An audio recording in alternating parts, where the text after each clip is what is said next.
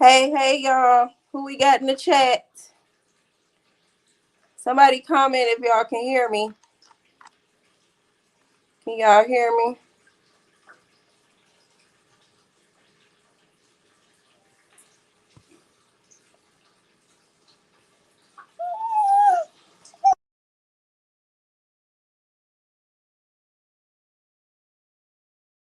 Open door. Okay, y'all can't hear me. I don't know why I don't see my comments. Open door. Oh, here we go. Open There door. we go. Come on, open door. Who we got in the chat, y'all? We got Kewana in the building. Hey, Kewana. We got Mika. Open it. We got Twitch and Heavy.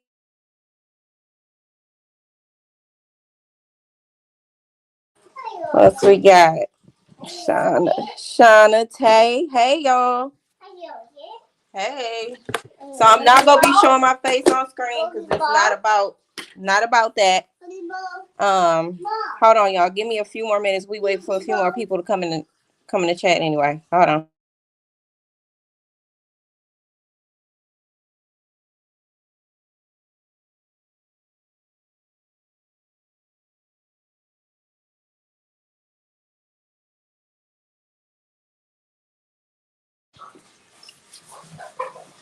All right, y'all.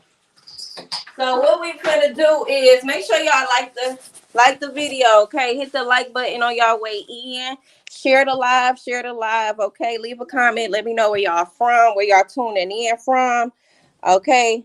So for those that don't know, I had the opportunity to interview Kewana and Jernell sometime last week on the 24th, actually, and I just posted that to my page. But the thing is, the sound was not right. I had to speed the video up and things like that. Um, some of the clips was off. So I'm gonna go ahead and I'm gonna stream the original video. And then what I'll do is stop in between time and add in the receipts. What y'all think about that? What y'all think? Yep, Shauna. Hey, Miss Sexy Ray. She said Baltimore. Shout out to Baltimore. Twitch and said cool. Okay, cool. Cool. All right, y'all. Let me go ahead and get started. Now, some parts I'm gonna have to skip because the parts that I originally um took out of it where my baby was interrupting me. I'm gonna have to skip over that part. But other than that, everything else is pretty much the same. It's just gonna be a slow down version. And yeah. So let's get into it. Say do it my way. Always. I still like to be mindful of y'all though. Okay. Hey Brittany. Oh, let me change this.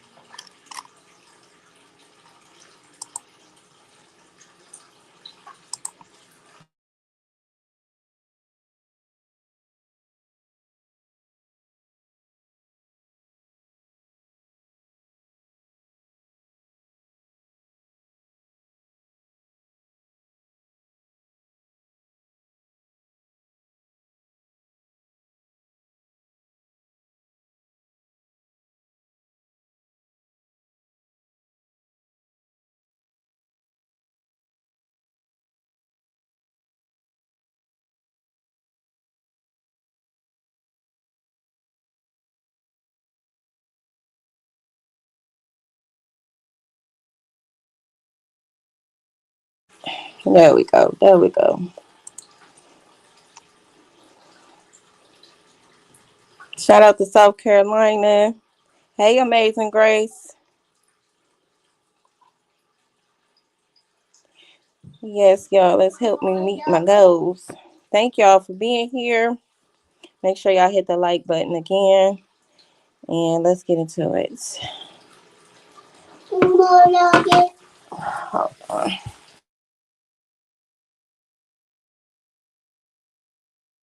2022, when you, Jernell, first made the call to CPS, and what took place after that. And also, I've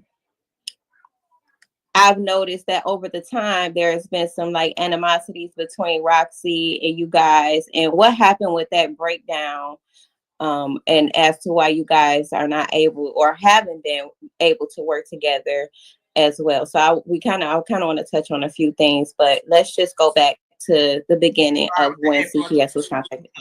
Okay. So April 2022, I filed a CPS report on Shannon and Annette due to Shannon calling me and telling me about allegations of sexual abuse that were made towards Jarvis by a child that was at her home during a birthday party.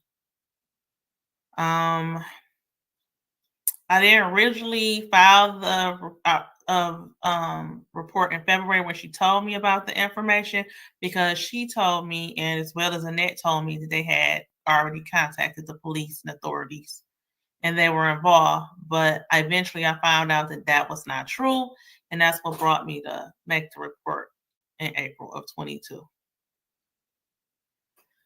So that was about it. Also, y'all, if y'all have any questions, just drop them down in the comments. We do got Kewana in the chat, so if she want to address the question, just ask. Okay. Okay, so at that point, Shannon was aware, and Shannon, because I did see on the news where there was a text where Shannon said that the CPS had contacted her and Annette, right?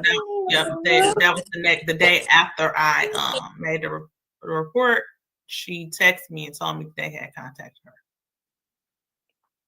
Okay, so let's fast forward to September.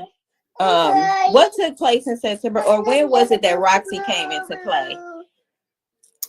February 2024. So that wasn't until February 2024. Okay. Well, she was on some Facebook posts back in 2022, like September 2022, but as far as actually being involved in like making reports and stuff like that, that wasn't actually involved in the situation was in 2024. Okay. Hold on. Hold on, y'all. I'm sorry. So when the Facebook post was posted, was that after April 2022 when Kenya posted it? Oh yeah, Kenya posted it in September of 2022. That was the first post on Facebook in September of 2022.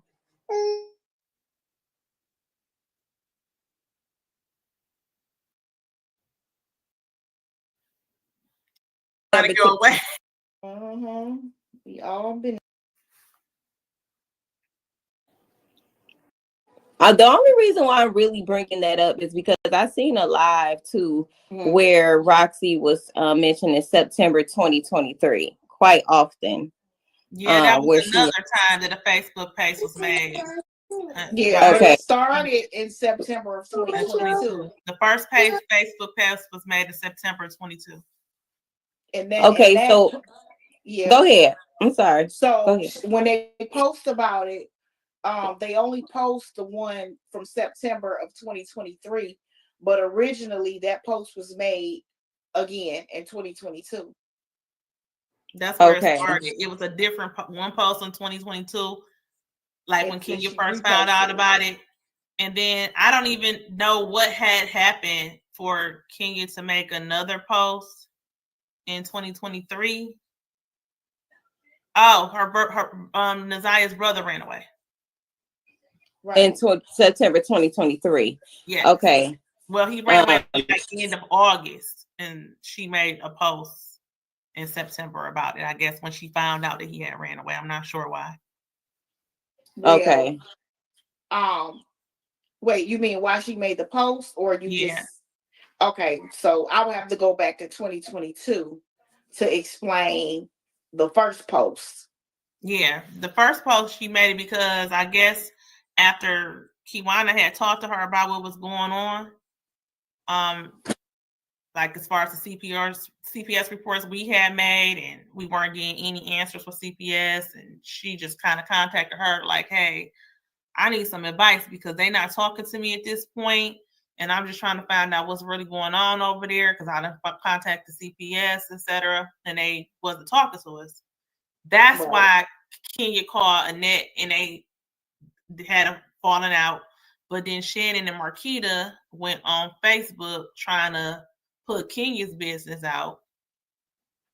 And then Kenya just basically responded to that post that they made about her, but she put Jarvis's information in the post.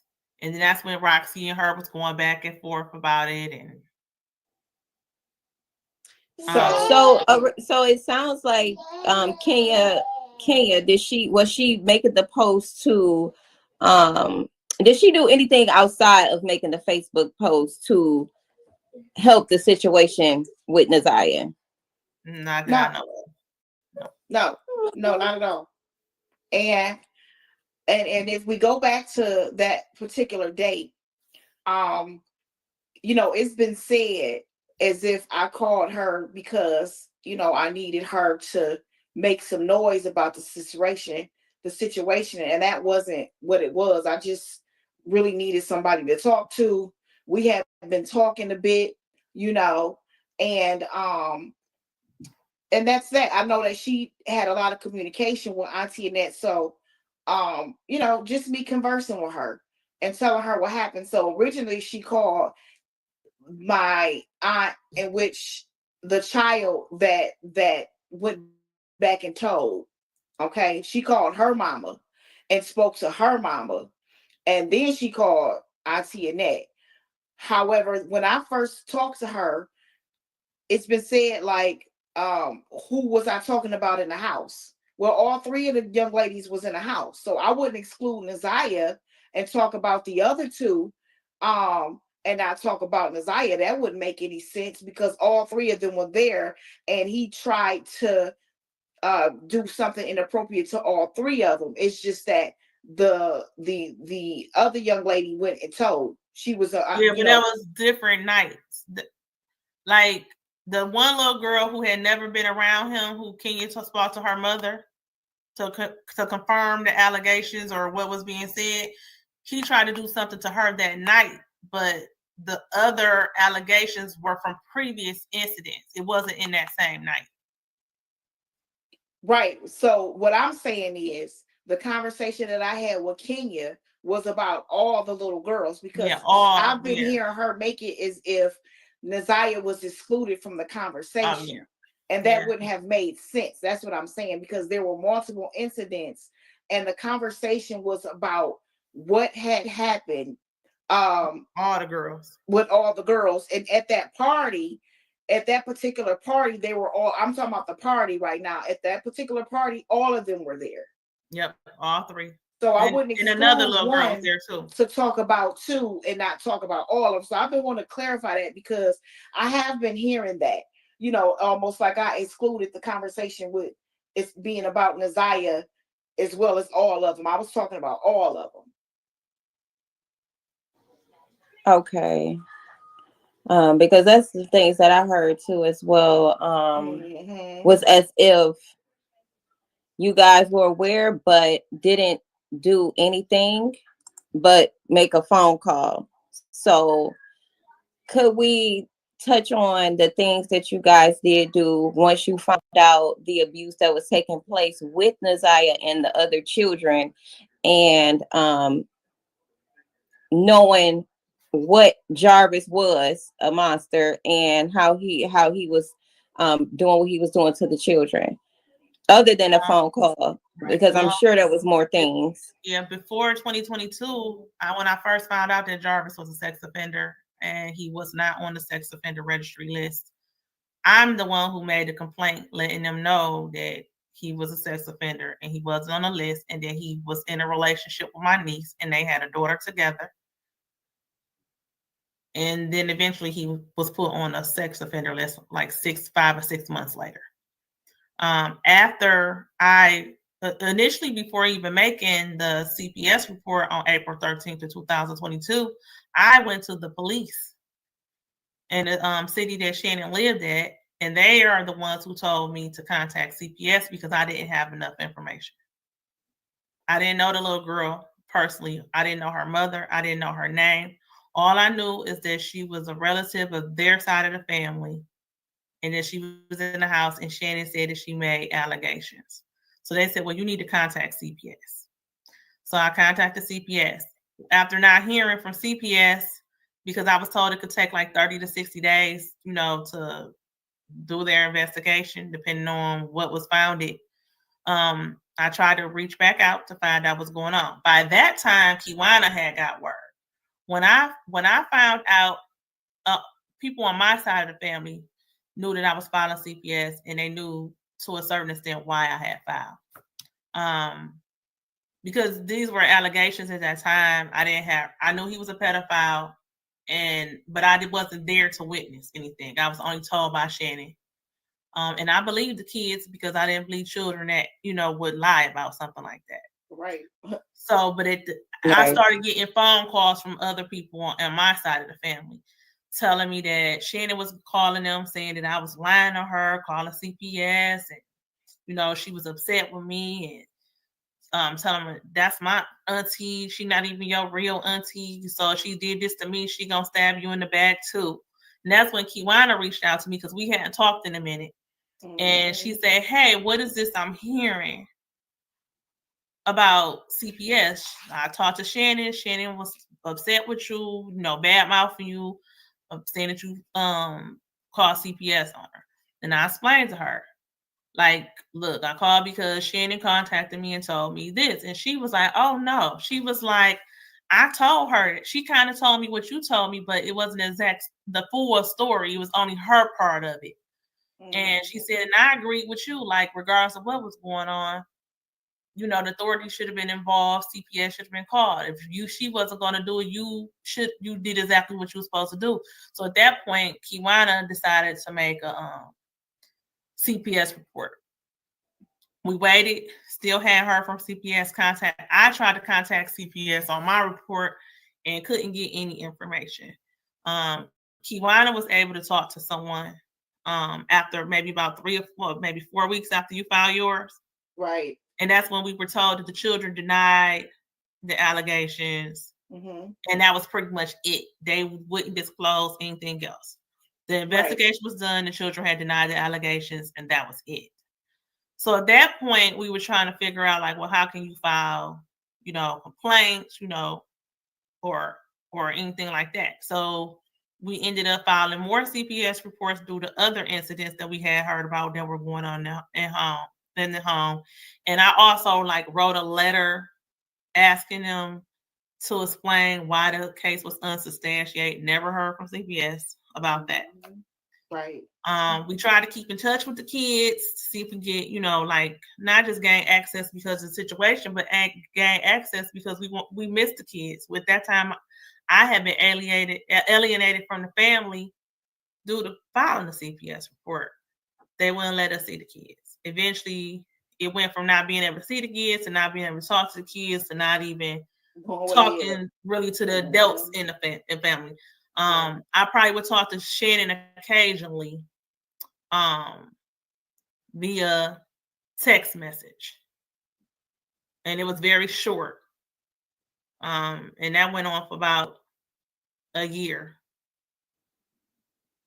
And we constantly made, every time we would hear something about what's going on, we constantly made CPS report. We contacted the police. When her brother ran away, we talked to the detective and told him everything that was going on in the house, and his only concern is he's safe, not about what was going on in the house, not making a report, not anything. Wow. So did the children, well, Naziah in particular, did she ever come to either of you and say what she was experiencing or insinuate that she was being abused? Not to me. The last time I saw Naziah was June 18th of 2022. No. So she never said to me, I would have to go back into that date, the date that Shannon told me Jernell had called CPS on her. You know, me and her had a back and forth. I expressed to her it didn't make sense. You know, children don't lie like that. And so upon me leaving, you know, the kids was always in my car, my kids, her kids, they always will be in my car listening to music. So I took that as a moment for me to ask a few questions, you know, that I can get in. And so I did ask the girls in that moment, you know, I told them, like, you know, if you needed to talk to me, you could. I asked them if something was going on. They both denied it. And for me, it was more so me paying attention to their body language when they answered my questions. So I probably got a good, not even 10 minutes in with conversation before Shannon came out the house. I can see her coming down the driveway. So I got to trying to hurry up with the conversation and get as many answers out of the girls that I could. And then, you know, once she got to the vehicle, that was the conversation. It was pretty much over. So they didn't need to say anything to me because once I got home, I already knew. I had my mind made up that I was going to reach out to Jernell and see what was really going on. You know, so that was enough for me. Just hearing her perspective and her tell me what she had been told by Shannon and everything. So from there it was on. You know, I got to calling. We both got to calling. There were attorneys contacted. We were trying to get custody. Jernell had her own personal attorney. You know, I had not just spoke to attorneys trying to get custody, but I also was speaking to the main office over there on Forest. I was speaking to the worker inside, and she was trying to help me, you know, with getting some type of arrangements. But the problem was, you know, not that we weren't trying to get the kids or anything, but it's nothing we could have done without a child admitting to the abuse. That's what they needed. They claimed it's nothing they can do. They needed a child to say they weren't safe, they didn't feel safe, or that they were being hurt.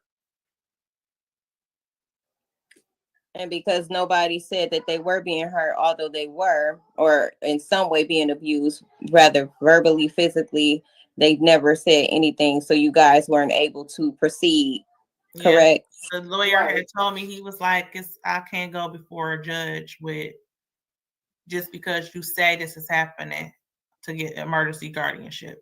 He said, I need at least the child to say that they don't feel safe. They don't have to go into details. We'll figure out the details later, but they have to say, I don't want to go back there. I don't feel safe.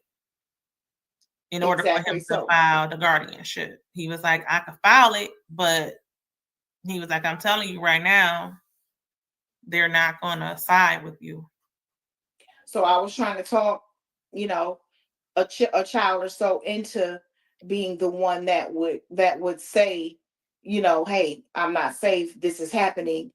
And you know, not gonna disclose what particular children, but it was never, you know, they would never confess and say, you know, I don't feel safe or I'm being hurt. And not only that, but they were questioning the kids around the adults. They were questioning them in the same household, you know, around them. Yeah. Okay. And so they were afraid to even, you know, tell the truth. They wasn't, right. They were afraid to say anything. So I never understood that. Like, well, you know, it seemed like, well, I guess they weren't named as the abuser. So that's why they did it. But at the same time, if you see the children are denying it, I don't understand it. But I'm it's a lot of stuff that I don't understand. I'm just now learning about going through this process. I agree. The system is it's not set up to listen to the reporter. It's set up to protect the family that the children are living with. They rather not make a mistake of taking the children out of the home and there's nothing going on.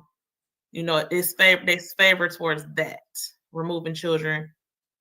And I can say it's not correct, but instead of removing any child and then dealing with the consequences of that later, of them making a mistake. They rather not make that mistake of removing a child and nothing's going on.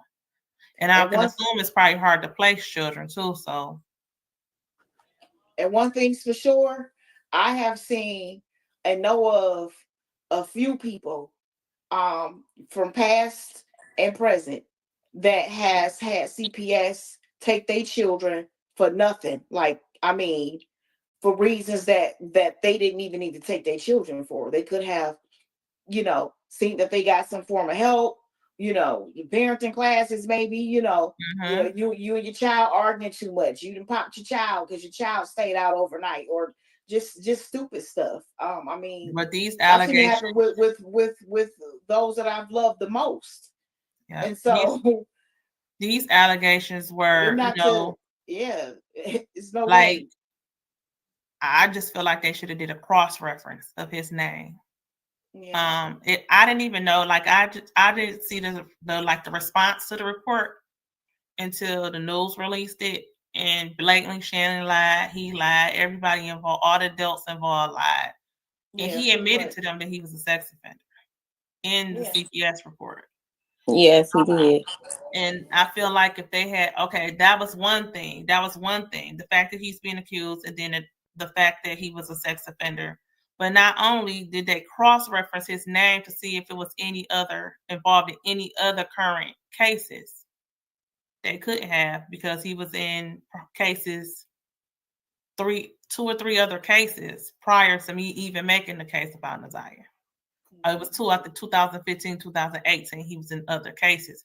So that would have warranted a more extensive investigation. Right. But that wasn't done.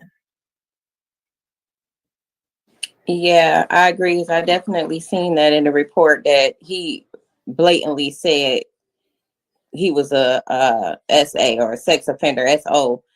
But how do you feel like Annette handled all of the allegations? Did you guys have a personal conversation with Annette at any point? Me and my we don't agree. Basically, I'm really not sure. I'm only assuming why Annette doesn't have a relationship with me, and I think it's because I don't co-sign the things that she does with the children. Not as far as like physical or anything like that, but I don't feel the kids are treated like kids. So we were at odds about that. We agreed to disagree, and we were just talking. But when I found out that Jarvis was a sex offender, I contacted her and told her, like, hey, do you know that this guy is a sex offender? And he's, he was my age, 30-something years old, and Shannon was only 18 at the time, or I think she had just turned 19 or something like that. And she told me I don't get in my children's business. And I'm like, okay, but with him being a sex offender and at some point he should have gotten 19 years old, you should be questioning, like, when did they start talking, especially considering he was my age. Right. Do you think Jarvis met Shannon earlier than 19? Yes. Yeah, he did. So she was aware of him several years prior to. I'm not sure when she found out. You telling her? Yeah, I'm not sure when she found out he was a SO, but I do believe that he was having a relationship with her, or talking to her or whatever, way before she turned 18 years old. And then the second conversation I had with Annette was after the abuse allegations in February of 2022. I contacted her the next morning to find out, like, hey, what's going on? Shannon had told me what was going on. Oh, she said, oh, we're handling it. And I said, what do you mean you're handling? Did you guys call the police, et cetera, et cetera? She's like, yes, I'm going to contact the police. I'm going to talk to him. I'm going to talk to the kids. I'm like, well, you don't need to talk to the kids. Just leave it alone. Just let the police handle it. Let them question the kids. They have people who are trying to question children in situations like this. And I was like, and if they, just assure the children to tell the truth, whatever, and that she was like, I got this. You know, she just basically brushed off the conversation and said that they were handling it. And I believed it because Shannon had told me, oh yeah, the kids got to, I got this thing, I got to put the kids in counseling. But then after a while, I was like, didn't you say the kids was in counseling?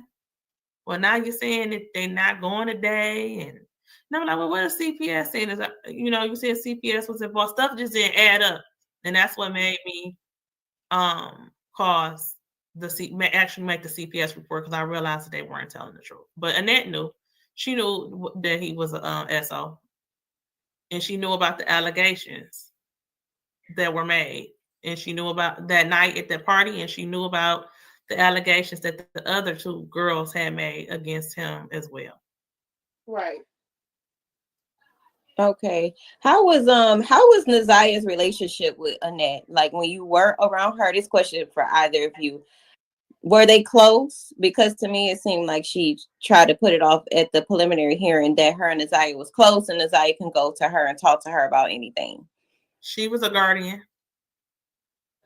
She kept That's a roof it. over their head. She kept a roof over their head. She made everything appear to be all right. She kept a roof over their head. She fed them something. Right. She clothed them. But I don't know. I don't believe that they were close, because I don't see a child having a close relationship with anybody not disclosing these things, because this started way before 2022. And you guys seen the video of her interacting with the kids before school. Is that a normal behavior of Annette? Yes. Oh yeah. Sometimes it was like Dr. Jekyll, Mr. Hyde. Sometimes she would be nice, and then sometimes she would be like that. Yeah, that was how she was when I was a child. Yeah, that's just Auntie Nat. Everybody knows that. That's how she is. You know. I mean, yeah, that's how she was. Very much. Yeah. When it comes to is whether her and Isaiah was close, I mean, that was her grandmother, and she saw her as her grandmother, and like she said, she was her guardian. But you know, to be able to go and have a conversation with her if something's going on in her life, or she messed up and she just want to talk about it or whatever. No, you walked a very thin line with what you said. And as on far as ice, Auntie Net was concerned, those kids walk on eggshells. Yeah, I mean, you know, you had to be very careful about how you worded things when you were wording things with Auntie Net. Because if they were close, you know, when these allegations came out and the children said what they said, why you didn't do nothing then? The Right. CPS report, even if you didn't believe the children or me, CPS came out and questioned you. Why didn't that alarm you then? Right. And that's what's weird. It's like, what was she trying to protect? Like, why does it seem like, or why do y'all feel like she was trying to protect Jarvis in a sense? Like, did her and Jarvis ever have a relationship, or were they close, or have you guys ever known anything about that? Or yeah, we've heard rumors, but my reasons why I feel like she wasn't trying to protect Jarvis, she was trying to protect her income. Right. That's the main concern with her right now, is she's lost income. Right. And at this point, she probably going to continue to lose income at this point. Yep. So that's been the last person I talked to that's kind of close to that part of the family. The concern was the fact that she lost income. Not that Nazia is missing, not that Jarvis has been charged in her death, not that her body has not been filed, but basically her income is tight now because Nazia is no longer there, and her brother has aged out of the system. He turned 18. So her income is tight. Right. Are the children still with her as far as you guys know, her and Shannon? Yeah, as far as we know. No. Okay. Have you ladies ever had any interactions with Jarvis? Like what was he like in person? I've been Shannon and I have been close since, let me see, when they graduated from high school, because I was kind of like, my family was estranged for the family because of a lot of the dysfunction. My father, my grandmother didn't really deal with it that much. It was on and off again, kind of deal with them with a long handle spoon type relationship. But from the time that Shannon became pregnant to the time that I last seen her children or Naziah in 2022, I probably can say I saw Jarvis 6 times. He was weird. Like you knew you knew when they were talking, like when him and her were talking, because they would be on the phone or text messages and stuff, or she would bring him up. But then sometimes she would say, "Oh, I'm not dealing with him anymore." Then the next thing you know, she was pregnant. Right. Because I mean, a lot of times I would, you're not dealing she with would him. always Like tell she you said, she she wasn't was with him. She pregnant. wasn't dealing with him because they was going through all that drama you get in dysfunctional type relationships. But the times that I saw him was very short. I think the longest I have ever talked to Jarvis is maybe 5 minutes, and that was when the oldest daughter was born. Prior to me even finding out that he was a sex offender. Other than that, if he saw you coming, he scattered. So he never really. And this was because I would call him out on stuff like Shannon need this, Shannon need that, the baby need this, the baby, like, yo, they living with me, but you gonna have to, you the daddy, you gonna have to chip in. So I was calling him out on BS. Right. So he really didn't want to be bothering me at all. Like he never really talked to me. He knew who I was. Oh, well, at the baby shower, I gave Shannon the baby shower for her second child. He came late. He's supposed to be coming to help with setup and all that.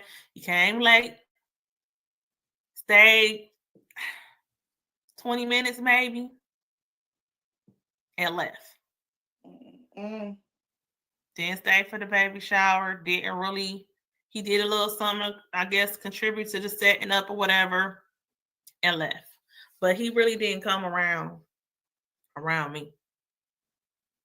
It seemed like he didn't want to be around. I seen him, I probably seen him a good,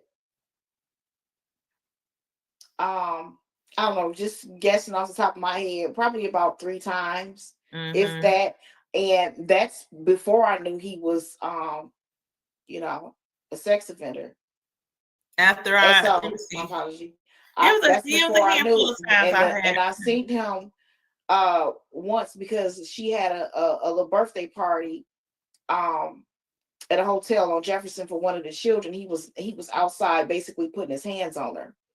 And I came outside, and of course I got involved and hit him a few times and told him to, go on, and I wasn't gonna let him put his hands on her. And she wasn't like scared though. She was in his face like, neither one of them was like, oh no, she was like cussing him out because something that had to do with a female.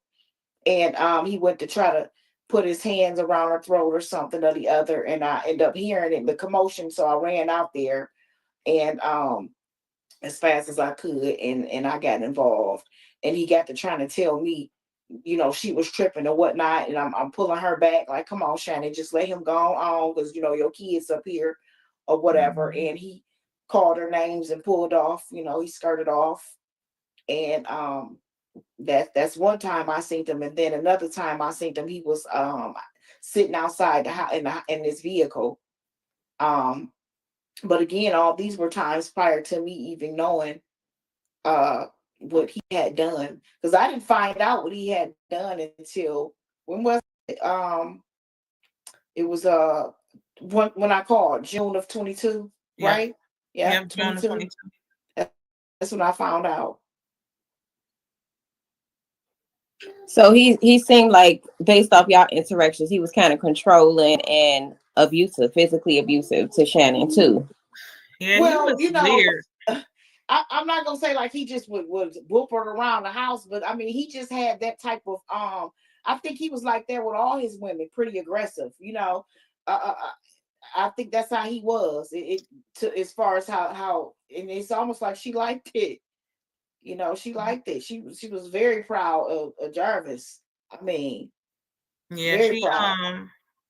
he just seemed like a womanizer. Yeah. Once I started finding out all about the other women and the other children and stuff like that, I was like, what is you dealing with him for? I could never understand that. And at one point she told me, but that's that's my children's father. I said, I wouldn't care what he was. I wouldn't be dealing with him and he mistreating me. Mm-hmm. Like at some point you gotta say, okay, that's enough. You got girls and they watching you, let him do you like this. Do you want them to think that that's normal for them to be treated? Right. Like that's not normal. But he just seemed very like, well, like for instance, one time, Christmas time, Shannon had to go get some gifts for the kids. She asked him to watch the kids.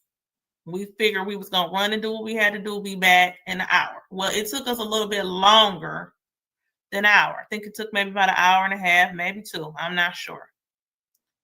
But when we got back, he cussed her out so bad.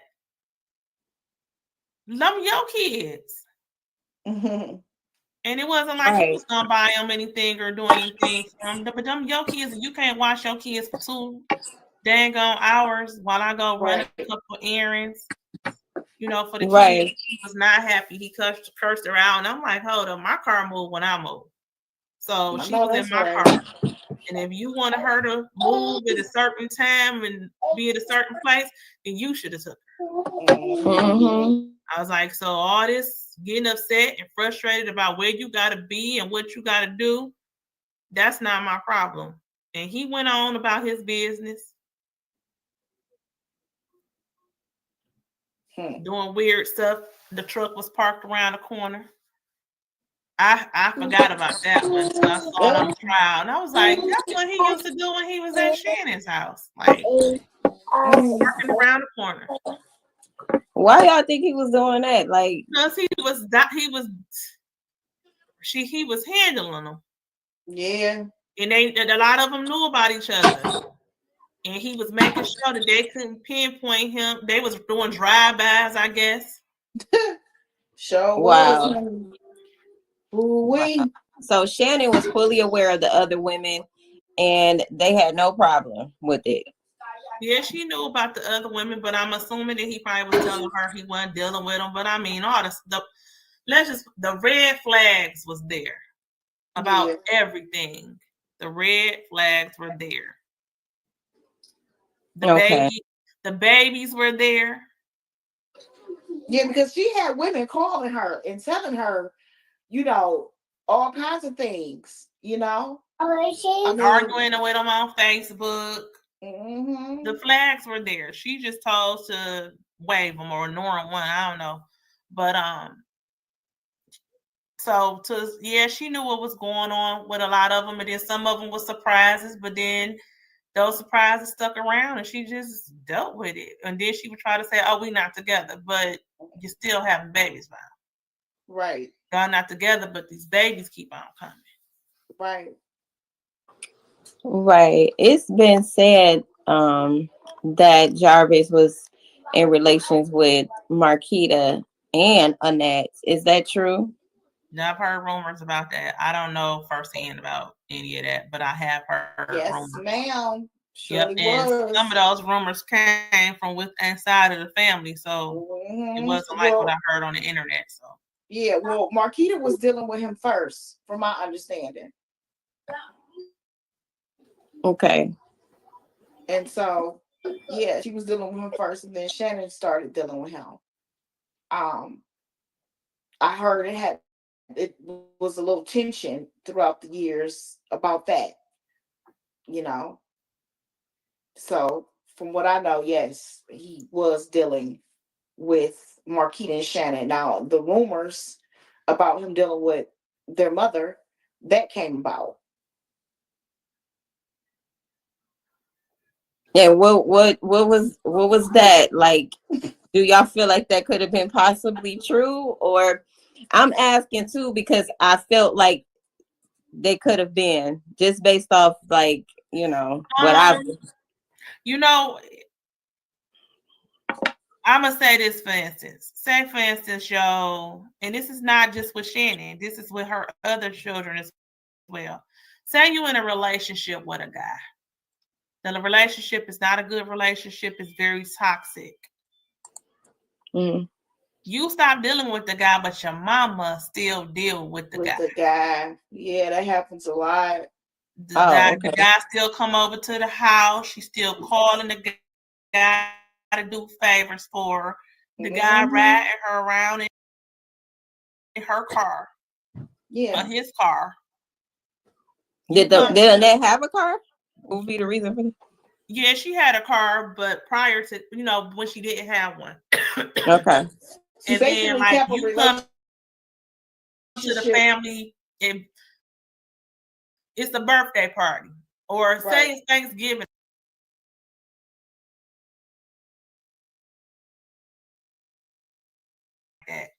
You come over with your kids and your significant, your ex there, that dogged you out, that you trying to get away from because of you didn't find, and he here. And it's multiple children. Or it's you go over there and he over there doing odd jobs and stuff around the house. Yeah, that's not just for Shannon. That's something she did regularly. That's something she did with one of her children. I never understood that because once you over, you pretty much over. You've moved on and not just that, but I don't want to see a Negro coming at them. I got daughters myself, and even with my son, I don't want to see nobody that did my child wrong. In fact, they don't want to see me. So there's that. Yeah. Then another incident. This is even after the sexual abuse allegations and everything. Right. Say for instance, it was a situation where she had to go and take some money to one of her children. Not Shannon, but another child. And Jarvis took her in her car to take the money to this other child. This is after the sexual allegations. This was like in April of 23. April 23. Okay. April 23. And I was like, shit, what? He was who? And I'm like, what? Like, it's one thing for Shannon to deal with him. You know what I'm saying? Like, I'm not saying it was right, but that made sense. But for your mama? Right. So is there a possibility that Jarvis was living with Annette at some point? Because I'm still trying to figure out too, how did Jarvis have so much access to Naziah? He wherever he laid his hat was his home. He had one address that he used, I guess, for reporting, like for reasons for that or whatever, for his SO. But you saw he moved around. He had a whole schedule. I go from here to 10 to 2 and move and on. Annette had said that he didn't come in the house. She said he did not come in the house and he stayed out in the car. Well, her granddaughter said different. Right, and he said different. He said different. The grandchild said different. He even told her he told more of a truth than she did. So it's like, what is she really hiding? But you say she's really trying to keep up with the money and the check. Like you can't do, like, all of this is going on. Foster care is gonna look at you. CPS is gonna look at you. During this whole time, I heard it was discovered that she was still receiving money for Naziah all the way up until June of 2024. She was still receiving money for her brother all the way up until around that time, like August or something. He hadn't Wow. been to school since 2023. Wow. You can't receive government funds for a child who's not in the home and not Right. in school. And Nazaya, we know she went missing January 9th. So why was you still receiving income from her up to June of 2024? You were supposed to report that within, I think, 7 days. It's not even something you can wait 30 days to report. You have to report that within 7 days that the child isn't in the house. Right. That was her, man. I don't believe it was to protect Jarvis.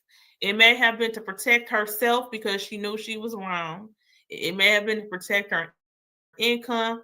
It might have even been able to protect Shannon, but she could care less about what happened to Jarvis. Do y'all you got anything you want to say, Kewana, before I ask another question? On that subject, not really. You Okay. know, Because I do want to pretty much summed it up. ask about the Butts family. Were you guys familiar with Jarvis's family at any point? And do y'all feel like they could have done more in the situation with Nazaya as far as getting Jarvis to report, or do y'all think he knew? They knew, obviously. I feel like they knew. I understand, I have met his sister once, back when Shannon's oldest daughter was a baby. She was very nice or whatever. Shannon would talk about her on occasion, saying she stopped by to see her oldest daughter, but it was few and far in between. Shannon also disclosed to me that their relationship was not close. They were estranged as well. They really didn't deal with Jarvis too much. And I talked to his sister. I'm close friends with one of Jarvis's family members. And we had discovered that some years before all this happened. And I was like, oh, okay. Before even the sexual allegations, we had figured that out. So when all this stuff was going on, they didn't say anything to me because I guess the police had told them. But after it was released that his sister has potentially saw her there, they reached out to me to say, hey, we didn't want to say nothing before because of what the police had said, but we just want to say we are 100% in you guys' corner. He is a monster, and we hope he gets exactly what he deserves. Okay, so you never heard his sister ever mention that she knew about Jarvis's behavior prior to? She said she didn't even find out he was a SO until they came to her house looking for him. She didn't know because they hadn't really talked. She said that he was not involved. They were not involved for many, many years. So their family was kind of divided as well. So, but she said she didn't have a relationship with him. She said she knew he had went to prison and she really didn't care what for. She didn't look it up or find out why or none of that. And she said she later found out that he was a SO.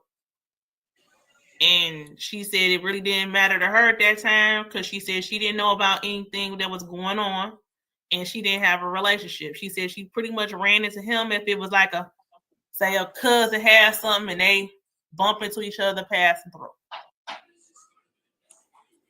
Or she just needed her car fixed at times. She would deal with him. But she said she was more, I guess King and her knew each other. They grew up together or something. So it wasn't always just to go up there for Jarvis. Yeah, it might be. I know his mom. Like she said, sometimes they would run into each other through the mother, or pass. He might give her money to help the mother and stuff. So she said she wasn't really. She kind of dealt with Jarvis from a distance. So I don't know. But yeah, I've heard of her contacting Shannon to tell him what type of person her brother was. Yeah, she has contacted Shannon and expressed to Shannon what type of person he was. Like, you know, she will tell Shannon not to mess with her brother, you know, and that she need not to deal with him. And that was the first conversation they had. And express things to Shannon as far as she shouldn't deal with her brother. Yeah, that's what she said. That was one of the first conversations she had with Shannon when their oldest daughter was born at my house in my apartment was, I don't know, you know, basically she was trying to tell her woman to woman, like, he gonna do what he he ain't no gonna do. good. Yeah, He's not no good. He this type of person. He that type of person. She did. She warned her about Basically, all the she called him women. a gigolo.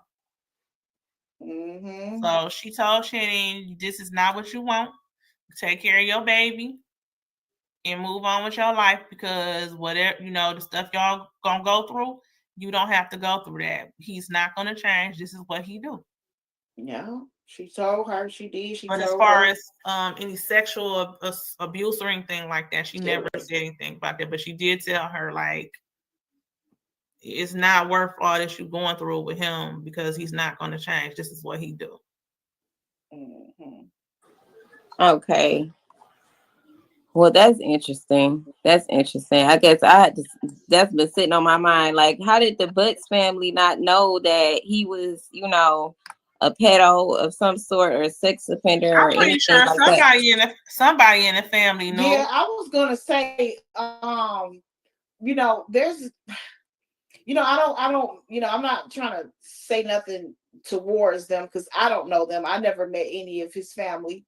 And with all this going on with this scenario, I'm sure they want to stay far, far away from us. That's a lot to deal with, and him being a part of that family and what he's done to Naziah and other children, you know. I can't say that I believe nobody didn't know. I can't say that because somebody had to know something. Yeah, somebody knew something. It's as simple as Google. It's only the thing. The only person I have spoke to is his cousin and his sister. I haven't spoke to anyone else, but I'm pretty sure somebody knew something, because it, like she said, he was closer to other people. Yeah, it just wasn't her. I get too if she wasn't close. I don't know. Even though me and my brothers don't, we go through our share, this and that. I'm just a nosy sister. I'm going. If I don't talk to them, I'm gonna still be knowing their business somehow. Somebody gonna tell me something. Yeah, unless the people who know keep the secrets like Annette and them do.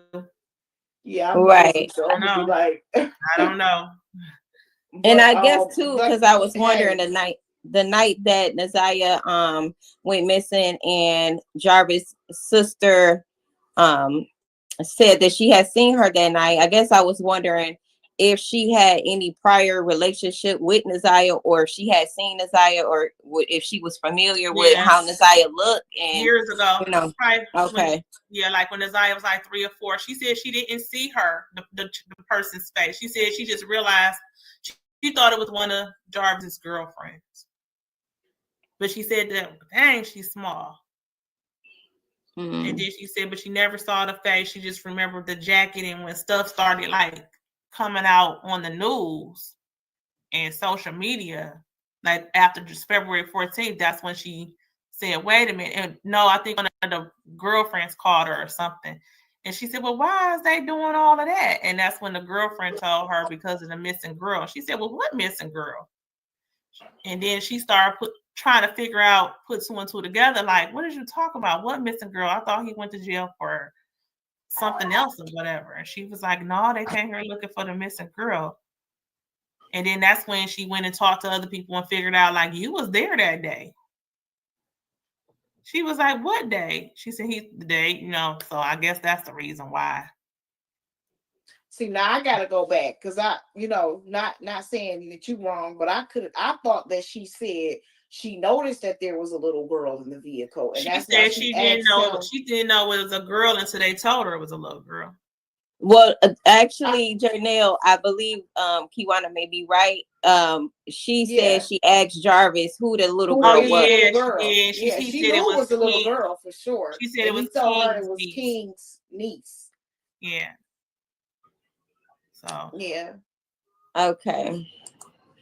So yeah, I just was wondering what y'all thought about that. Not to blame anybody. It's just we have not blaming nobody. Like I said, it's I don't know any of that family of their family, and I can't blame them for what Jarvis did wrong. You know what I'm saying? That's like somebody blaming me for what one of my family members did wrong. Well, speaking of blame, I feel like you are being blamed according to Roxy, Mark, and Kenya. Yeah, say Yeah. that. You're right. I've been blamed. We've been blamed, honey. You right about that. We have been blamed. And which is So crazy. Um, yeah, I don't even it's understand that. That makes no sense. it's just been a lot of animosities towards you. In particular, it seems like the target has been Kewana mostly, by way of Roxy and Kenya and even Mark D at this point.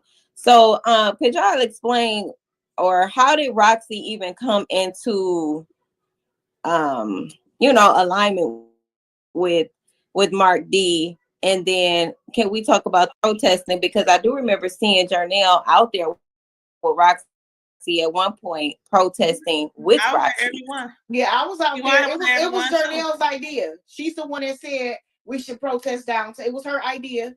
And I was down there too. I was down there. I got pictures. I guess I just wasn't in any of the ones that's surfacing, but I Surface do on have the news and pictures. stuff. Yeah. You know. Well, So I'm gonna pause it there, y'all, so we can go back and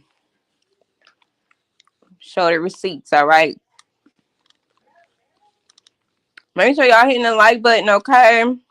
Shout out to everybody in the chat, y'all. Twitch say yes, Roxy and Mark. Okay, y'all. So this was Kewana out protesting with Roxy as well. As soon as I find it. God damn.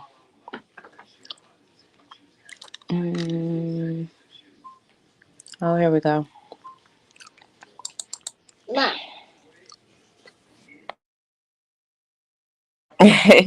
Twitching.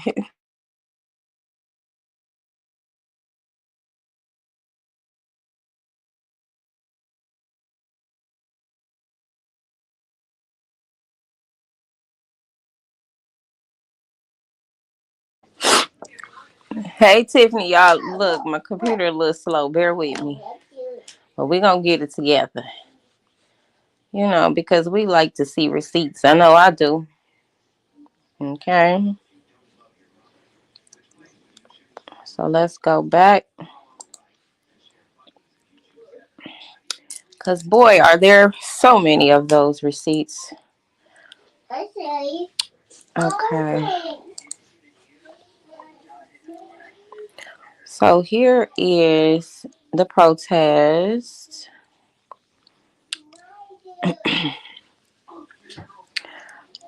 Y'all know I don't care nothing about y'all seeing the whole screen, but we just want to show this, okay? It sure was. She mentioned it and she said we should do it. She and we were did. just trying to determine where we were going to do it at. Was we going Let me play this one.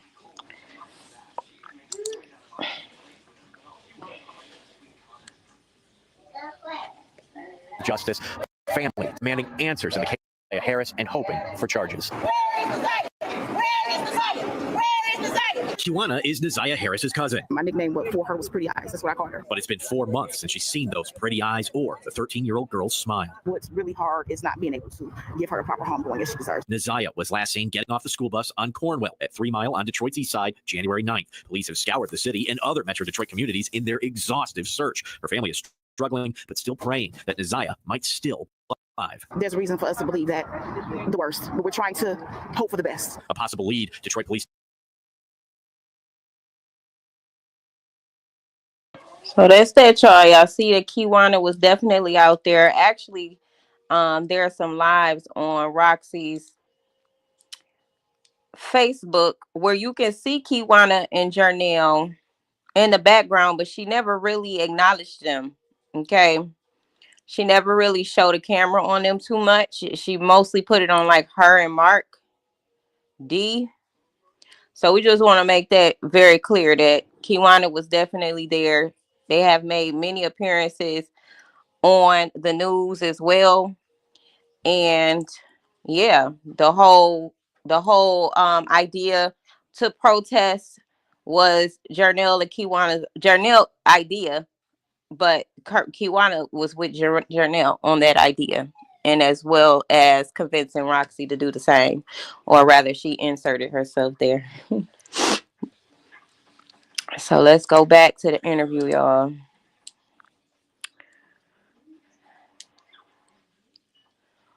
Marlo say families can't be blamed for real after the fact that they have done everything they needed to. Some people don't even have the courage to speak up. You come in and right, exactly, exactly, exactly. Thank y'all too. I see y'all say great interview. Thank you. Of Well, course, I what was I trying to take it understand, easy out there, what but I I was out understand there. is Roxy met Mark at one of the searches after February 14th. Yeah, after February 14th, there Mark set up a search. I originally talked to Mark about the situation because we have been going back and forth with Detroit Public School Police for weeks with no answers. And it wasn't any like information on the news stations. It wasn't getting any like play on the news stations. I think they played it once for like 10 seconds. So I reached out to Mark like, hey, can you kind of mention this on your podcast or whatever, and or get it out there because we looking for it in hopes of somebody like seeing it and saying, oh, she over here, she in this house, yeah, I saw her here or whatever. So he did, and there was a search like right after February 14th. I want to say it's around maybe the 18th of February or something like that, or the 20th. I can't remember the exact date. But they ended up doing a search, and that's where he met Roxy. Yeah, she went to the search, and she met Mark, introduced herself. So did at any point did Mark have a discussion with you prior to Roxy becoming part of 7 Mile Radio? Did y'all have a conversation like, hey, I'm working with Roxy, or how you feel about this? Because you've been knowing Mark for how long? We went to high school. Well, I went to Osborne with him for 2 years. Okay, so y'all knew each other for quite since we were about 14 years old, 14. And then over the years, we were running into each other. Most recently, we ran into each other. One reason why I felt comfortable with contacting him was he was doing some work with one of my cousins. And I saw him again. We would speak. We was cool in high school, never had any issues that I recall or anything. He was always cordial and would speak and say, hey, and smile like, old high school classmates do. No, we never discussed anything about Roxy with me becoming part of 7 Mile Radio. Neither does he have to. That's his platform. I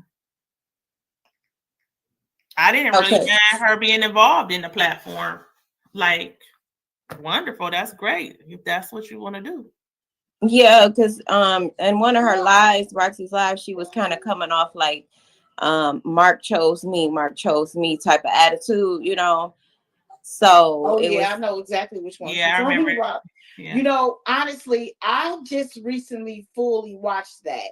I would stray away from watching thanks to Jernell, because she would be the one to tell me, don't even watch it. Don't watch it. It's going to upset you. Don't look at it. So like, I will probably see glimpses of like something, say someone told me of a particular part, but I never really fully watched any of those videos. But I have been, they've been going around, and I did see the one that you're talking about. She was expressing that he wanted her and what is it that you said, around him and so on.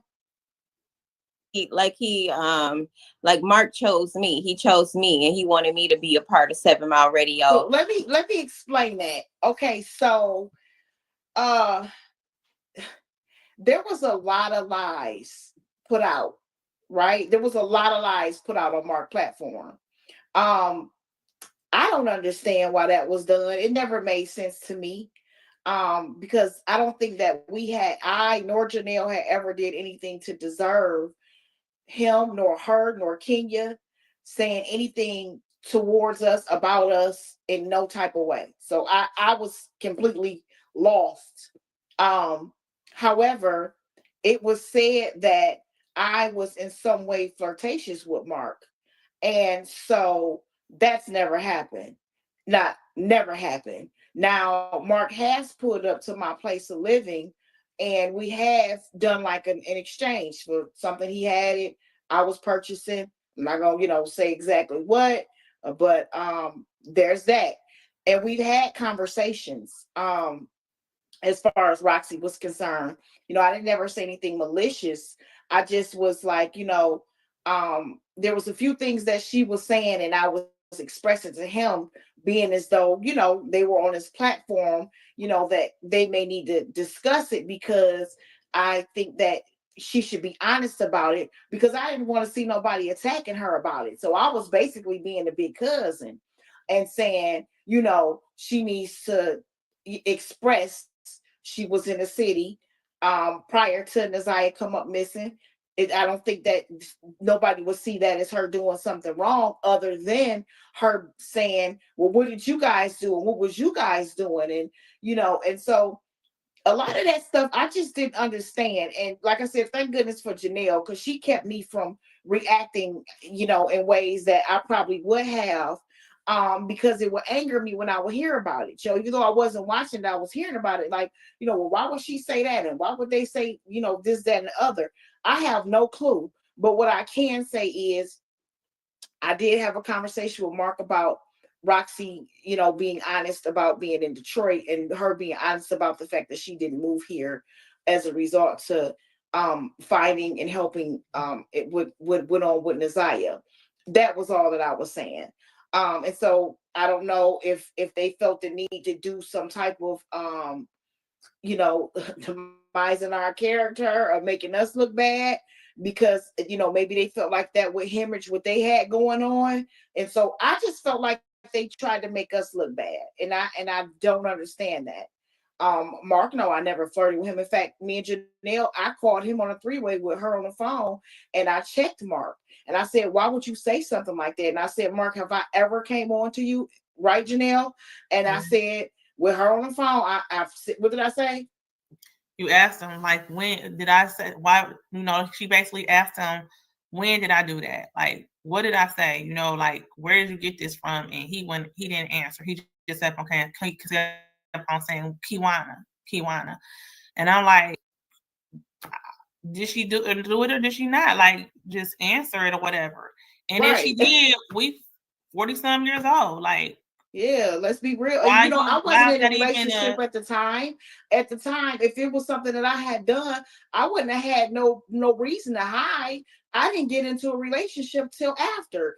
And Mark isn't my type. Not at all. Like, none of my exes, if you tell all my exes to drop their picture right now, you're gonna see that all my exes were handsome men. And I'm not even being funny. I'm just saying that Mark is not my idea of handsome. He may be to somebody else, but he's not to me. So, I could have said a lot of stuff about my exes, but I cannot say that they weren't easy on the eyes. Not none of them. Okay. So I didn't understand where he was coming from. I really didn't. It threw me. And what threw me even more is that my cousins, not just one, but both of them, was on this very platform. And they were like, sharing with this idea that I had been flirtatious with him, and they were really coming for me. So that hurt me. First you hurt my feelings, then I get angry. I just couldn't believe that was happening, And again, I had never watched it fully. I was just hearing about it. She was keeping me from watching that stuff.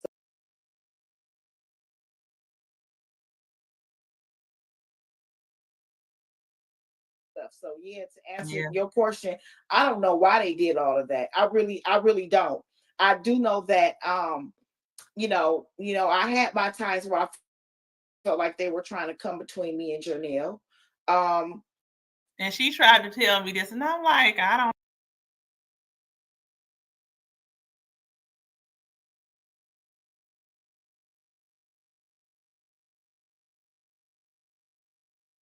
see that or whatever. I was always welcoming of anybody who wanted to support in any type of way. Like, for instance, after the 14th, and I believe Mark did his thing on the 18th, and then he also helped me get a interview with the first interview, the interview that caused all the controversy with Dina Sanafati, where we had was it Dina Sanafati? No, it wasn't. Dupnet. Dupnet Sure Channel was. 2. Yeah, sure was. I don't know where I got that from, but and she suggested that we cover our faces. Yeah, because sure at that time it was so many avenues that were being explored related to the case. They want to protect us, our safety, our identities. And then, I'm sorry, go ahead. So when I did it, we were trying to come to a place because I don't live in Detroit. I live over an hour away. So I was trying to find a place that was centrally located so that both Kewana and I could make it to the interview and do it together. So we ended up doing it at a family member's studio. And it was Kewana, myself, another family member who also made CPS reports and was actively involved in Naziah's life. And then Mark, of course, I told him where it was at because he was the one who got us the interview. And then he asked me, could Roxy come?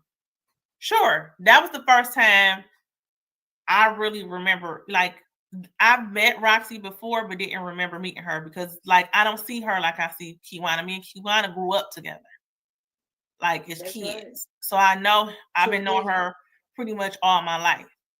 So I met Roxy one time years ago, and I had never met her before. And then I got reacquainted with her again when she came to the thing. Right. And my cousin, the other cousin who's there, who has also been actively involved in Naziah's life, she asked me, like, who is she? And I said, oh, that's Kenya cousin Roxy. And she said, well, why she got an attitude? Right. And I was like, I don't know. I don't know her. She was like, she been over there with her face put on. She got a whole problem with this situation. And I'm like, I don't know. Maybe it's something else going on. Maybe that's how, she upset. That's how she expressed her emotions or feeling. I don't know. And I really didn't care. I did the interview and I went home and left it as that, not even knowing that she had a problem with the way we did the interview. And then, like, we said a lot, but they only posted like a 30-second clip of what we said. Mm-hmm. So, when you do news, everything doesn't come out. So I guess they didn't like the fact that we did that what we said wasn't complete. Look, I don't have any control on what they report. I did the interview. She suggested we protect our identities because of what was going on with the investigation. I feel like, I'm going to say something on here and leave it as that. And then it just got progressively worse from there. Yeah. So yeah, when go ahead. No, it was being said like, well, we know why Jernell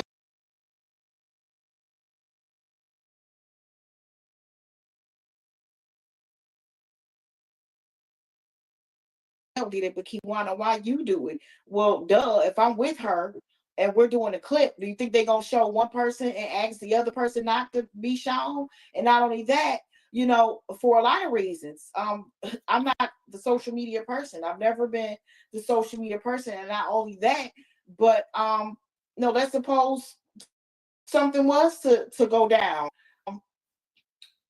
We didn't know what we was doing. Yeah, we didn't know what was going on, and so we just felt that we were in agreement with what she said we should do, and we did it. And I didn't see the big deal. Like, what difference did it make if whether we were trying to get Naziah's name and face out there? Why does that matter? I'm saying, what does that matter? Yeah, we wanted to get Naziah's name and face. We was actually just happy that someone actually wanted to talk to us and put her story out there on the news. But like Kewana said, she's not a social media person. I'm a private person as well. That's me personally, as well as I'm private for other reasons in my life. So that was another reason why I didn't want, like I was telling you the last time we talked, I had to change that. Right. Like, I'm like, I had to take a different approach on things because people are asking, well, y'all wasn't saying nothing all this time. Why are you saying something now? Because I had to take a different approach. As much as I want to remain private and depend on, like the police and things to get the word out there and do things or whatever, I was like, you know what, you're going to have to suck it up and go ahead and start talking because a lot of the things that have been on social media are not true. A lot of stuff that was being done and said we didn't agree with. Wasn't being done and said I didn't agree with. I was been in contact with an attorney, and attorney told me you need to separate yourself from the money. Yeah. You need to separate yourself from the propaganda, because if we do decide to do anything legally, that's not going to look good if you're a part of it. Right.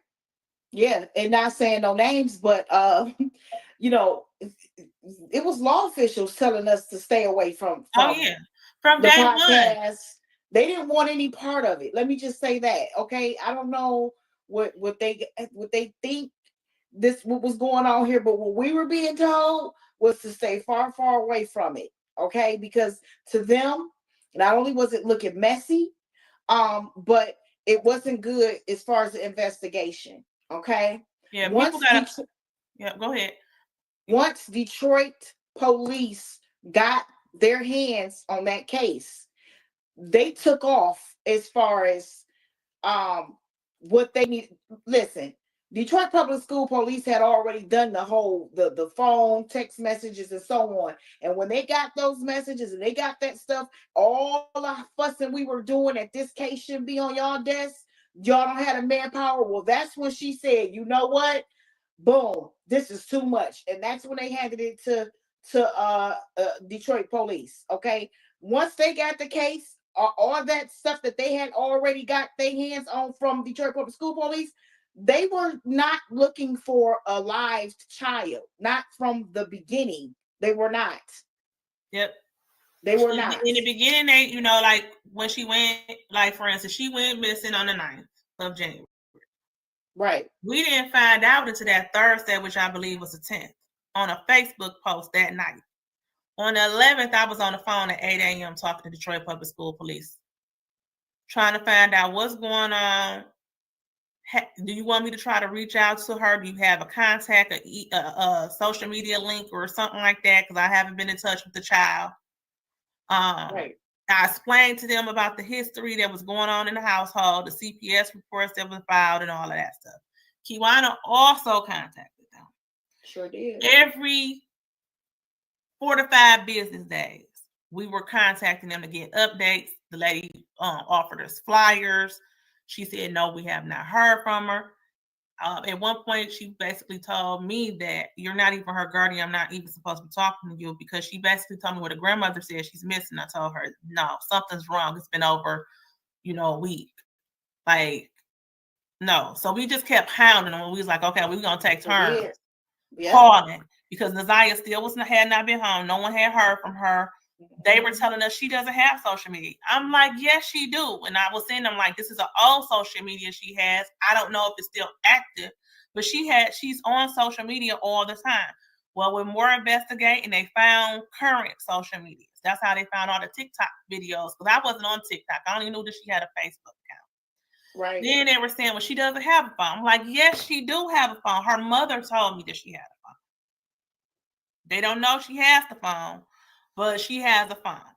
Well, she does, it was just a lot of, like, they were saying one thing, and we were like, yeah, that don't make sense. Like, this is not what I'm being told by other people in the family.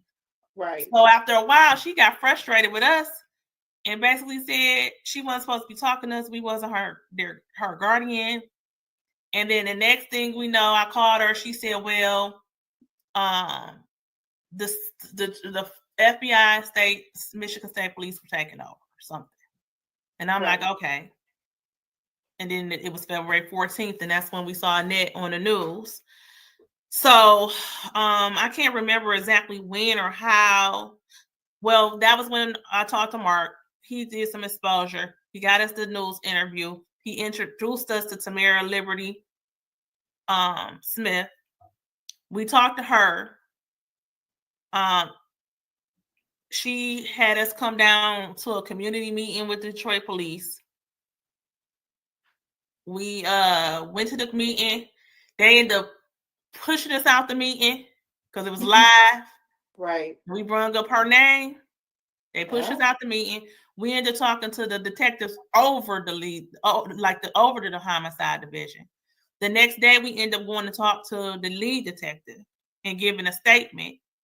And a lot of that information that we gave Detroit Public School Police and to the Detroit Police Department is what led them to where they were at. They had clues, but we helped you, like some of the stuff, like some stuff they didn't know about. And it was like, oh, so that's the reason why people are out in Clinton Township.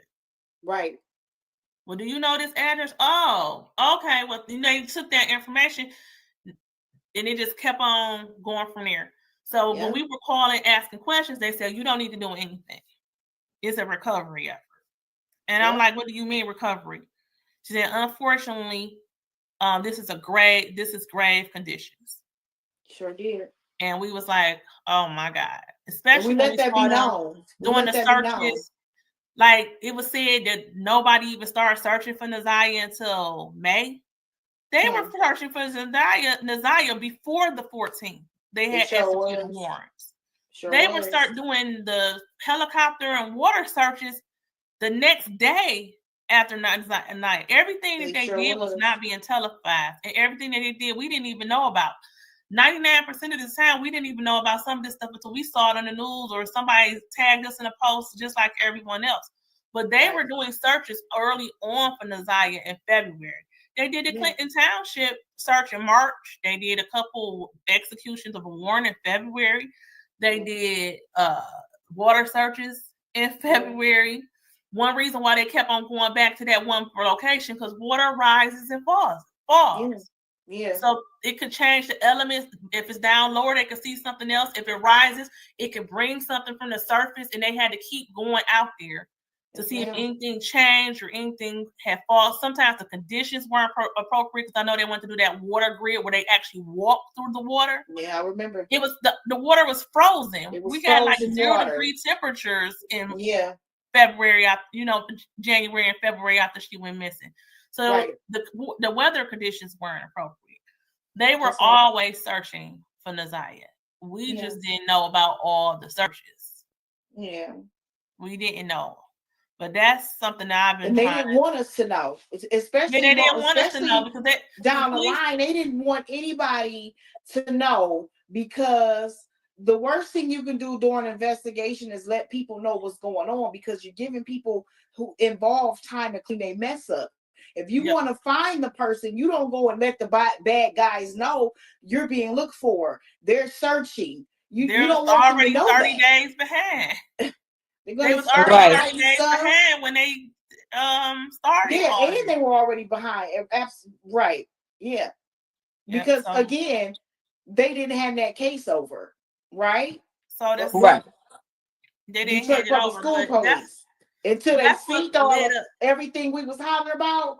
Oh, baby, once she got those receipts back on her desk, that's when she said, oh no, this too big for me. But lady, we've been yelling that the whole time. Like it turned into screaming matches. Like, hello, why do you got the case, ma'am? It came down to her saying, well, Annette said. Like she didn't believe us. Yep.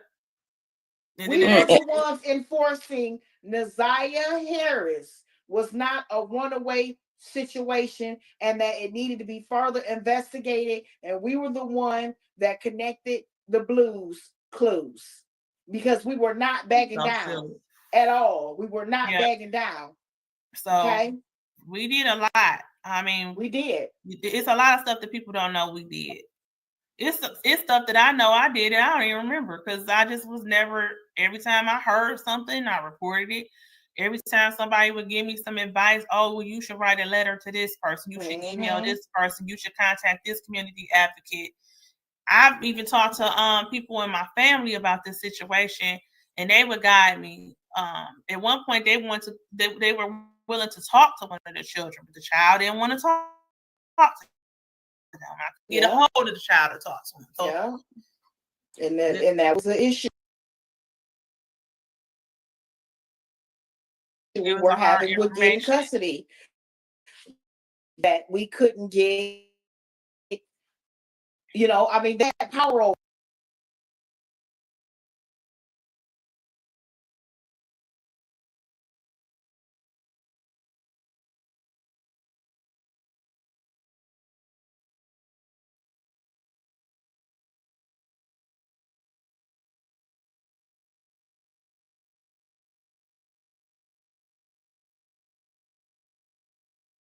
us. Of course, the children lived in the house. You strike. The kids already scared. You tell them, you run your mouth, this gonna happen, and they gotta return. They thinking they gotta return home. I mean, you just never know the mind. Like I said, the mind of a child. And we were dealing with all of this. Angry about that. We like, of course, we were let down, and we wanted it to go the way we wanted it to go. But I mean, what do you do? Yeah, and we was going through all of this at the kids for being scared to come to Naziah going missing and trying to find her safely, to dealing with drama. And it was just drama like after drama. We haven't even had a chance to properly just, that's what I'm upset about. If we really want to be honest and clear, because I don't think I've been this honest. And a lot of people say, well, why when we talk about this, why we are like the last, not bringing anything up while we on your time, lady. But I think the questions of, why when they bring those subjects up, they don't talk about it. We just want people to understand, for us, it was bigger than us. It was bigger than being insulted. It was bigger than being lied on. It was bigger than being dragged. It was bigger than them trying to come in between me and Jernell. It was bigger than that. It was about Messiah. It was about her. And we wanted that light to shine on her. The light that she didn't get while she was walking earth. Of course, that's not what we want, but that's what we're dealing with. We wanted that light on her. And we set aside our emotions. I think that I've never learned how to set aside my emotions so much, honestly, until this situation occurred. And I'm going to say this. There's a lot of chatter about who did what and what did who. Well, I'm going to just be straightforward, okay? Jernell started this. If she hadn't went to Mark, who had no knowledge of this, that, and other, he wouldn't have had a story of Naziah. Okay, if she hadn't stood on 10 toes when against her own sister, her own nieces and nephews, to do what needed to be done for those children, it never would have happened. All I did was follow suit when I heard about it. Oh no, we're not doing that at all. And anybody that know me know I don't play that when it comes to children. Anybody that know me, an ex, any person, human being walking planet Earth that you can mention about Kewana, I don't play that. So of course, let's do this, Jernell. But if that's the question everybody want to know, I think that she deserved that credit, because hell, she gave me the strength to say, okay, you know what? I was a mess. What am I lying? I was a mess because this was my aunt. Okay. Yeah, she wasn't. And I don't want to go against her. I believe I was suffering from Stockholm syndrome. Okay, if we just want to be clear. And it was her that kept me, you got it. It's gonna be okay. It's gonna be all right. You got it. It's times where I started to beat myself up, like, oh man, like, this is my aunt and my, I mean, I didn't let that stop me from my journey. Yeah, she was trying to help, but it's difficult because like what I had to second guess myself. I'm like, maybe I'm maybe I'm overthinking. I don't know this little girl who made the accusations. Maybe it's Shannon, because Shannon and them, even though they claim they contacted the police, they always said, "Oh, well, the kids lied." Right. And I'm like, well, maybe I'm over exaggerating. I don't know this child. I don't know her background. Right. But then when I would hear more, I'm like, well, why is y'all not doing nothing about this? And y'all didn't do nothing about that. Mm-hmm. Like, it just got to be too much. Yeah. And yeah. Just the constant excuses for Jarvis, because she even said that when he told her out his own mouth that he went to prison for whatever he had went to prison for. She like, okay, I'm giving him a second chance, and the little girl lied, or the teenage girl, I believe it was the teenager he was with. So she was just making excuses for Jarvis all along, Shannon. Yeah, and I will never understand what could like I told you, this ain't the Shannon that this Shannon. Yeah, it's not the Shannon at all. Pre-Jarvis. Yeah, Do you think she was on any type of drugs? Is Shannon ever known to do any drugs at any Not point? that I know of. Not that I know of. This Shannon this is not the Shannon that I know. No, because I knew a Shannon that, kept her daughter's hair up, kept them dressed cute.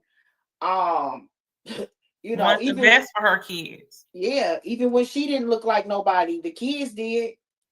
And so she enjoyed being a mother and taking care of her kids and stuff like that. But so yeah, I never would have thought in a million years that this would be the outcome. I mean, even the punk making reports. I mean, the stuff that we've learned thus far, like after, I never would have thought, never, that this was the type of book that was being opened. I knew that he was a weirdo. He had a background. Shannon was dealing with him. We were upset. We were making calls, to different, CPS attorneys, so on. But I never would have thought that we were talking about a serial SO. I never would have thought that. So how was Shannon and Roxy's relationship? Like, how did Roxy and how was their relationship growing up, Kewana? So as far as Roxy and Shannon is concerned, I can say that in the earlier years, I don't believe that they had as much as a relationship. Now, Kenya, on the other hand, which is Roxy mama, she was always in my Aunt Annette's life. Like, they were always bestie cousins. They used to go out together. Had the car Auntie Annette had was because of Kenya. The vehicles that she has now, that's because of Kenya. So they were bestie cousins. Roxy and Shannon were very much close prior to January the 9th. They were talking regularly. They were having conversations. After January the 9th. Even after January, they were still, having conversations and talking and so on. Oh, okay. I was getting frustrated, That's another story. But yeah, they were definitely cool. Absolutely. Why do you feel like you was getting frustrated at that point? Well, because I would say stuff. Go ahead, Jania. It's one thing, like that's your cousin. But when your cousin, like cousin, sister, brother, mother, whatever, I'm not co-signing your bullshit. That's right. Like, the family, a lot of people in the family knew what was being said about the situation with Jarvis. Mm-hmm. When Neziah went missing, it was already coming. It was stuff circulating on the internet about what was going on with Jarvis. Right. On the 18th of February, Mark had put all the details out of what was possibly going on and where Neziah was at or missing or what was caused. And you're still talking to Shannon. Right. Not to say, hey, what the hell going on? But y'all just cool. Yeah, they were very much cool. And Roxy was in Detroit. She was in Detroit for the New Year's parties. She was in Detroit at family members' functions. I was at a family members' function with Roxy. I was at that function. One of my Auntie Net's children were at that function, and other family members that was at that function. Plenty of us. And this was New Year's Eve. My birthday is January the 3rd, and so. All right, y'all. So I'm gonna pause it there too, so we can show these receipts that Roxy was in Detroit, December through January after the new year. So that's December 2023 to January 2024. The same months that she claimed that she said she hadn't been in Detroit in 12 years. Okay. So let's go there real quick. What's it?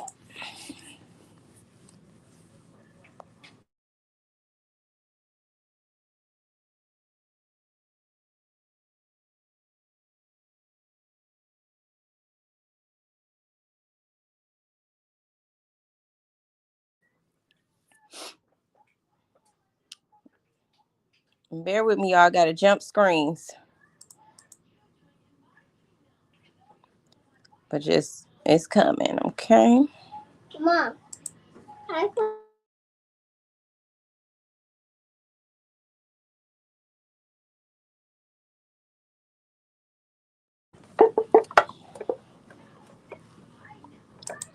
I just don't want to not show this part. Thank y'all. Yeah, I've dropped some flowers in the chat for Jernell and Kewana, period.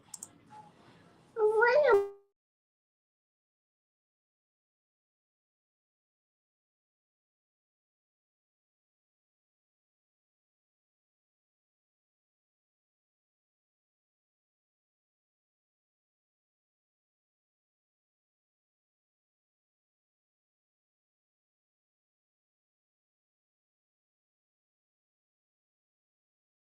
No, the computer. You're welcome.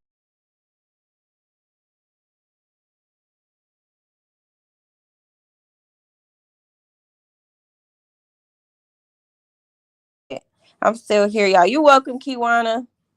We just jumping screens still, y'all. Bear with me. I'm telling y'all.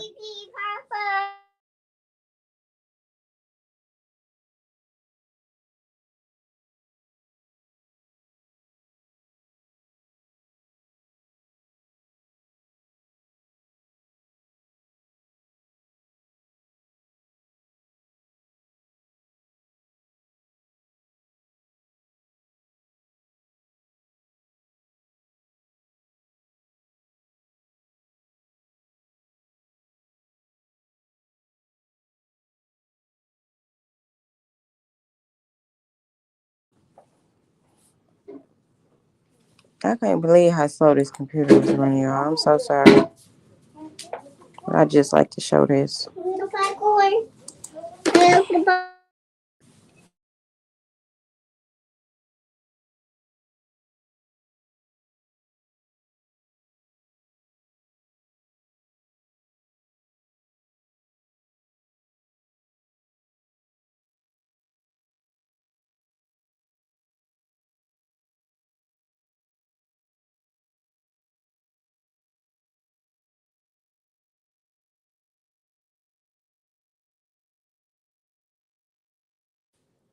Can y'all see that?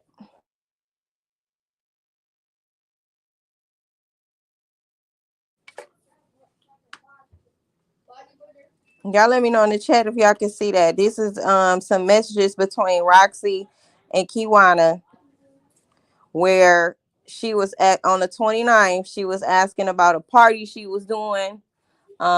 This was one of Roxy's old profile pictures, so you can kind of go to her page and fact check if you want to. But she had a party or whatever. You can just, read it. Because I've noticed she loved to scream the fact that what was they doing in September? What was they doing in September to January? They could have stopped this. They could have did this. They could have did that. But she was also in Detroit as well.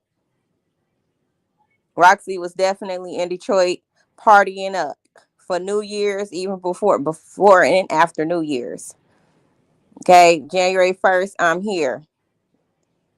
She was telling Kewana to come over. She cooking and she got her kids with her. Right up in here. Okay, y'all.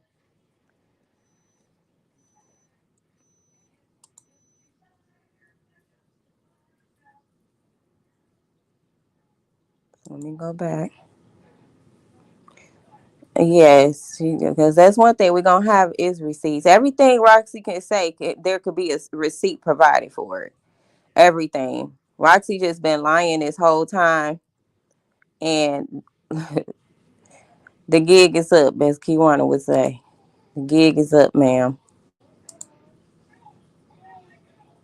All the cyberbullying, stalking, harassment, all of that for what?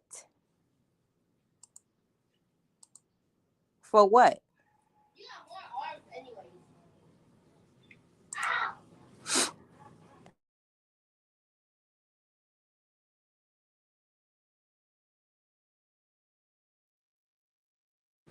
Okay, y'all, here we go.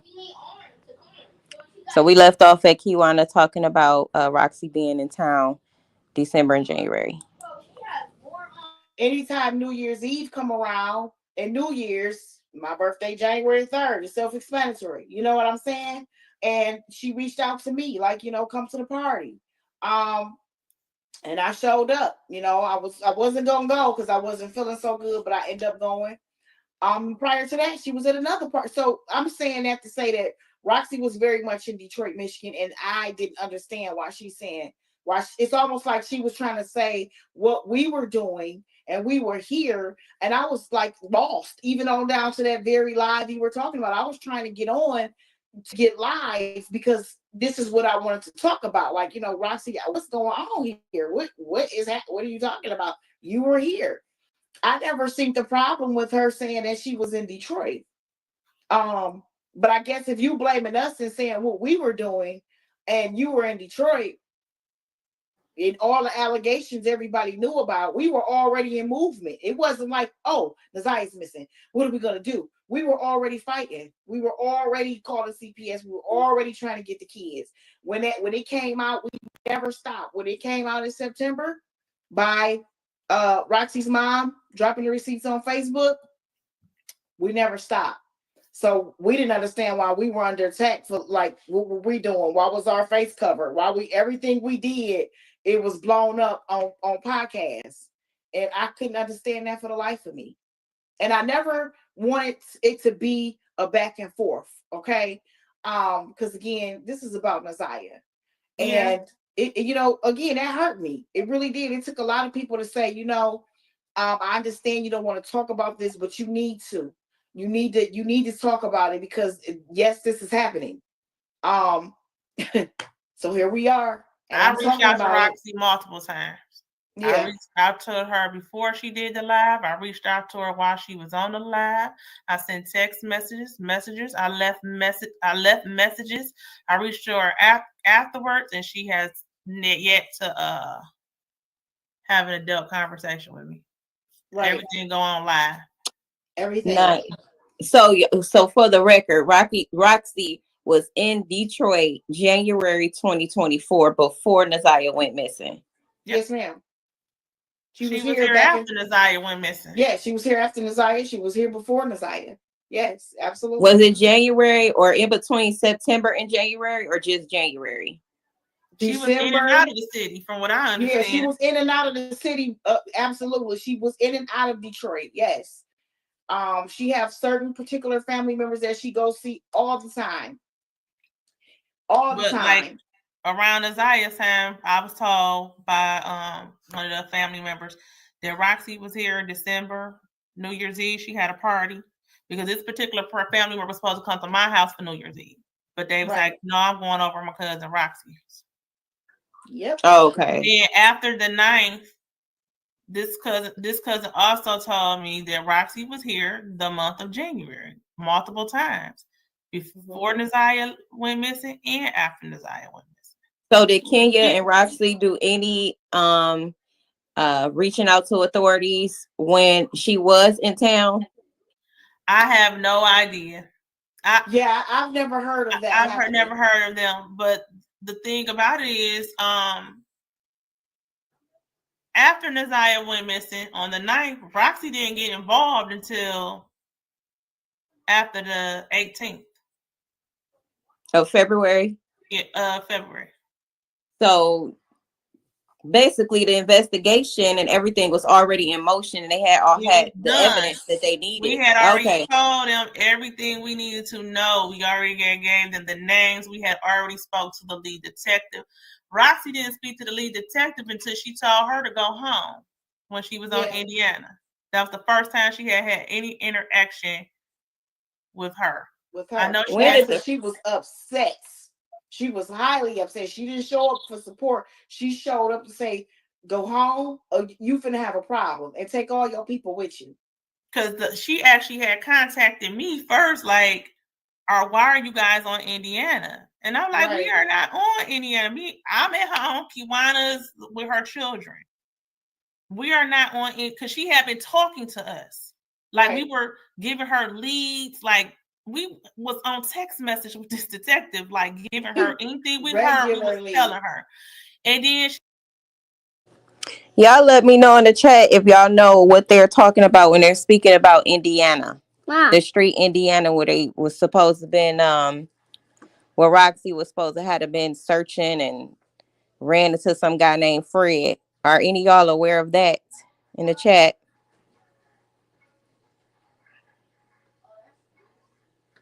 And I believe Tammy, the psychic lady, was guiding Roxy at that time. Is that correct, Kewana?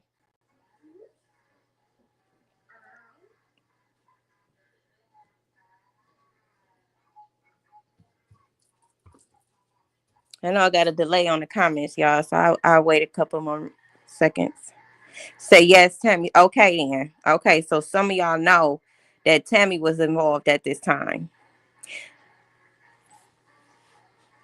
So basically, the lead detective found out that they were over there and went on Indiana and basically told Roxy and her little entourage that they had to leave.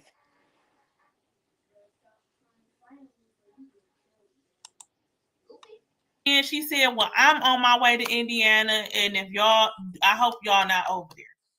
Yeah. So when she got over there, she saw to Roxy and she said, Roxy, she asked Roxy who she was. She said, I'm Nazia's cousin.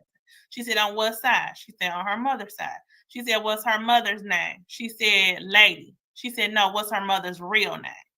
She said, Chantel. She said, no, you need to go home. She didn't even know her real name. She didn't even know Nazia's mother's real name. Wow. And what was on Indiana again? That was when it was a whole fiasco about somebody on Indiana having something to do with Nazia's case, and it had nothing to do with anything. Yeah, there was a psychic by the name of Tammy.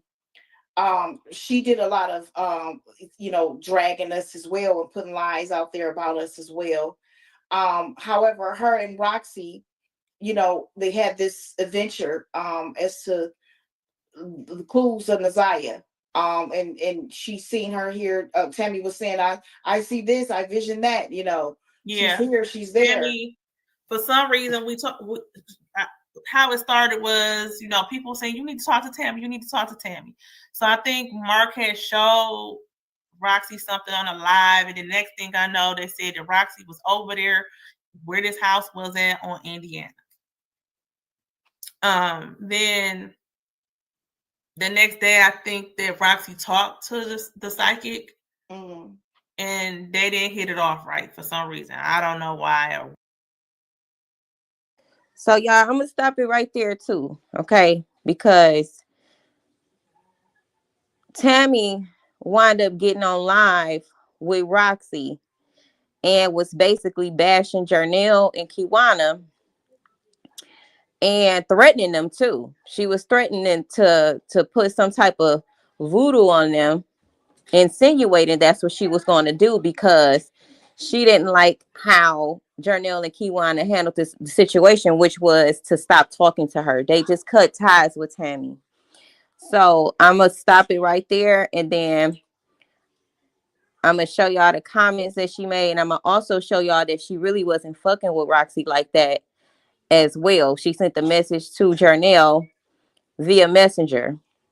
And then soon as Jernell and Kewana cut off communication with her, she went back on the bandwagon with Roxy. So give me a second.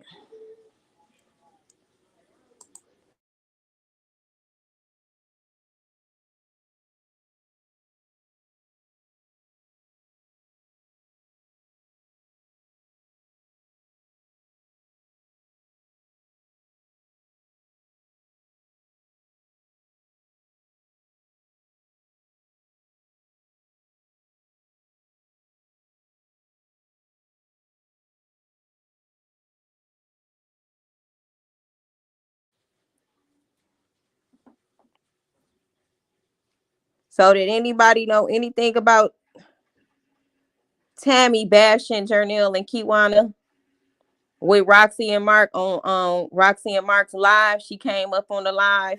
Did anybody see that?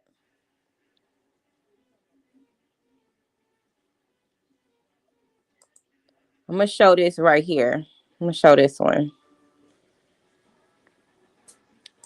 because this was the live that Tammy came up on, and then you can see the message right here next to it, where I'll just show the whole message. Hold on, we're just gonna look at the whole thing.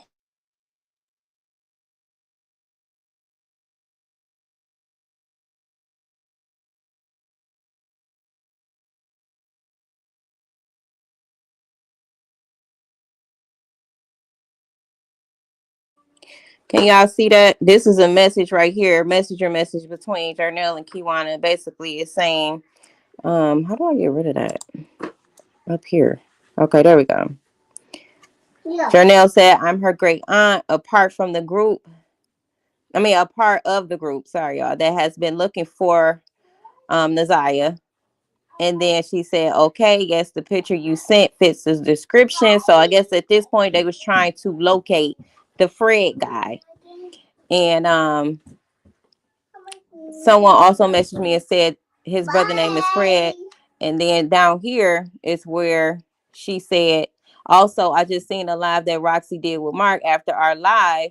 If you need any help, I don't mind, but I no longer want to deal with Roxy. Okay. So that's what she called herself, trying to get as much information as she could from Jernell and Kewana. But she got mad that Jernell and Kewana was asking more questions than answers they was giving. So fast forward to the live with Roxy and Mark. These are the comments that Tammy was making on this video that I'm finna play next. She was saying guilty people are desperate and never know when to shut up.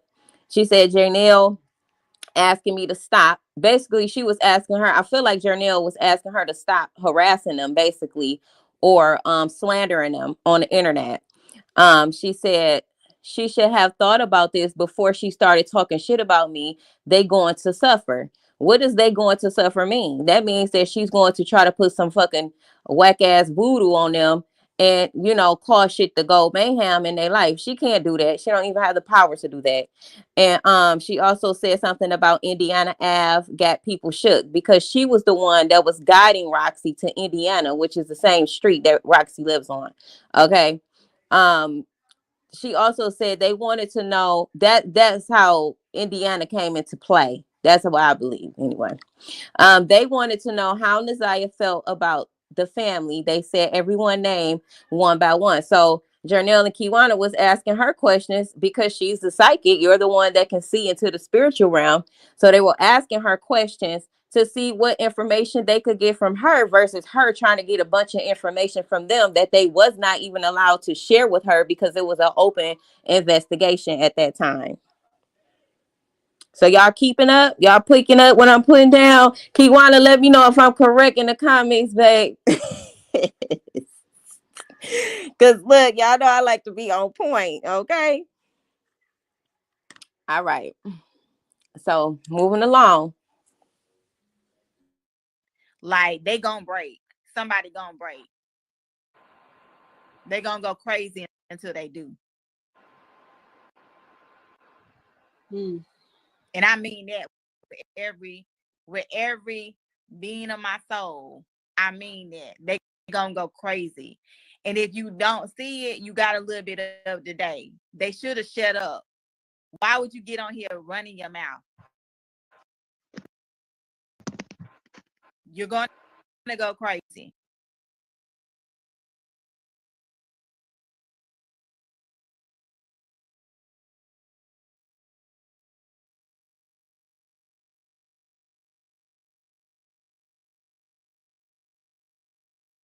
So thank y'all for the donations and stuff. Somebody can't remember. Shout out to Twitching.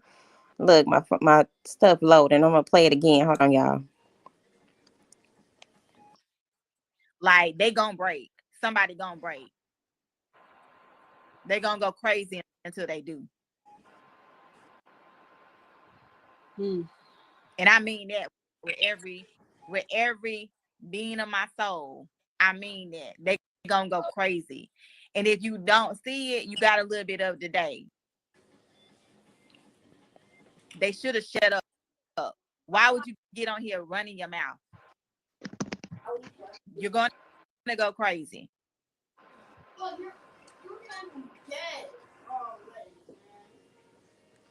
Now look at Roxy face. Look at Roxy face. She love when she can team up with people against Jernell and Kewana, and it makes me wonder why. What is Roxy so mad about? What is it? And why was Tammy playing both sides, knowing that she ain't want nothing else to do with Roxy? But soon as Kewana and Jernell stopped giving her the little information she thought she was giving, it sounded like to me that Tammy was really throwing the case off, right? Because why did the detective have to go over there and basically stop them from harassing whoever was on Indiana, right? Then I'm gonna see if I could pull up another video of a guy that was on Indiana that day. I think. Kewana, let me know. That was that guy on that on Indiana the same day that they were searching. The guy, name start with a D.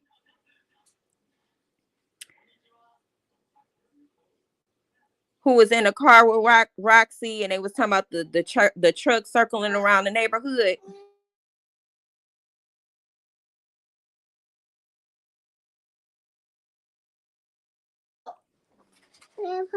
The guy D, who know Fred.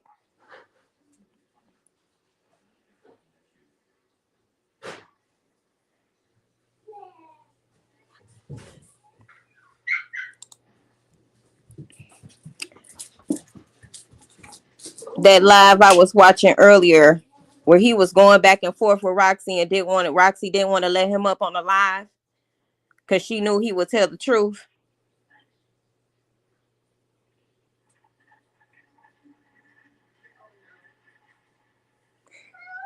You said, oh, he was trying to help Roxy that day, but then she turned around and lied on him. You said,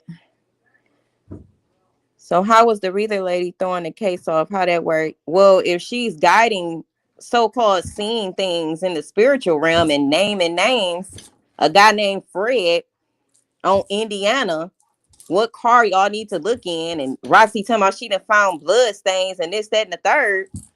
Is that not jeopardizing the case? You get what I'm saying?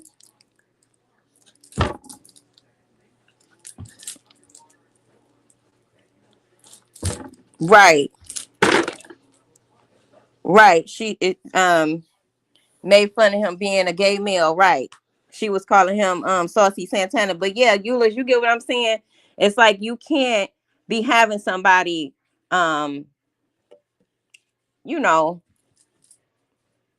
on this damn search accusing people of something. She was accusing this guy Fred of something that he wasn't, you know what I'm saying? He wasn't had nothing, he didn't have nothing to do with the case. Put it like that.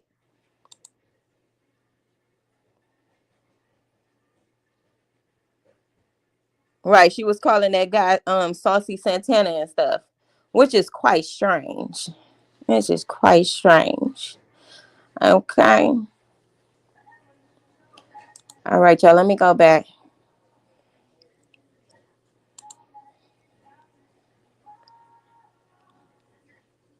Right. Fred didn't have nothing to do with the case. Nothing to do with the case at all.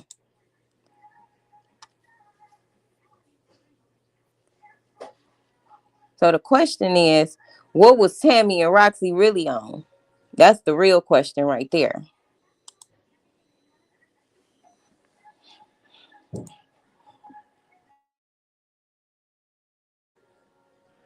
Yep, that's the thing. Christian, she is gay and got a wife. I don't know why she made fun of him like that. It makes me wonder, are you really gay, Roxy? What happened? So people kept on saying, "What's the Tammy? Y'all need to talk to Tammy. Somebody need to talk to Tammy." She said she don't want to talk to Roxy or something. I'm like, well, what happened? So I talked to Roxy briefly about the situation, and then I said, well, I'm a just reach out to the lady, see what she say.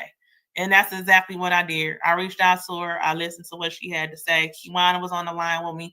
We talked to her a little bit, but then I started receiving she started asking more questions than she was giving information. Yeah. And then after everything was said and done, the next day she called me, and then she said she was gonna channel Nasiah again later. I'm like, okay.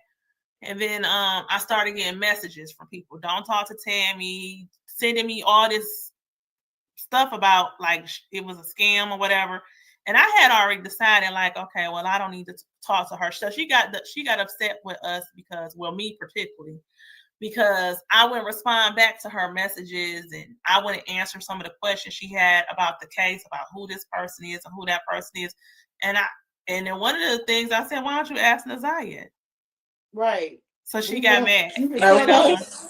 Yeah, I mean that makes sense. You supposed to be able to channel, So she went on her platform and tried to say, well, we had something to do with it, and we were lying, and we weren't in on it and stuff like that. Well, some of the stuff, one, I wasn't gonna tell you regardless. A lot of the stuff I wasn't gonna tell you because I knew it was involved in the investigation. Right. And then I received all this information from people who I don't even know, just out of the blue, sending me stuff about, you need to look up Scammy Tammy on TikTok and all this different stuff. And I'm like, well, I had already made up my mind that I wasn't going to talk to her anymore. And I just discontinued the communication. And she said we ghosted her. And I was like, so you mad because I stopped talking to you? Right. Like, I'm like, okay. It's my right. If I want to talk. First, I was when she started saying all this stuff about us, I was like, this is ridiculous. I'm not about to argue about this. I got more important things to do. Well, then eventually, I guess her and Roxy started talking again, and she was back following the leads of what this person was saying. And it went on from there. And I just sat back, and I got several phone calls from family members and people like, why are y'all over there doing it? I'm not over nowhere. I am at home. That's right. Kewana was like, well, she's talking about let's go. I said, you better not go over there. You sure did. I was like, at first I was like, well, do I go support my cousin? But my thing was, it was the things that was happening. It's one thing to gather folk and everybody go on a search, but when you doing like all this gangster stuff on Facebook Live, it don't go together. You know what I'm saying? It's like peanut butter and marshmallows. Like she was going to people's houses, looking at cars, and that looked like blood and all this different stuff. They were being accused of murdering Nasiah, and it's having something to do with Nasiah. And that's when things really went left, because she called us like after all this stuff was down. I guess Mark had told her people was upset about the videos being up. That Roxy need to take the videos down. She eventually took them down. So I'm assuming, okay, great. She took them down. We ain't accusing nobody or nothing. We don't know, because we don't know. We not the police or whatever. I could have seen if you gave the information to the police and let them investigate it. But she went over there and did her own thing or whatever. And then Mark told her, and he also told me, he said, well, I asked her to take the videos down because people have been contacting him. Because they didn't like that the videos were up. So they were down. So fine. Well, then I think that was like on a Thursday or Friday. Well, that Sunday, she called me,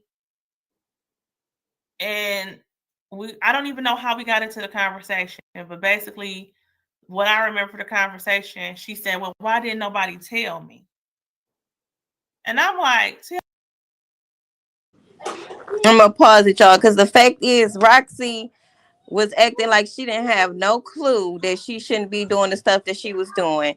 I feel like Tammy was dead ass wrong for guiding such a gullible Roxy to go accuse people of a crime, right? Of, like they say, he was being accused of unaliving Nasiah. And you so desperate, Roxy, that you can't think for yourself? I'm not understanding this.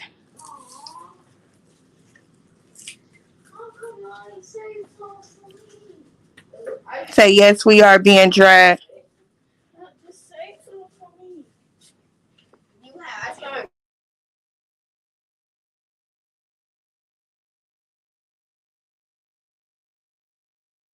tell you what, that I was in danger. I was like, oh, I thought you knew. Because I'm not about to go knock on nobody's door in the city, no city, let alone Detroit, on Indiana, on the west side, in that neighborhood, asking no questions about what color is the sky blue. So I couldn't understand that. Like, she was really upset because my family had contacted me to get from over there because they know what type of neighborhood it is. Right. You know, Right. it's a lot of stuff. It's kind of, sketchy over there, and you don't know who you talking to.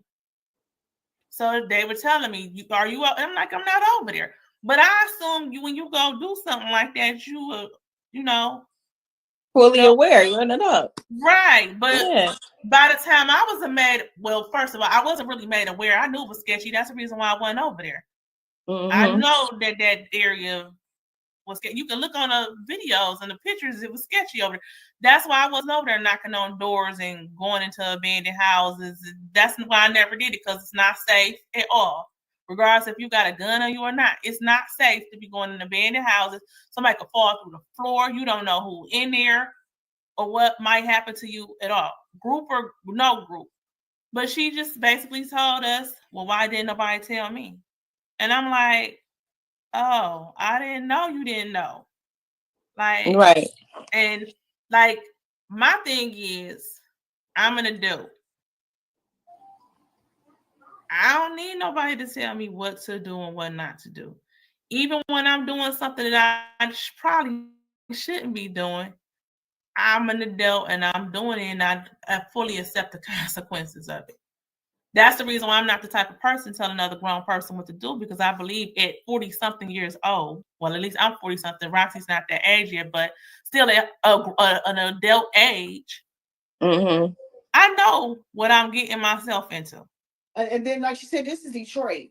Everybody knows in Detroit, you got to be careful in certain neighborhoods now. That's we know the spaces and the places. As far as cities, I mean, I can name a few. If I was to travel to or be in, I would know I need to be careful. You know what to look outside for. of Detroit. And then if you're accusing this person of this type of thing, what's to say you not gonna be next? You know what I'm saying? So that's what was, and then after that, that's when all the social media stuff, her going live and saying all we did was pick up the phone, and I'm like, oh, so she mad at me because I didn't tell her that she shouldn't be doing that. Well, Detective Jones told you, the lead detective. And this is the post that a comment to Roxy's own post that she made on Facebook, when she basically was calling Jernell and Kewana some gatekeepers for basically not doing what she wanted them to do, basically. And I think this is what caused the whole narrative to change around this time, to have people to create a division between Roxy and Kewana Jernell.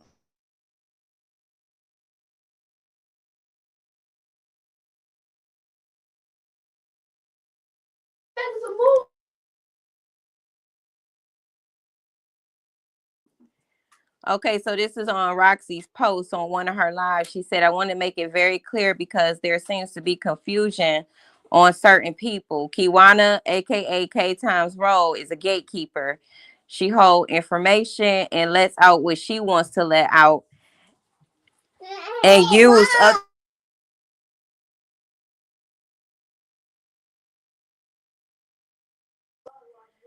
Sorry about that, y'all. Use other people to release it. She was in direct contact with both Naziah and her brother. They both confided in her several times, which we already heard Kewana say they did not confide in her. She actually tried to get information out of them and really wasn't able to. Instead, she just, paid attention to their body language and things like that when she questioned them about certain things.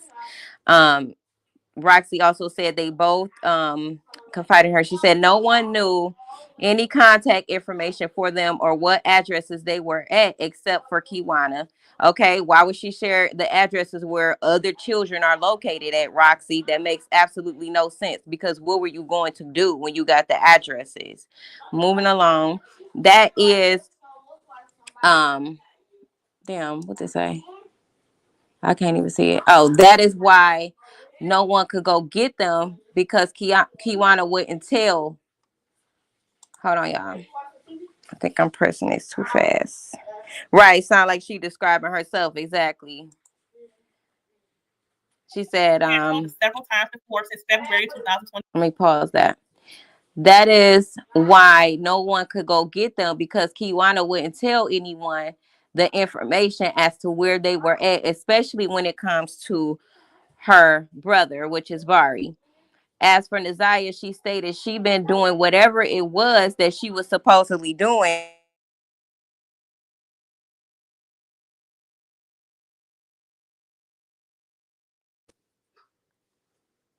including it when it came to her brother Vari. As for Nazaya, she stated she been doing whatever it was that she was supposedly doing.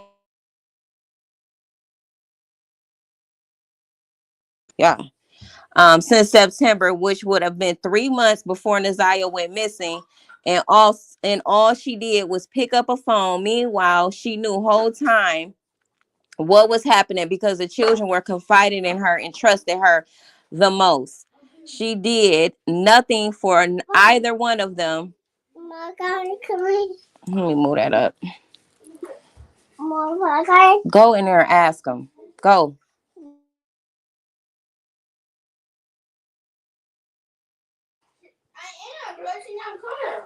So y'all basically, she said nothing for either one of them. So if anyone could have prevented this crap from happening, it would have been her. My thing is, why is it that Roxy is trying to blame Kewana so much for everything?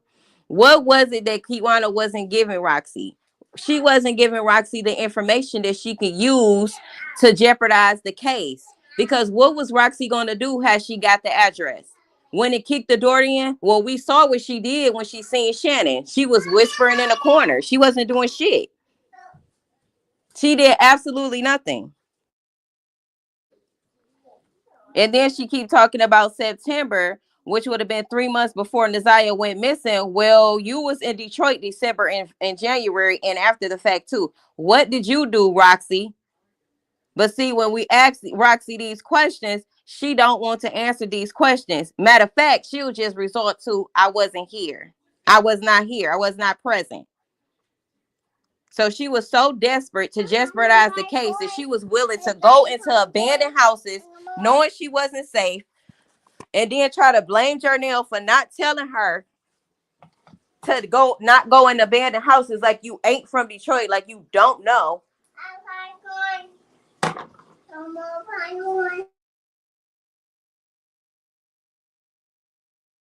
Y'all get what I'm saying?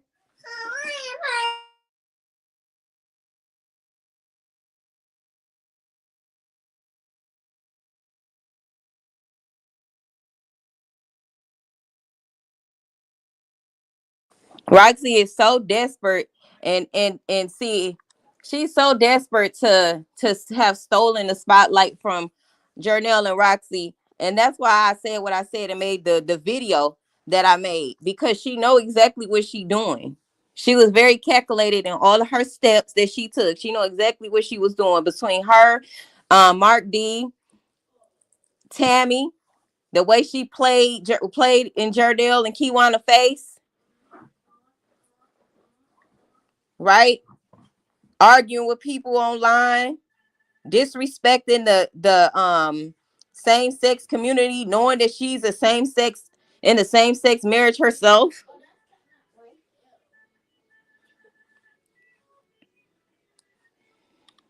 Make sure I ain't missed nothing.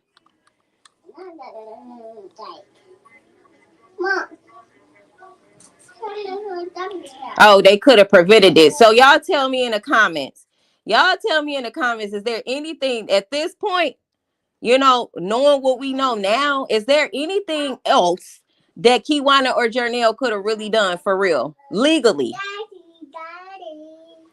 With no children confessing that they were being abused. CPS dropping the ball and knowing that Jarvis was a SO, knowing it. It's all of this is in the paperwork. What would providing Roxy with the address would have done? What would that would have done? Other than jeopardize the case even more than what it was. So the real question should be, what you really mad for, Roxy? What are you really mad for? Why are you cyberbullying, stalking, harassing, and slandering Kewana Jernell's name? Why?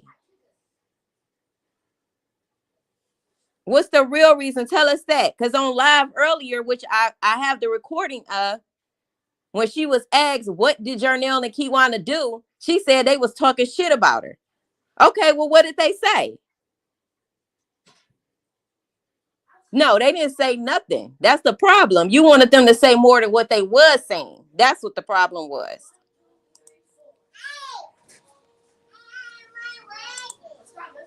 It wasn't that they did nothing to you. It wasn't that they stabbed you in the back. It wasn't that they talked about you like you saying they did. It wasn't that they did any of those things. You just tried to control the narrative, and now you gonna get exposed for lying.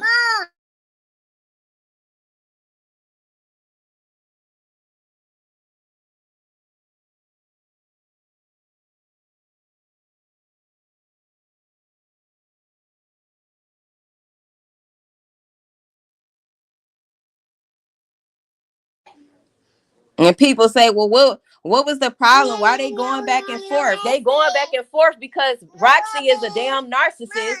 She's something wrong with her. She manipulated this whole situation to make herself look like she was the savior in the situation, knowing damn well the case was or the investigation was closed by the time she even started with everything that she did. Every step that she took, but what that we seen her take on Facebook. All of the protesting and all of that, even though that was Jernell's idea, right? That was never Roxy's idea, but everything was already in motion before Roxy even put a finger in it.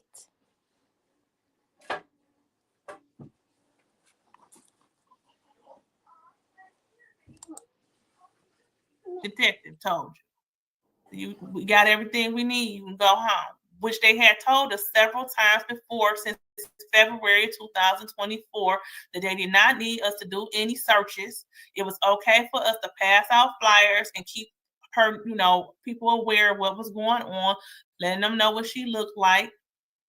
But they really were not believing that they was going to find her. But I guess to appease the family, keep on passing out flyers. And then that's so at that point, that's the reason why I was like, okay, so if y'all saying this is a recovery effort and these are grave conditions,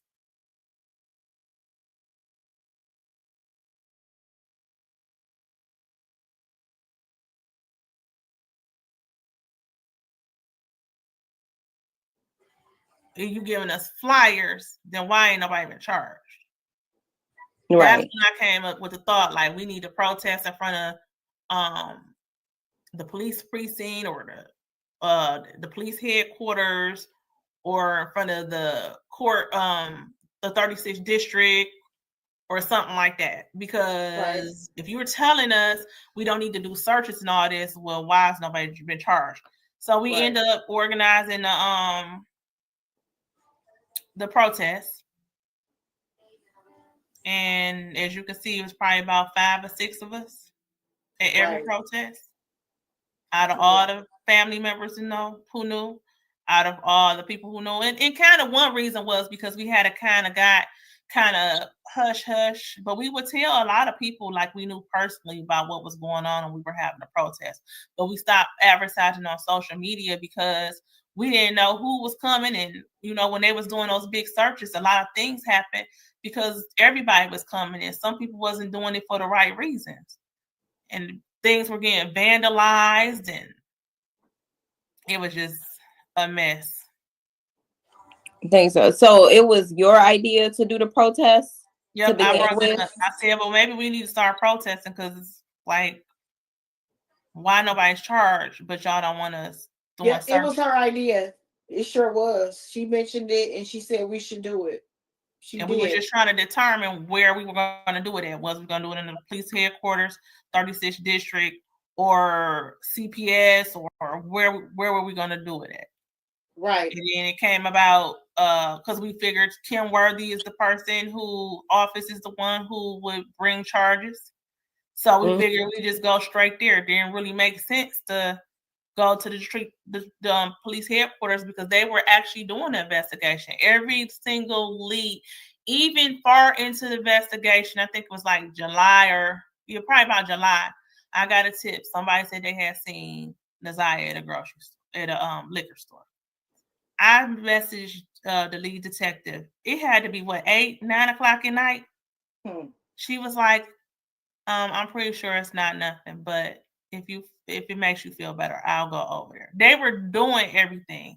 Every lead that we gave them, they followed. It was absolutely. I must say that we were just frustrated because we weren't hearing anything. We start hearing, and that's when we learned why we weren't hearing anything, because to them, they didn't want nothing on social media because it's an investigation. They had already had Jarvis, so we had no reason to go. Now they had Jarvis for something totally different. However, they were building a case. That's what they were doing. Jarvis been locked up since what, February the 7th? Yep, February 7th to 24th. So but yeah, it was like, and then it was like when they would tell us stuff, it would end up on social media. And they didn't want that at all. And that's the reason why they stopped talking to us. Just like after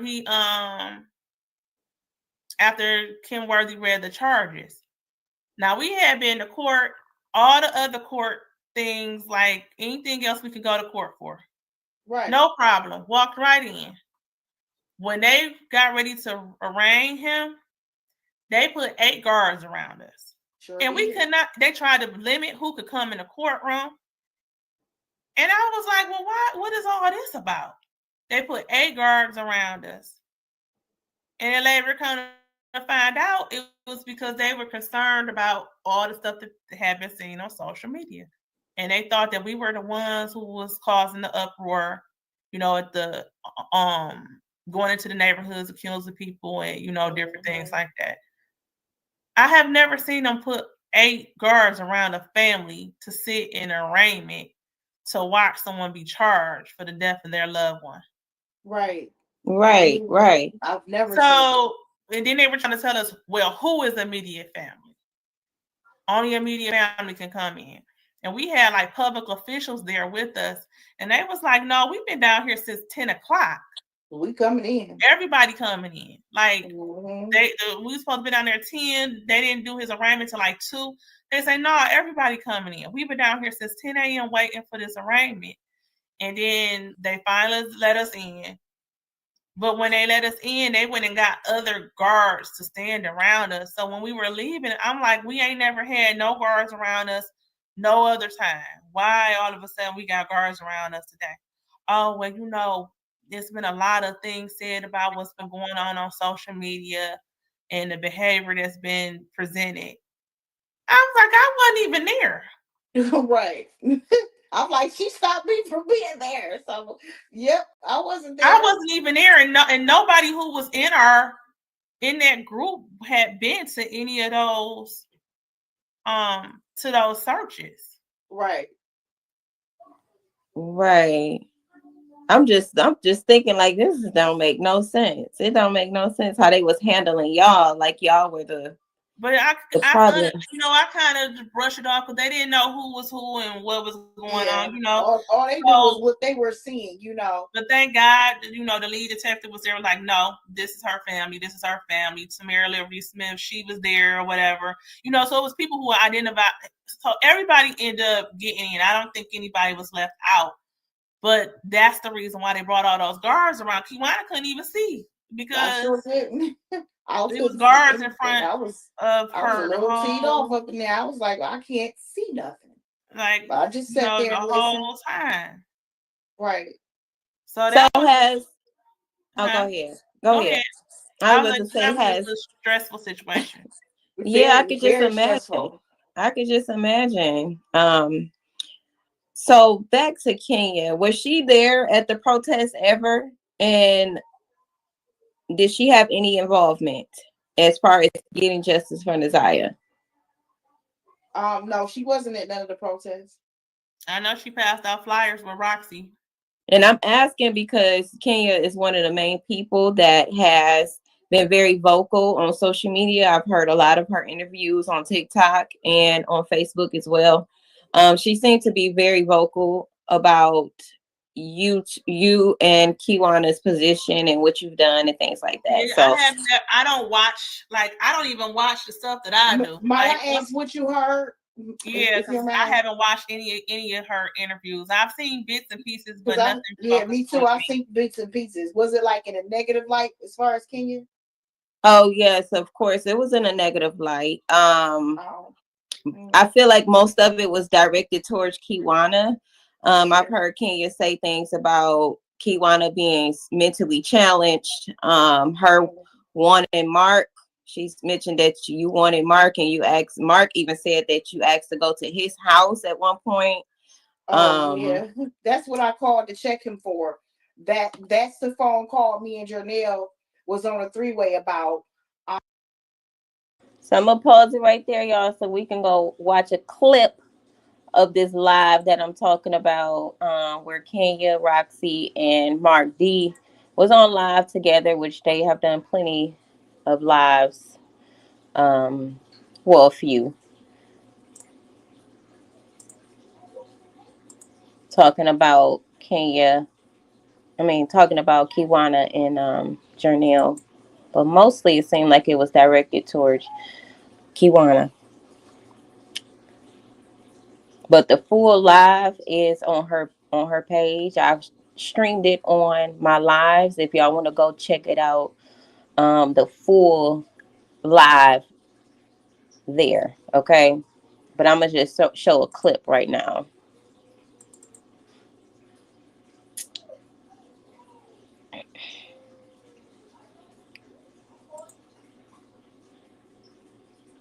Say that's crazy, K-Man.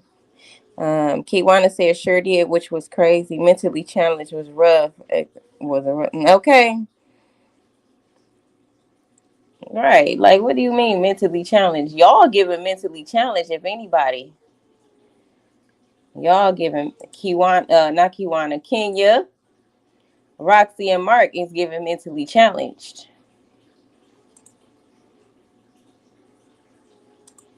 If anybody. Y'all throw y'all own family under the bus just to get on top. That's mentally challenged to me. But this is the video. Here y'all go. Well, Kewana might do that now. She on here. Kewana, where you at? Mike wants to make his ass.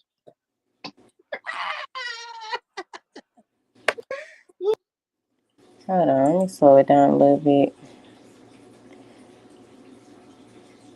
Right before she said what she said about somebody kissing Mark, but she had said something about her being mentally challenged. And you know, Kewana slow, you know. What narrative would that be painting to the public? You might get all parts of you to keep on. That's what she sounded like. She wasn't on the phone. Not no motherfucking in the goddamn seat.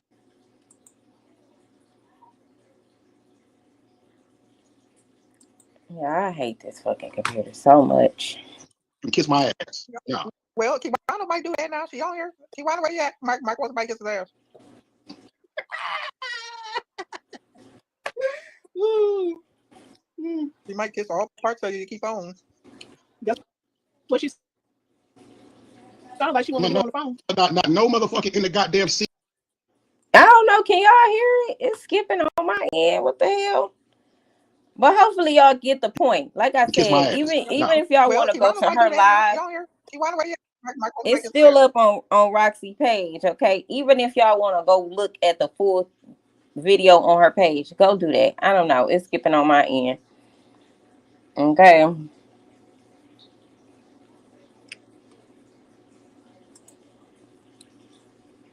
but very ignorant, very ignorant. And it's like, why was y'all avoiding communication with Jernell and Kewana? Why was that same live, Kewana was being ignored in the comments? She was asking to come up, to speak her piece and tell her truth of, what's really going on, or, to clear the air, clear her name. Roxy looked right at them comments and did not let her come up on the live. And it was several people in the comments saying, let her up. I seen it. So it's like anytime somebody ready to speak the truth about what Roxy really be doing behind the scenes, she don't want to provide them the opportunity to do so.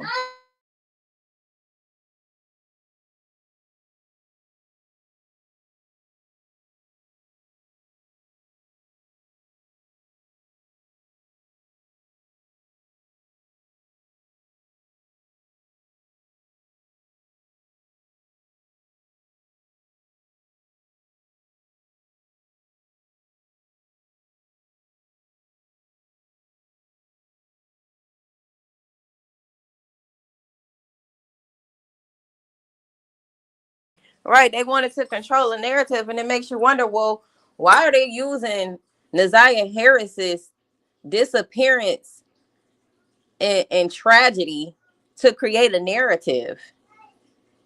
Why are you selling clothes and don't want to tell the people where the proceeds is going, Roxy? Why are you doing that? She don't want to answer them type of questions either. She don't want to deal with the truth either.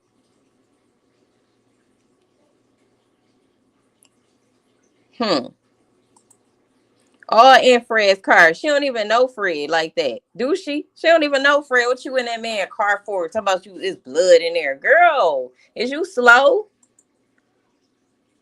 And I checked about that. And Well, was this recent? Was this early on, or when was? I don't know, girl. That live was. I'm not sure right now of the date. Okay. But I know it had to be sometime a few months ago. So Oh. Yeah, and, it was. And again, that hurts me. That hurts me because, first and foremost, these are my family members. And after everything that I felt like me and Jernell had done and we had been through, it would have been great for them to be supportive and to come along and support us and support me. I don't understand what the energy was, and I still don't. Because Kenya that I came to her just to have a conversation. She know that.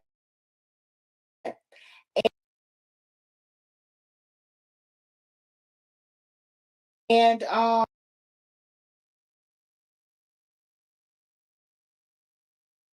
so I don't even know why. And then for two, they hadn't even known this man for 3 months. Okay, we're talking about blood cousins. It just sounded like it was a malicious attack. Because what blood cousins will sit on a platform with a man that they hadn't even known for 3 months and let this man lie on their cousin? I mean, I don't think I would have let that happen with my worst cousin. I would have been like, hold on, wait a minute. You know what? That this I don't even want to know, first of all, whatever y'all had going on. But I'm not gonna sit on a platform and dog out my own family. That's just like with Shannon. We're not gonna sit up and let nobody say nothing that's not true about Shannon. Like, we don't agree with nothing crazy, she does. You know what really hurt? I'm gonna tell you what really hurt. This is what hurts me the most.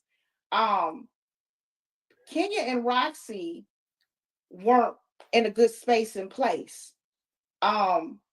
Kenya disagreed with Roxy's relationship with her wife, not just because it was a woman and she doesn't agree with same-sex relationships, but also because she's a European woman. She does not like white people at all. And I went to Roxy at this New Year's party, and I said, during the conversation, I said, Roxy, that's your mom. And I lied to Roxy. I lied. And I said, your mama told me she missed you. And she knows that. If anybody was to look Roxy in their eye and say, did your cousin say that? She wouldn't be able to keep a straight face.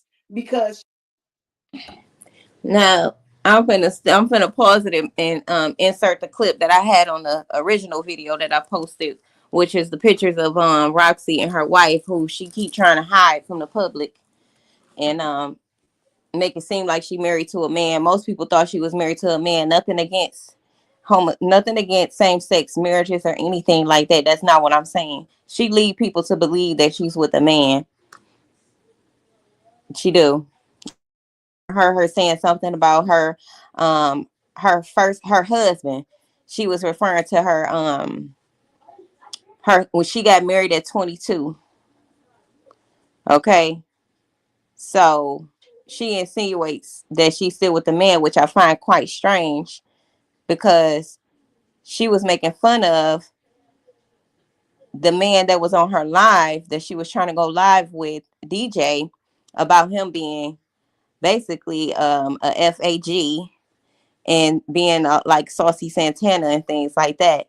I find that quite strange, knowing that she is definitely in the same sex marriage and been in the same sex marriage for several years.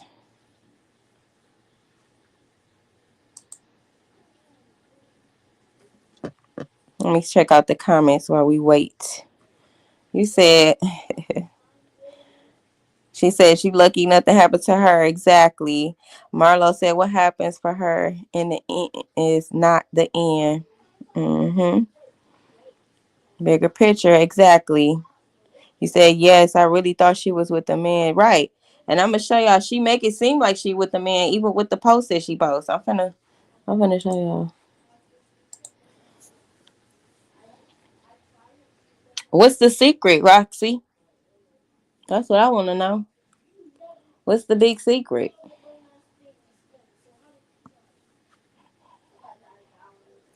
Am I sharing the right page? Can y'all see this? I can't even see it.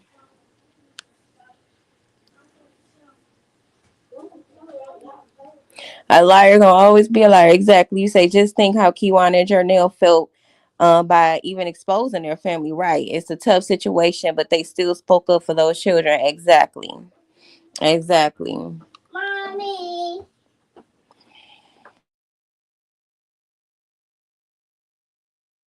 This will be that. So when she say that, Roxy, actually, it's also been said that around the time where Kenya was exposing Jarvis on Facebook, Roxy was actually siding with Shannon and Marquita, and she was going against her mother, which is Kenya, right? Because they were at odds with each other. Roxy and her mother was at odds with each other around the time that they found out that Jarvis was a SO, January 2023, when Kenya made that post on Facebook, which I'm sure they knew prior to that. But the reason why Kenya had made that post on Facebook is because her and Shannon and Marquita had gotten into it. So they was kind of going back and forth on the book. Right. So that's when Roxy inserted herself, because her and Shannon is actually cool. And they probably still cool to this day. That's why she wasn't really on that rah-rah shit when she would see her at that house. But that's another story. Right. But she was siding with Shannon, saying, leave my cousin alone. I come to Detroit and whoop on anybody ass about my cousin, blah, blah, blah. Going talking to her mama, right? Anyway, her mama didn't like the fact that she was with a woman. Okay? She doesn't approve of it. Not only does she not approve of her being with a woman, she don't approve of her being with a white woman, because she's prejudiced. She don't. Well, she don't like white people. But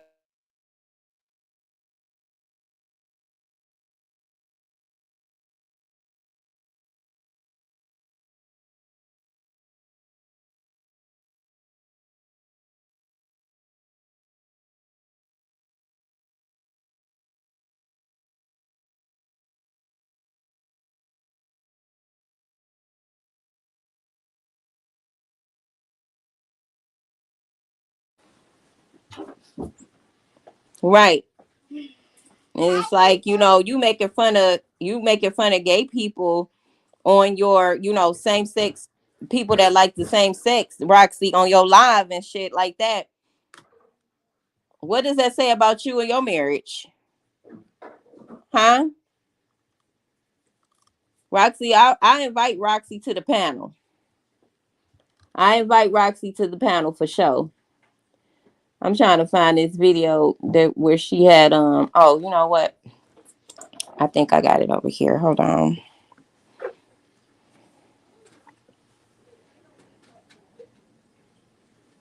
Mm,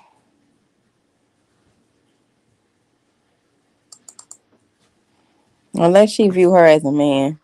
I'll come back to that because I don't feel like waiting. What she say? It was so hard. Suffer from Stockholm for years. I will share my story when the time is right. This was hard. Dysfunction and real.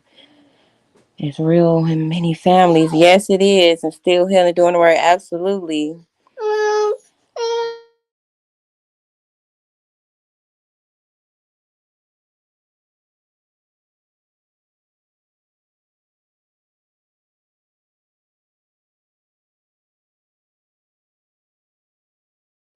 And see, that's the thing, Kewana.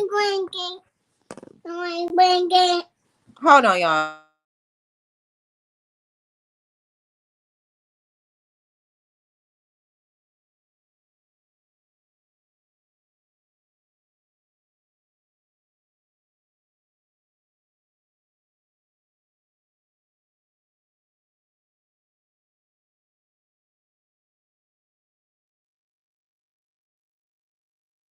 She was laying on my shoulder crying, and I told her, "Your mama said she missed you." So I went on an adventure to get her and her mother's relationship back good because I lost my mother.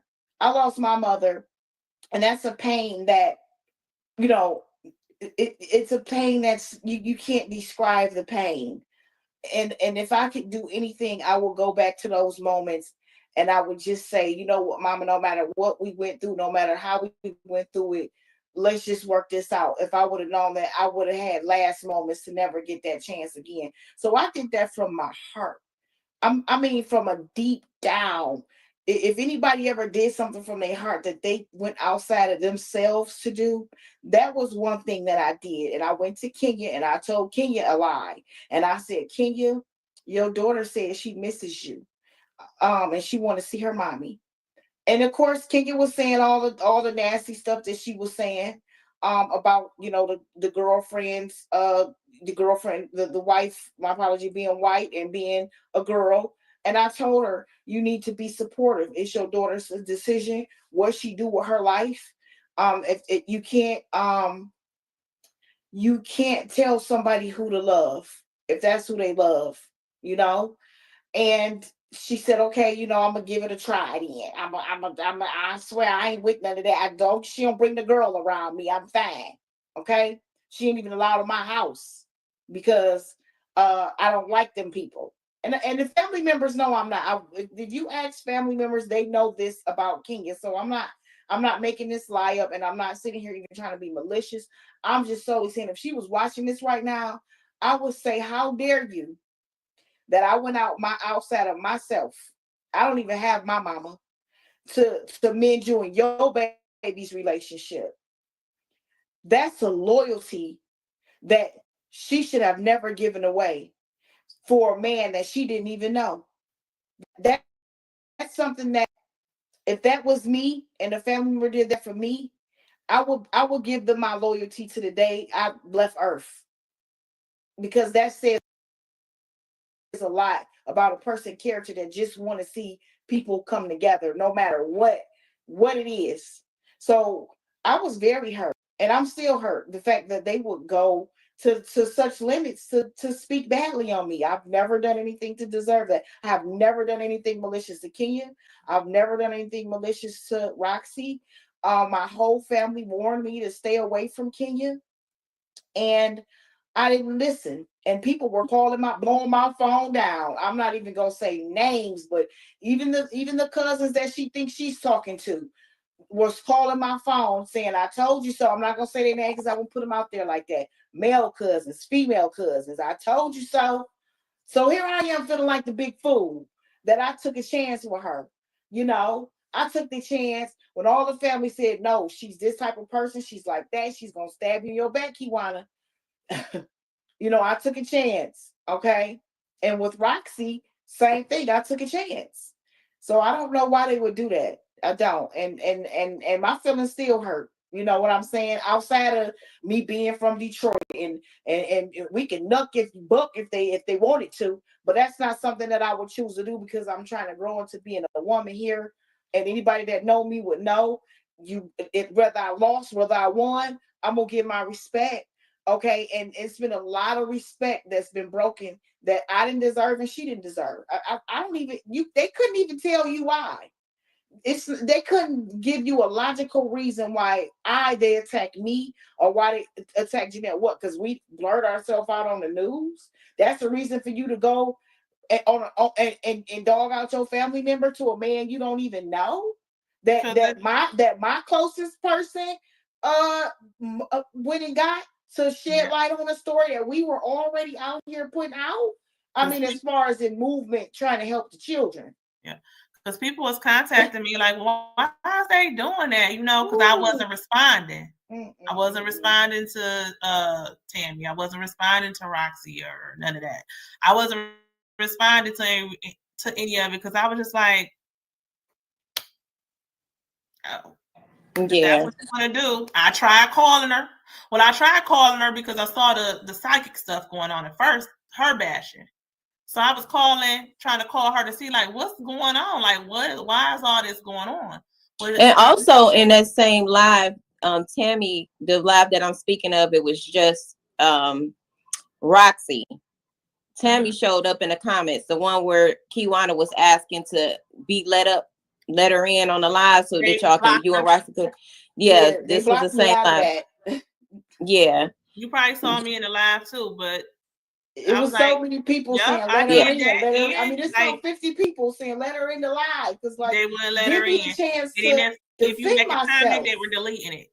Yeah, like if you say something, they would delete it. Yeah, so that's kind of questionable to me too, because it's like if you can get on live and slander somebody on live, you could at least let them come up if they asking to be let up and just clear the air. Just, you know, whatever it is, clear the air.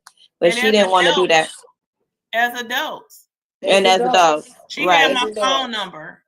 Roxy had my number. Yeah, what did she say on one of the lives? I talked to Jernell every day for 3 hours a day. I don't know how she did that because I was on the phone with Kewana. Sure was. But see, I told you. It was one time that we did have that we did have a long conversation. Right. She was trying to get all the information that I knew. Right. We did have a long conversation, but other than that, I still got you can look in my call log and see it was short text messages and brief phone calls. Right. Except for that one time. It was her way of trying to come between me and Jernell. But if you had a problem with me, not only did I call you before, during, after, text messengers, and I'm pretty sure the last straw was when I left the voice message. I don't think it was very nice, but you have seen me in person. Yeah, sure have. And have not said one word to me. Sure have. See, Roxy don't like the fact that she couldn't triangulate Kewana from Jernell. She couldn't get information from them that had something to do directly with the case. And she couldn't manipulate them in a way that she wanted to get her way to the top. Y'all see how she got, in her mind, to the top, right? She's looking like the one that swooped in February, moved from Texas expeditiously before the time she was supposed to come from Texas, quote unquote, to come in and try to find Isaiah. When the case was already, the investigation was damn near closed, if not closed, by the time she even decided she was going to go start hunting and looking for her. Nazia's remains or Nazia, right? Roxy didn't like the fact that they were not in support of the bull crap that she was doing. So what did she do? Like a typical bully or a typical person who's envious of another person, the only option they got to do at that point is cut ties with you and make it seem like they did something to you, right? So that's what she did here. She slandered her name. What would be the reason that she needed to slander Kewana and Jernell, throw them under the bus? What would have been the reason for that? To look like what she's looking like now.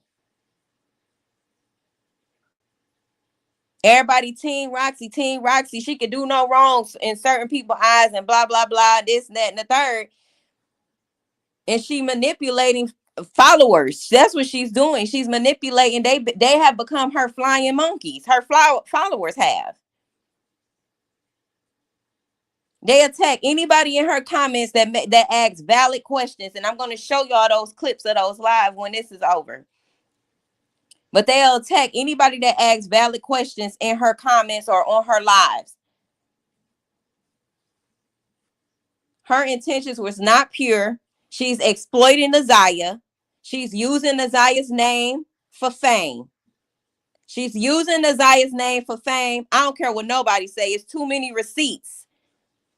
It's too many truths and receipts that exposes Roxy and her hand of deception that she has on this case and against Jernell and Kewana, the exploitations, right? All of that. Then she'll try to play victim. She's a fucking delusional bipolar narcissist. That's what she is. She's fucking delusional, y'all. And it's unfortunate that we have to see things from this perspective, because the goal and the focus should solely be on the fact that Nazia is still missing. Yes. But when a person comes in with deceptions and manipulations like Roxy, that needs to be dealt with, because now you are affecting a person's character and reputation at this point. That is cyberbullying.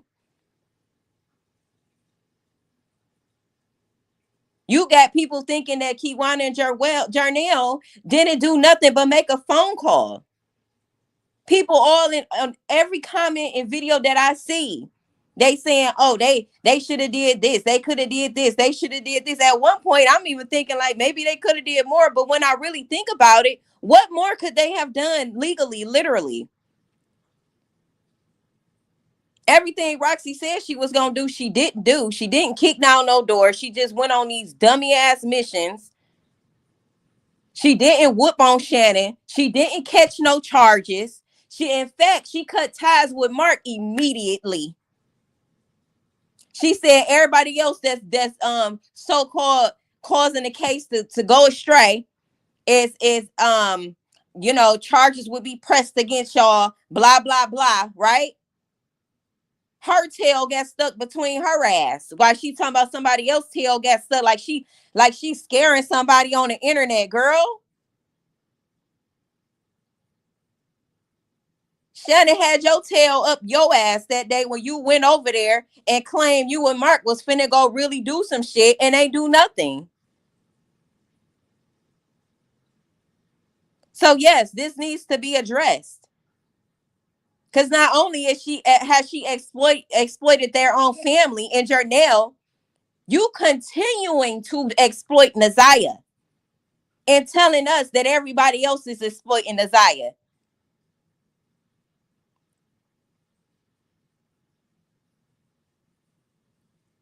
Still selling t-shirts, still selling things with Nazia's name on it. Getting on live with Nazia's face behind you. Nazia didn't even know you. You didn't even know Nazia. You didn't know her birthday. You didn't know nothing about Nazia. And then you get on live today and you say Nazia told you to do what you're doing, you lying ass bitch. Excuse me, y'all. But she got me heated. She literally said Naziah said to do this. Girl, please. That is exploitation. You don't have an organization. You don't have nothing that these proceeds are going to. Nothing. You've been pocketing money. From the day you was out there when you was on live collecting money from that man on the stairs. You know exactly what I'm talking about. You've been collecting money for Naziah with your quote unquote ugly merch. Your ugly merch is ugly. And she don't even like purple.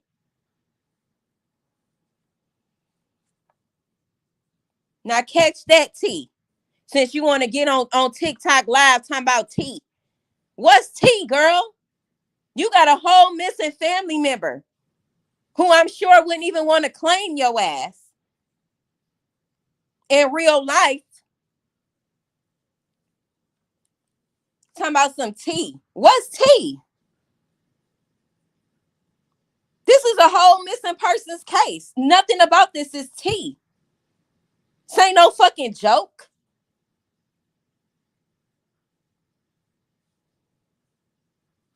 Like I said, Roxy, you are welcome to come on my panel and answer some real ass questions. And know that my facts is all the way straight. And you bets to come correct. Ain't gonna be no yelling. Ain't gonna be no you talking me in circles. Ain't gonna be no you manipulating me and me stuttering over my word. None of that. None of that. Because this wasn't for clickbait. None of it was. I genuinely care about this case. So won't you come talk to somebody who really knows what's going on? And really answer these questions that you are supposed to be answering to the public as the fucking face and voice of Naziah. The public got questions and we want answers.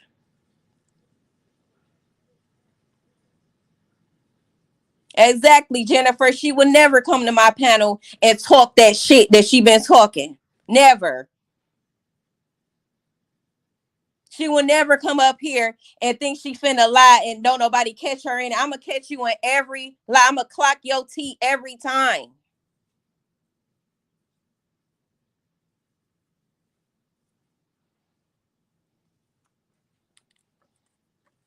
I don't play that shit about kids. I know you think this a joke, Roxy, but ain't shit funny about none of this shit that your goofy ass doing. You look goofy as fuck on TikTok. I just want you to know that.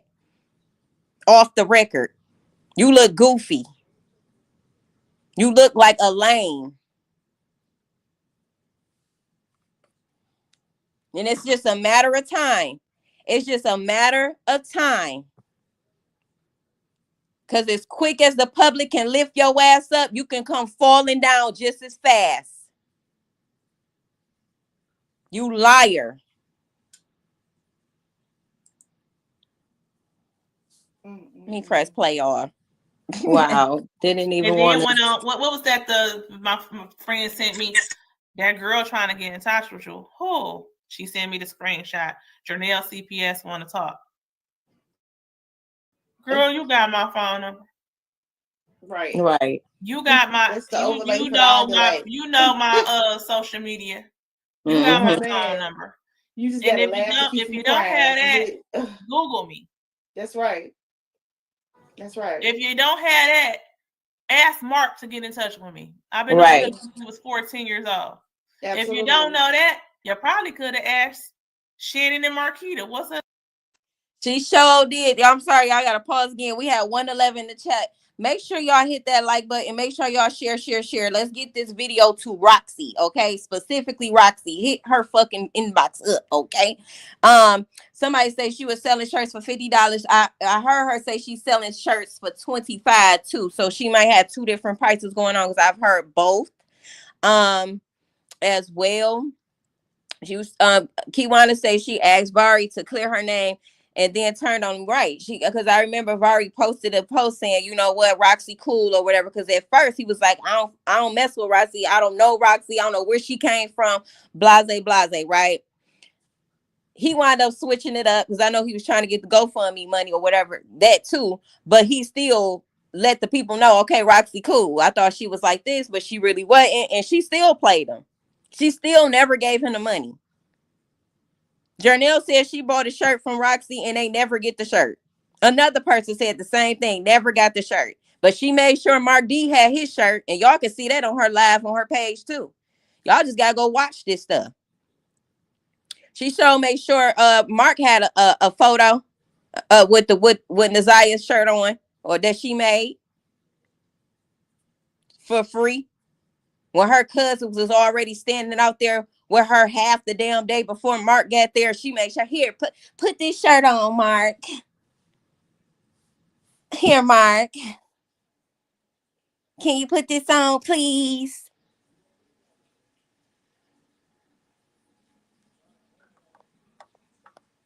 You sure you ain't doing Mark Roxy allegedly? Just saying.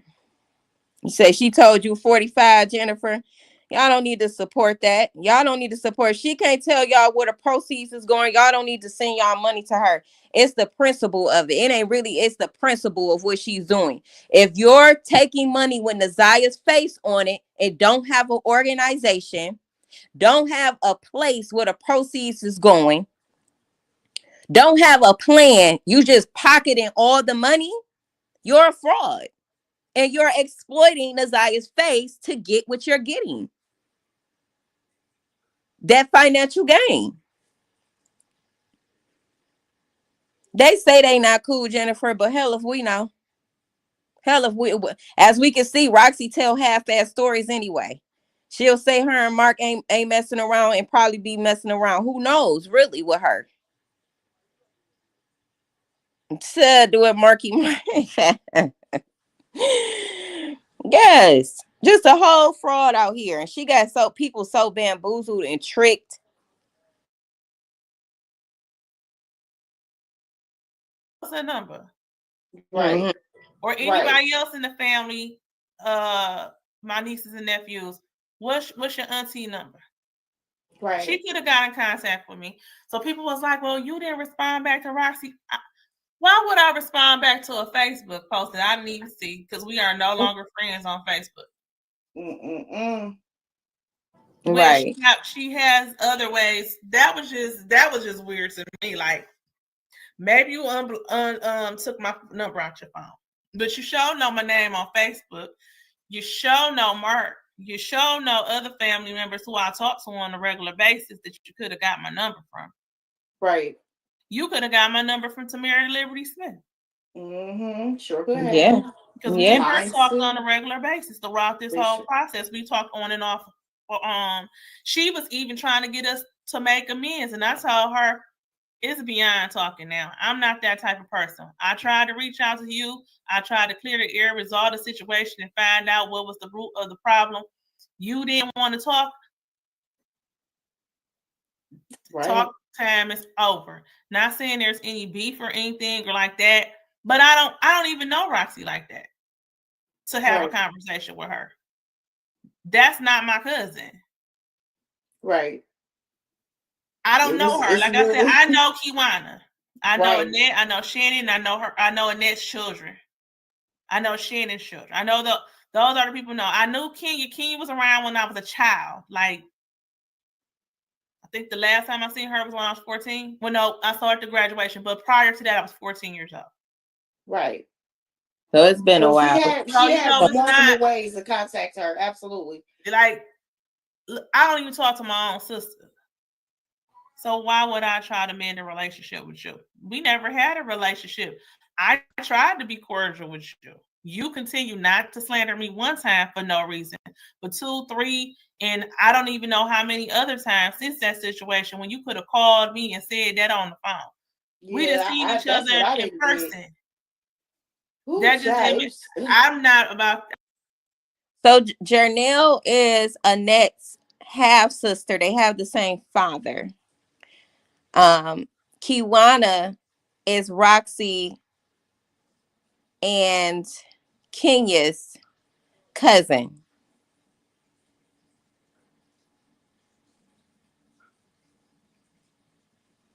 and she's also Nazia's cousin. So Jernell would be Nazia's great aunt, and Kewana will be Nazia's cousin.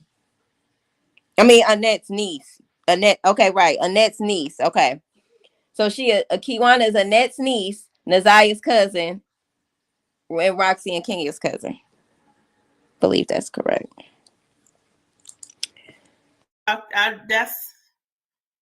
They call me the cutoff queen for a reason, because I'm not about to tolerate no disrespect.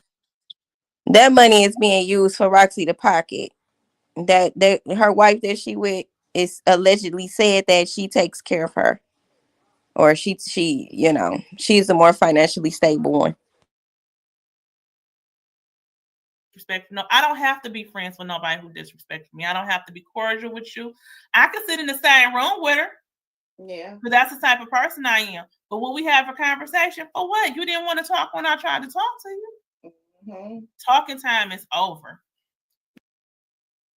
And Roxy's wife is also very much younger than her. I think Roxy is about 35. Her wife is 25. They have a 10-year difference, and they've been married about 5 to 7 years. So y'all do the math, and y'all come up with the numbers in your mind and how young that wife was when they got married.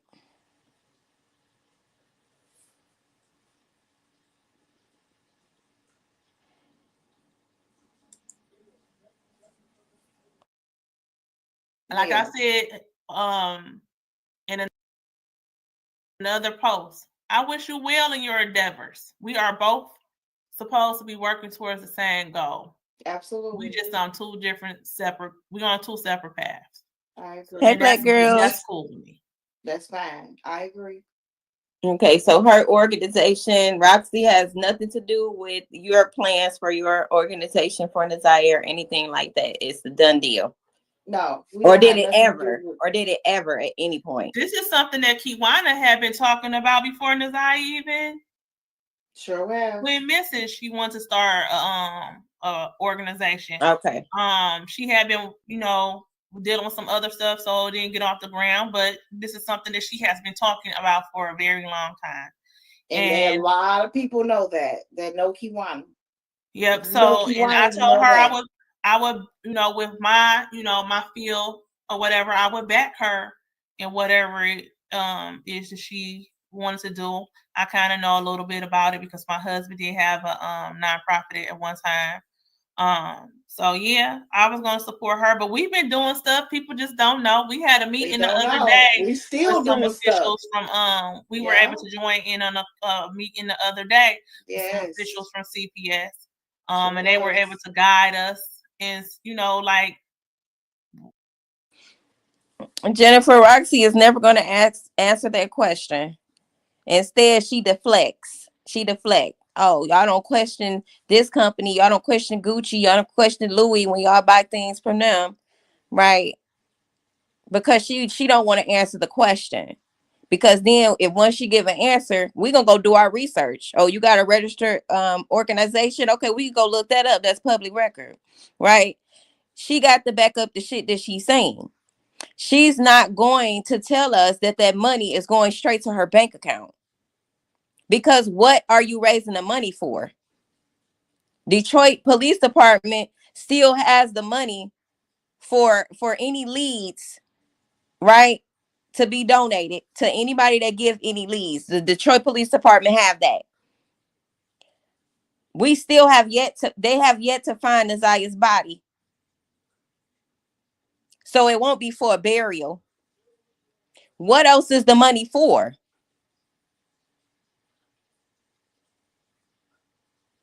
So she's not going to answer that question. Instead, she's going to deflect and say, well, y'all don't ask everybody else these questions. Well, we asking you because you got a 13-year-old face on all of your surroundings and doing everything that you're doing in the name of Nazia. Where was all this energy when you, Kenya, and y'all two specifically? Where was this energy when y'all knew that Nazia was being abused back in January 2021? When Nazaya went missing? 2023. Really 2022.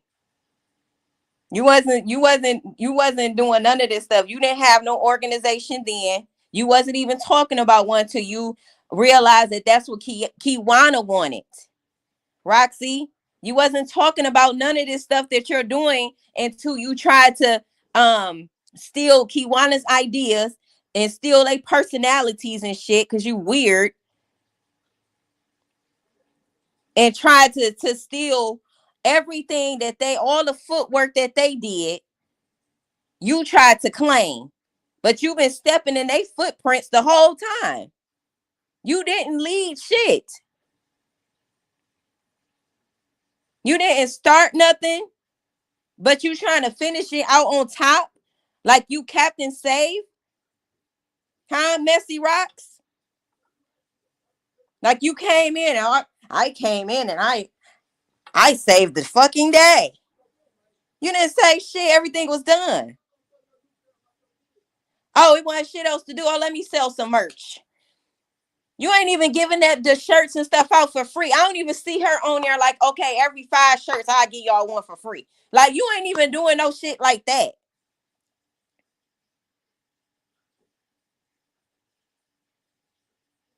Nothing.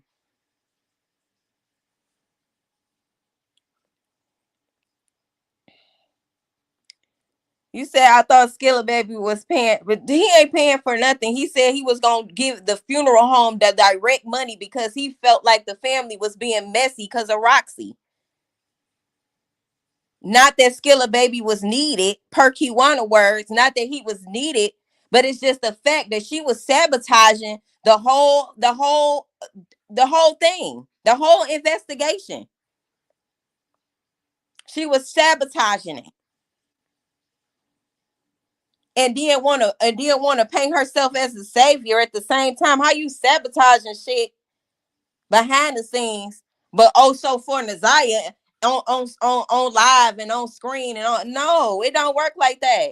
You a fraud, girl. It do not work like that. You don't get to exploit children for your own financial gain. You don't get to do that. Hell, anybody for that matter.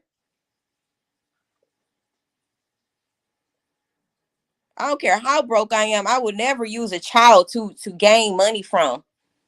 But people do it all the time. This just a different caliber of it. People do it all the time.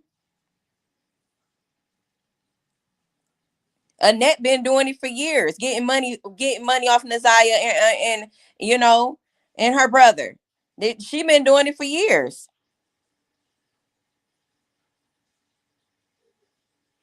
And giving them bottom of the barrel care. And how much more care you would have gave Nazaya, Roxy, if Nazaya was still here? How much more care would you would have gave her? What type of mother is you? Let's talk about that.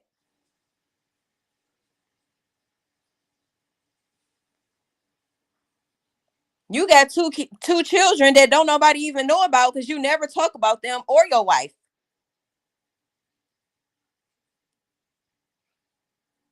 Why is that? And then when I did hear you talk to some kids in the background, she had the nastiest, ugliest face and ugliest voice and tone on her about her. I was like, damn, that's the real her right there. I heard how you was talking to that child in the background. It must have been your child. You're sick. You need to seek help immediately, Roxy.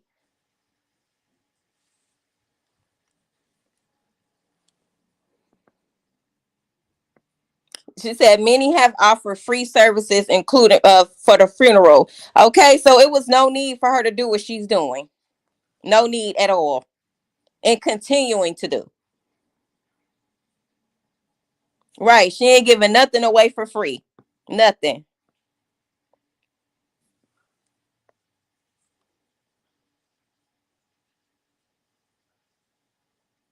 Let me press play, y'all. We'll get through this. I've been writing letters, sending emails. I've been in contact with representatives. but people wouldn't know that because I'm not gonna Broadcast it. like Right. broadcast it. I mean, like yeah, the just news. like Messiah's birthday. Honey, we Oh were yeah, out we did there for nothing that for baby Zion birthday. We passed I meant out to ask y'all cupcakes. about that too, because we the Honey, public would like to know what We happened. did. We passed out cupcakes. Some of Cupcakes, Roxy's flyers. followers were there. Some of Yeah. the people Oh, who got okay. they were there. We passed out cupcakes in the area. I went and got cupcakes. It was, you know, with our schedules, our time, but we came together to try to do something for Naziah's birthday. We do have plans for Naziah's birthday. Sure do. As of this year. We got Okay. her brother. We got her brother out there. He was out there. Her brother was at the passing out cupcakes to the community and flyers and stuff. But we've been doing a lot of stuff that a lot of people just don't know about. And one reason is because I find it easier to get your point across when it's not a lot of people yelling. That's right. You know, Say that. So like it's just been the two of us. Sometimes it's just been me, and then we come together, and we actually got some good feedback the other day at the meeting. And we're gonna follow up on those things. We have a meeting coming up in Lansing in a few months. Not only to start the organization, but also to try to get in with lawmakers to try to change policies and stuff like that. Absolutely. We've been talking to some of the mayor candidates for mayor in the city of Detroit, as well as the current mayor. So we've been talking to people, but these type of people don't want all that mess. So they you don't. can't be involved in that mess. Exactly. They're not gonna take you seriously. No. You doing all that mess. So, you know, and a lot of people was asking us like, well, was you involved in this? And well, why are they saying it just is about this about you? You know, one of the representatives from I can't remember her name. Yeah. She running for mayor, Sheffield. One of her representatives asked me blatantly, like, well, what is this about this? They asked me, and I had to explain to him. And he's like, oh, I understand. And we've been in touch. So yeah, because that type of behavior comes off very unprofessional and messy, you know. So I can see why you wouldn't want anything else to do with Roxy or anybody else that's associated with her. I just want to focus on the endeavors that Kewana. I want to back her on her endeavors with her program. Like I told you, I'm in school. I've been working with talking to people at my job in the community, the mental health community, getting leads. I have many friends who work in human services that have been giving me leads. I got a friend. I got friends who work in the justice system. We have family members that are in the justice system who have been guiding me and helping me since 2022.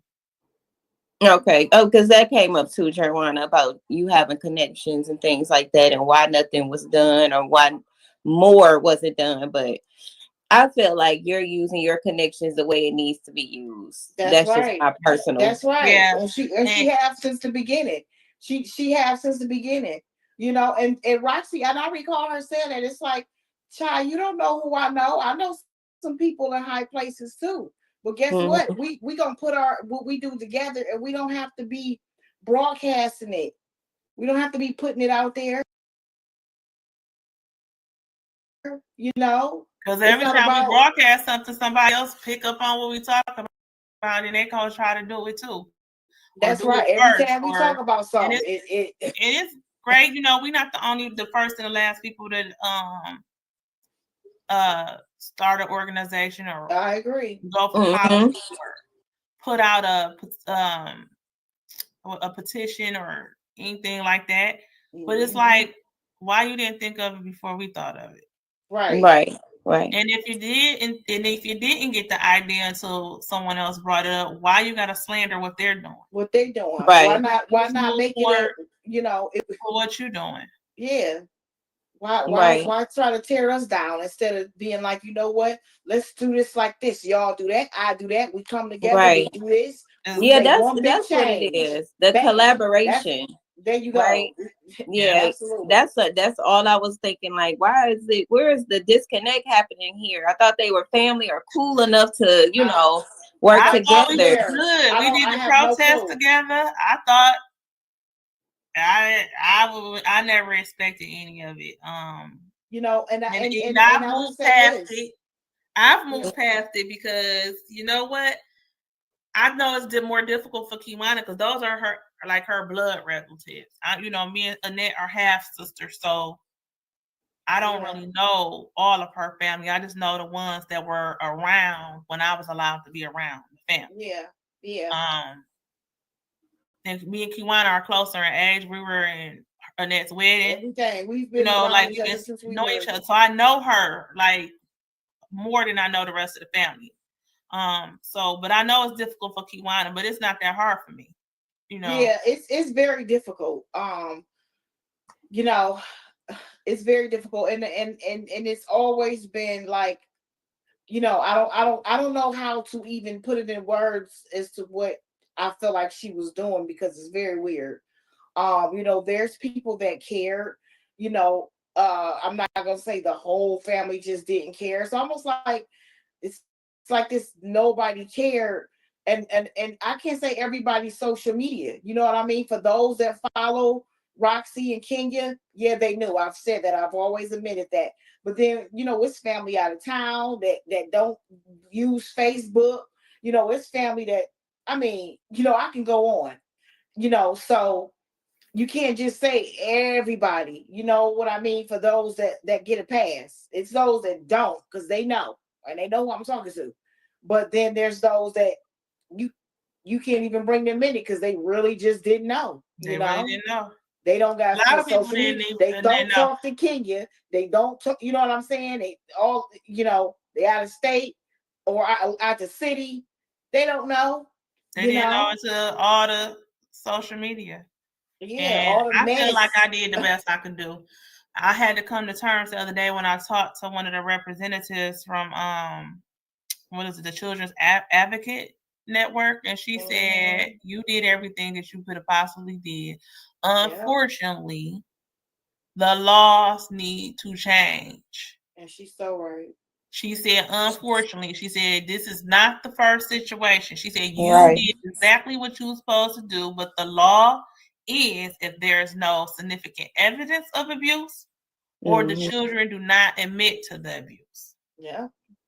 They were not going to do anything. And then we did I don't know if you saw the article Monday night where the reporter did, and she explained to me how they have on a record, like say for instance, you call CPS, they vet that call and determine whether or not they're going to even send it to a worker to be investigated.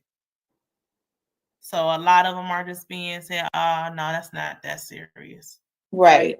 So and I didn't even know that. I thought all calls got looked in. She said, "Do you know how many calls they get a day?" Right.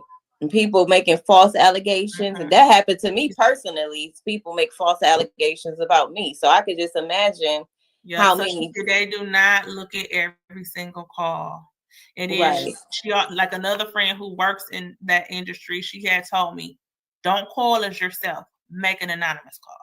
Because after a while, they're going to start just vetting your call to not even send it through because you keep calling. Thank you, baby.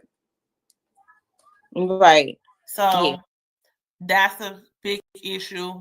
But like the lady told me, she says it's not just CPS responsibility, it's also the school system's responsibility. She said you have spoke to the police, you have spoke to CPS. She said, but I'm pretty sure the school noticed some things. Right.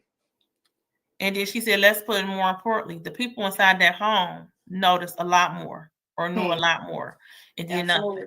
She said, if they had came forward with what they knew, was you being an outsider of the home? Yeah.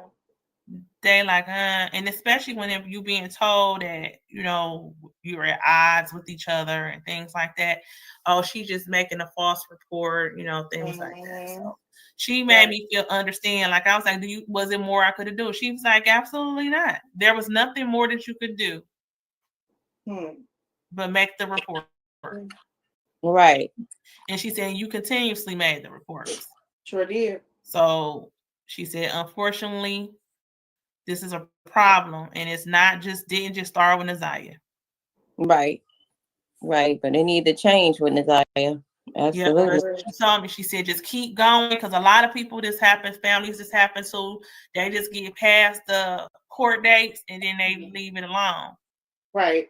Yep. So she said, just keep going, work for change, write letters, show up at different meetings. So And do the footwork. And y'all been doing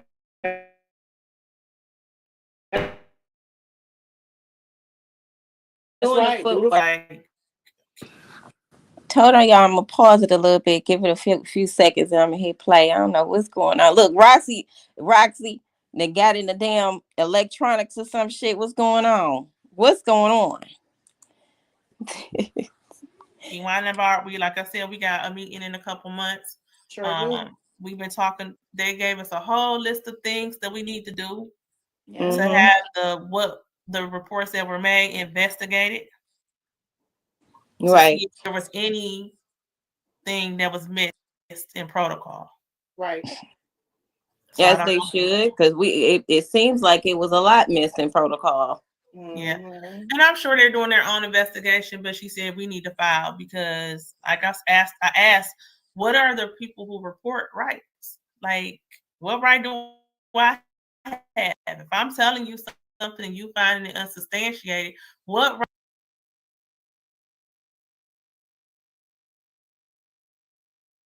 right do I have to be heard? Because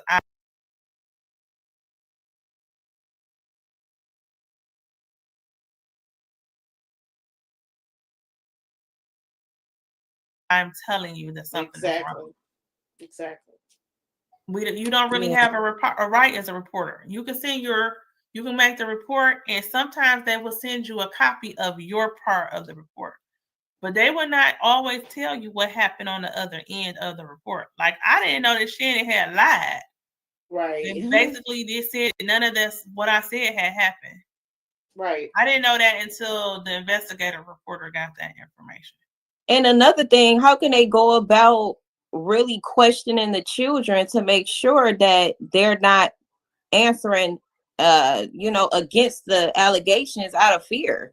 Like, it's got to be another way that they can go about this and just not assume because the environment is clean and they they look like they well kept. That doesn't mean that abuse is not taking place in the home. Like, I agree. Just like we were told at the video of them getting ready for school and being verbally abused and then having to pray, that happens in the Black household. That's a normal thing. Yeah. I don't know about them, but I didn't get that in the Black house every day. That's not in every Black household. That's in toxic household. Yeah, I got my share of fussing and spanking and stuff like that, but I have never ever been treated like that. And then on top of that, had to pray, and then was afraid was trying to say the prayer and was so scared to say the prayer. I was fumbling. I've never. And then go learn after, right. Have a good day. How many years have we been seeing that post on social media? Don't yell at your children before they go to school. Expect them to have a good day, to be productive and be good students and things like that. Right. I don't know. But they said that happens in our household every day. It don't happen to mine. Like, I agree. I fuss at my kids, and I got boys. Yeah. I fuss at them and I get on their case. But have I ever, like, about a coat and then say, come on, let's pray? Right. And now here, y'all have a blessed day on top of that. Like, no.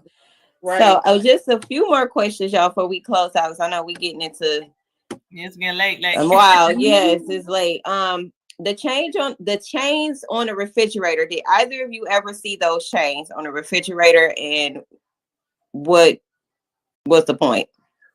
When I was growing up, the chains were on the refrigerator. Yeah, the chains been there forever. This is a new thing. Chains were on the refrigerator. Because Kenya said she never seen them. She'd never seen them. Kenya was over there more than I was, so I don't know. I saw them. If you went to Auntie house, you saw them chains. Especially after they moved from the first address, the first address. The kitchen right there where everybody the sitting. first address I never saw it, but I don't think she had as many refrigerators. The second address, I'm trying to think. Was I at the second? I can't keep up. They Girl, moved. yes. They moved That's the so one much. with the back porch. But that's the one we was at all the time. Yeah. So Marquita's boyfriend mentioned that she only would feed the kids certain food, like hot dogs, very like cheap quality food. I've been saying that for years. Would that be the reason for the chains on the refrigerator, to lock up the quality food? And that's another thing to bring up. Go ahead, Jay. Yeah, Shannon had told me that, you know, sometimes like to keep the kids from overindulging, you know, I guess, you know how kids are. You buy a 10-pack of fruit snacks to last a couple of days. They're going to eat the whole box in one day. And as well as, from what I understand, one refrigerator was hers and the other refrigerator was for the children and like extra. And then another refrigerator was for, they were rationed out food. Mm-hmm. And then Shannon used to tell me, like, my mama cooked ribs and steak and all of this, but the kids can only have hot dogs. Yeah, that was often. Hell, I remember that as a kid. I used to be so mad. I would call my mom. I'm like, come on. I don't know. I got treated a little different. You could ask the Annette's oldest son to this day. He'll tell you, oh, you got treated different. Yeah. From us. Like, me and another cousin who was around, who's a boy, y'all got treated different. And he puts his ass being because we light skinned, but I got treated different because my daddy didn't play that. Like, so you think she was trying to make sure that she didn't be at odds with y'all father, because y'all had the same father, right? We had the same father. No, it wasn't even it being odds, because my daddy really didn't have a close relationship with her. It was, you're not gonna treat her like you treat your kids, because he knew how he treated. He used to get on her about it. Like, why you yelling at them kids like that? Why they can't come outside and they cleaning up? What he said? What possibly could they have to clean up all the time? Right. Stuff like that. He just didn't agree with that. But she was an adult, and he just didn't like the way she would treat the kids. And then sometimes, like, spankings was a little excessive. I remember one time she kind of grabbed me, and I told my grandmother, and he came over there and he told her, "No, you don't." He's like, "If that's how you want to discipline your children," he was like, "Do that, but this man." Mm-hmm. He said, "I didn't do you like that." He said, "So why would you do her like that?" He said, "Now I told you about the way you treat these kids." He's like, "You don't always have to yell and spank kids. And he was like, "And how do you, his thing was, how do you expect the child to be productive and have good behavior if they don't have any type of reward in place? Like simple things, just being able to go outside and get an ice cream cone." Yeah. Right. Like my daddy was the daddy that if he got me an ice cream cone and he saw kids sitting because their mama didn't have no money or something like that, he was gonna buy them an ice cream cone too. That's right. And he tried to be in their life, but he couldn't deal with a net. What about you, Kewana? As far as how do you feel about the food situation? Yeah, same. Because there was a lot of talk about the kids starved and so on. It's not that they didn't eat anything; it's that they didn't eat. For instance, the big brother. He played football. My son played football. Them boys come home from playing sports. They want a full course meal. They want to eat. They don't want no noodles and no hot dog every day. And so it was a lot of fuss about that. I would get calls, and that's where the cash apps came in from myself, me, Jernell, our other cousin, because we understood where they were coming from. When we could, we did. You don't want to eat noodles every day. My kids won't even eat noodles. Okay. I'll eat some noodles, but I'm gonna do some add on. I'm gonna put some tuna, put a little dust, a little something off in there. But Yeah, children don't want to eat noodles and processed hot dogs every day. They want to eat food. And she would eat, like she said, Auntie Net, I remember times that she would go out and get a whole meal. I mean, smelling good. You know, I've never done that with my children. What I ate, they ate. I've never done that with my children. And like, even if in the event I went out and ate with some adults and came home, I was bringing them pizzas or something. They wasn't gonna just feel Something they like wanted. they was just left out and they got to eat noodles. So I didn't know anything about that type of life, because and it was just like, what is going on? You know, I Right. didn't understand that, because I don't do it with mine, and my children that have never had to ask me to enter a refrigerator. They were never, and I'm talking about none of her children. You know, because I was raised as her one of her other daughters. I wasn't like the niece. I was constantly around, and at her home, I've lived with Auntie and that. You know, that's the horse of another story, of another color. But I said all that to say, you know, I didn't know anything about not being able to go into the refrigerator, because I was used to being able to go into our refrigerator whenever I wanted to, and it's not even funny, but it's like, what? I don't do that with my children. You know, it's their food. If I'll tell them straight like this, if you run through it, that's on you. Hell, my kids been grocery shopping since, you know, 8 years old. They would, okay, we this here go our list, mama. This is what we getting. You Yeah. know, so Like the comments, I used to say, dang, you let your kids make their own grocery list. Yeah, I buy food for dinner and breakfast and lunch. And then I let them say, this is the type of cereal I want. This is the type of chips or cookies or candy I want. And I'll be like, okay, I'll buy it. Now, this is your snacks, and this is going to last you until the next time I go to the grocery store. So if you eat it all up, it's all gone. But of course, you know, you go out and buy some more if you got, you know, extra funds or whatever. But the things, when I had interactions with the children, I mean, like some of the stuff just broke my heart. Like, which I'm not pretty sure it's other children, but to me, it's like unusual. Children who have never left the city of Detroit. They have never been to the state fair. They have never been to the zoo. They've never been, well, they did eventually go to a movie theater. They have never been out of the state of Michigan. Never. Another thing was, you cook dinner every day? Right. Who, me? No, that's what they asked. That's what they said to her. When the children spent the night at my house, and they said, wow, your mama cooked dinner every day? Oh, they were surprised. And I thought that was a normal thing too. Yeah, I mean, some days you might be tired, you don't cook, but you cook dinner every day?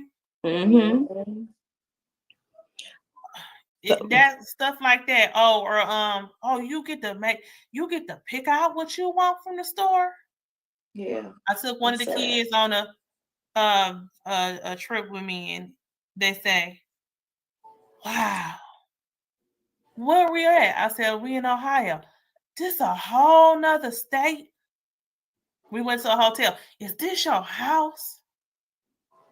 You know, like, that's common stuff for a lot of kids. You know, even if it's not often, a lot of kids these days, you know, they got it better than we did when we was little. You know, they get to experience a little bit more, and that used to just break my heart that they didn't get to have basic pleasures, or you know, oh, my mama gonna buy me an ice cream or a McDonald's, or you know, they didn't get that.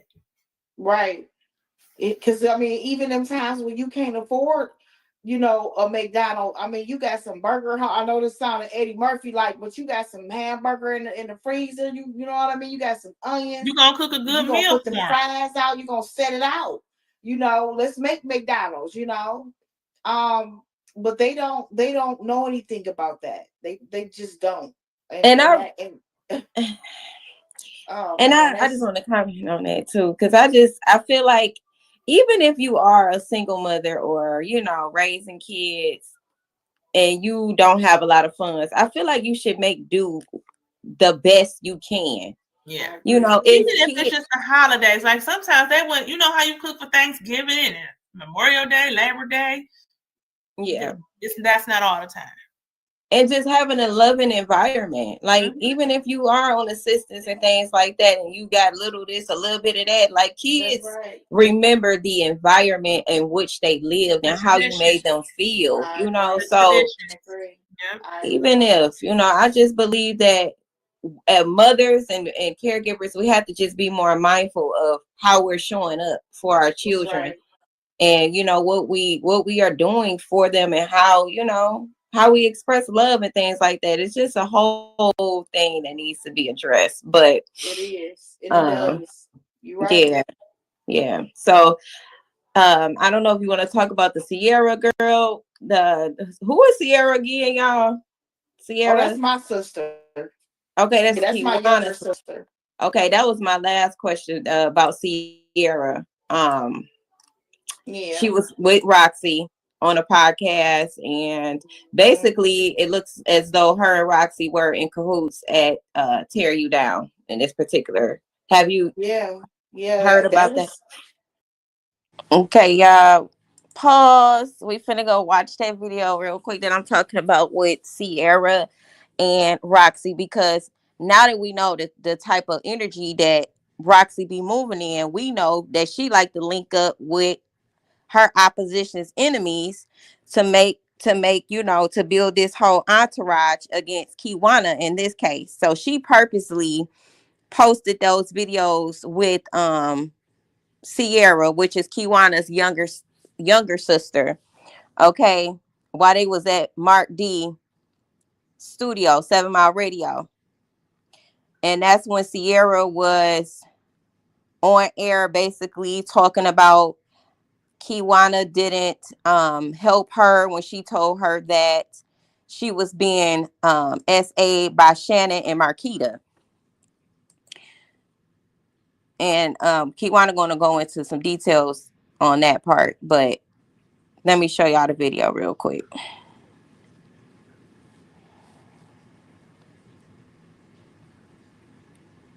Yep, she Roxy purposely linked up with Sierra to do that. Hopefully it don't play too damn fast, y'all. I got the video right here.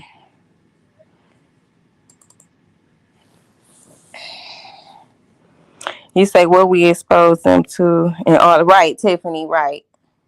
You gotta be mindful. Gotta be mindful. Even when we stressed out, even when our kids getting on our last nerve, because I promise you, my kids tried my nerves today.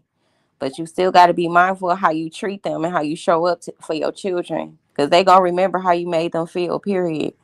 They gonna remember that. They don't give a damn about how much money you had, how much money you don't get.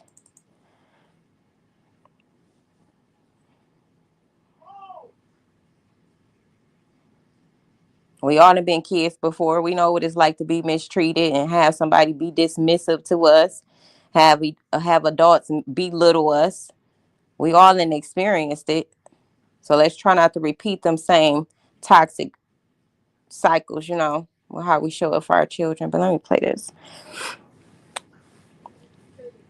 Yeah, this internet is pissing me off.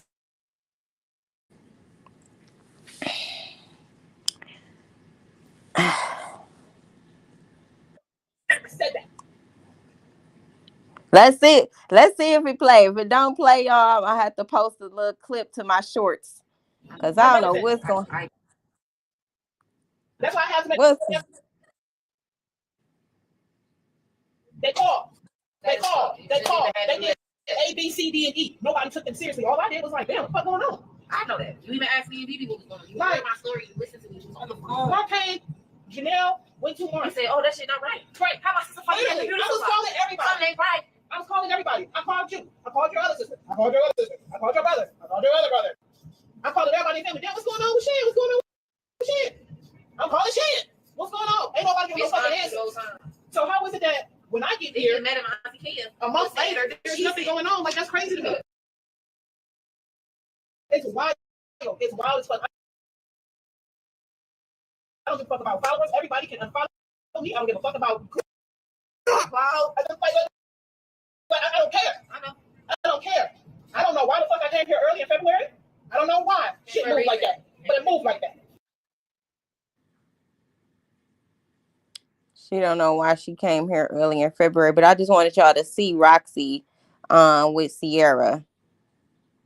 And she was talking about how Sierra was saying how Kewana jumped on her in a beauty supply store, and Roxy was supposed to have been on Sierra's side or whatever. But she know why she got jumped on at the beauty supply store. Kewana and Jernell, good job. By going to the courts, by calling CPS, by calling DPS, and by calling her. Good job. Okay, I'm proud of y'all. It started, y'all started it. There you go. There's your recognition. There's your hug. There's your cookie or whatever the fuck it is.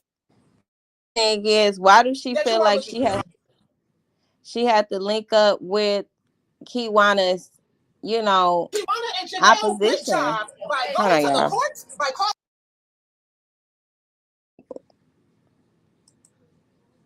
Somebody feeling the type of way when they got to link up with your opposition just to attack you or come at you, but people on the outside looking in, they probably didn't think much of none of the things that Roxy was doing, but those who can see through bullshit and manipulation, then you can see things for exactly what it was, and then you done met somebody just like Roxy that's did some old foul shit to you too, so them type of people from a mile away.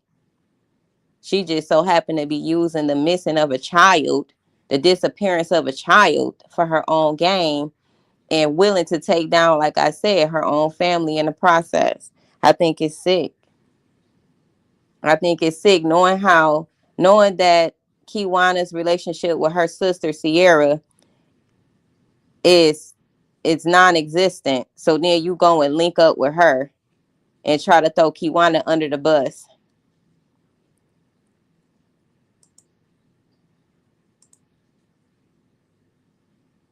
I'm gonna get back to the interview, y'all. Hold up.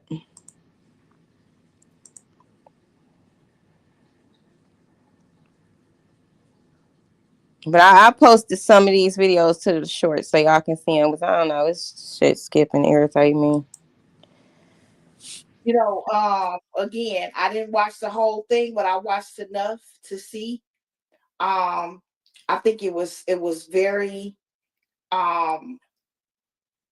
it was very tasteless that she would go get my sister, because believe me, every calculated step she took it on purpose. This wasn't about let's shine light on this, let's shine light on that. This was solely about don't let me forget, Jernell, what I'm about to say about Lady, because how sometimes I get to talking.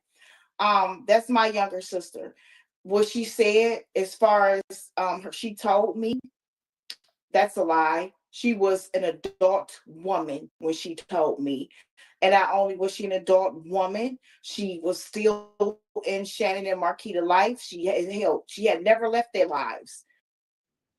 Okay, y'all. So basically what Sierra was on 7 Mile Radio saying about Kewana is that she told Kewana when she was a little girl that she was being touched by Shannon and Marquita, and that Kewana did absolutely nothing about it. That was the lies that she got on 7 Mile Radio and said. So what Kewana is saying is that when it wasn't until Sierra was about 24, 25 when she found out what happened. But at the same time, even when Sierra was 24, 25 and told Kewana, she was still very close to Shannon and Marquita at that time still. I mean, they were bestie cousins, okay? So I don't know why she would get on there to tear me down. I'm the last person she should ever, ever, never, ever try to tear down. Okay. I'm going to say that. And the rest I'll leave for when I double back and have a real conversation. Not that this isn't one. I get what you're saying. But yeah, she I'm the last person she should be trying to come forward any type of way. And she mentioned what I did to her in a beauty supply. I absolutely did. And she knows why. But see, she didn't get on the platform to speak about that. And she didn't get on the platform to ask for forgiveness or any of those things. It was an attempt to tear me down, like you said. And you know what? Source don't like ugly. Believe you me, it didn't take long for her to understand and recognize that. So that's what I got to say about that. That was a lie. She was 23 years old, 24 years of age when she brought it to my attention.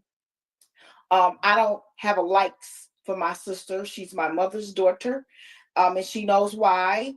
Um, yeah, but when she brought it to my attention, I did express to her, what she needed to do.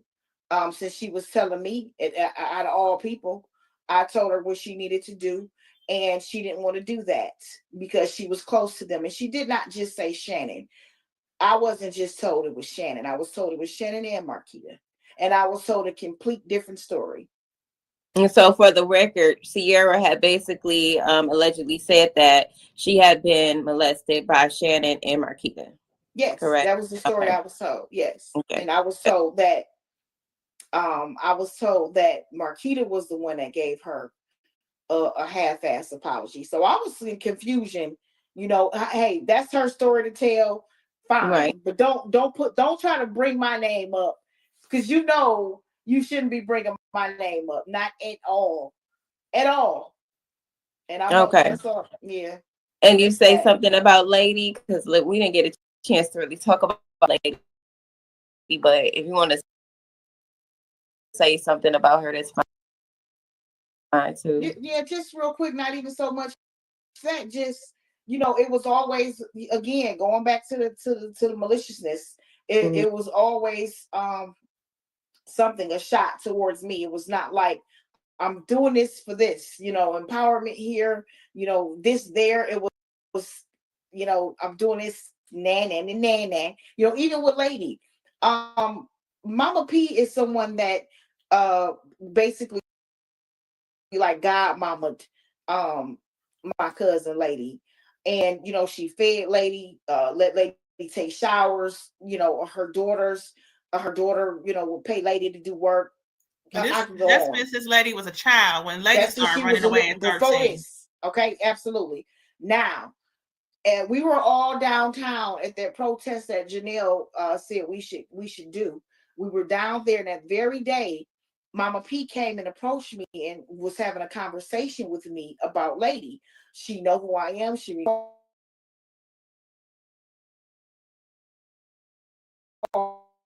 I am.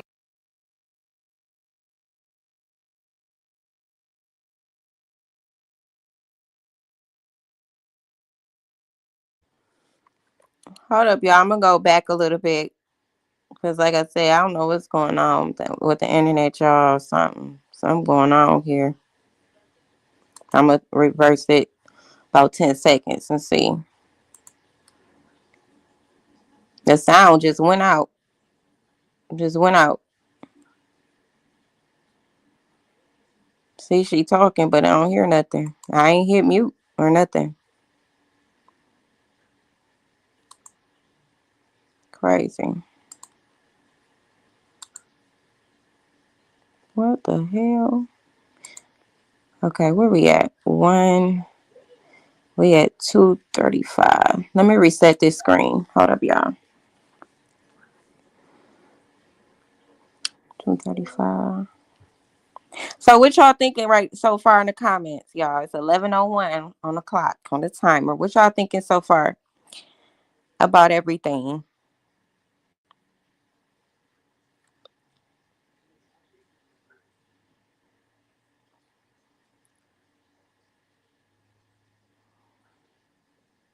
Long as you I had to reset the whole thing. Hold up, y'all. Let me stop sharing. What y'all thinking so far, y'all, in the comments? Let me know. Y'all still with me? It's getting late now. Let's see.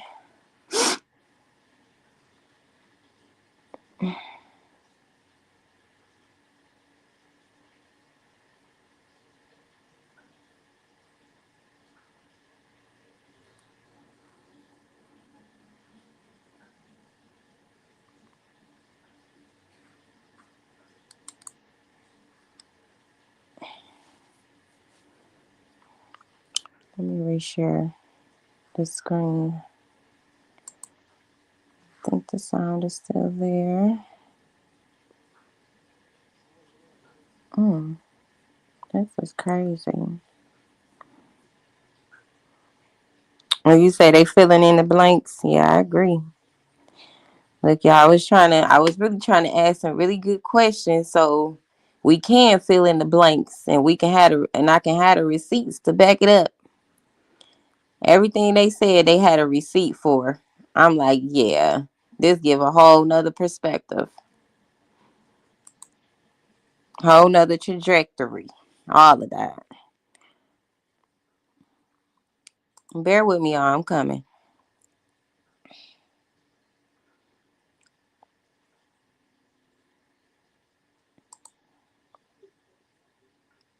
Think she's just a joke. I believe so. Joke's on her though. That's one thing about the truth. You can deny it all you want. The truth is still the truth though. You can deny it and act delusional all you want to, Roxy. Messy rocks. The truth is still the truth though, Puddin'. Y'all look. The way she the way she was playing Lady too, y'all, I can't wait for y'all to hear this part. Cause it's crazy. Crazy work. Crazy work.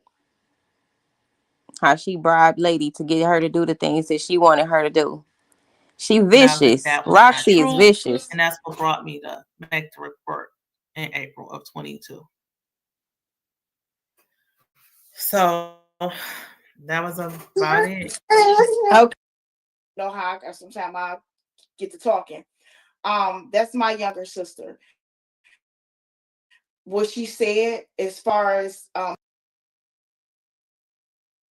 Messy rocks. Look, y'all know I always give it. Everybody can get a nickname. That would be her. Okay. I just fast forwarded to where we left off at. Batman says the amount of dysfunction in his family is just out of control, just deep down. Yeah, a lot of us got dysfunction though. A lot of us got family dysfunction. A lot of us had the same type of dysfunction brought it to my Venezuela was dealing with. Okay, y'all. Let me see if it play. Come on now. attention. I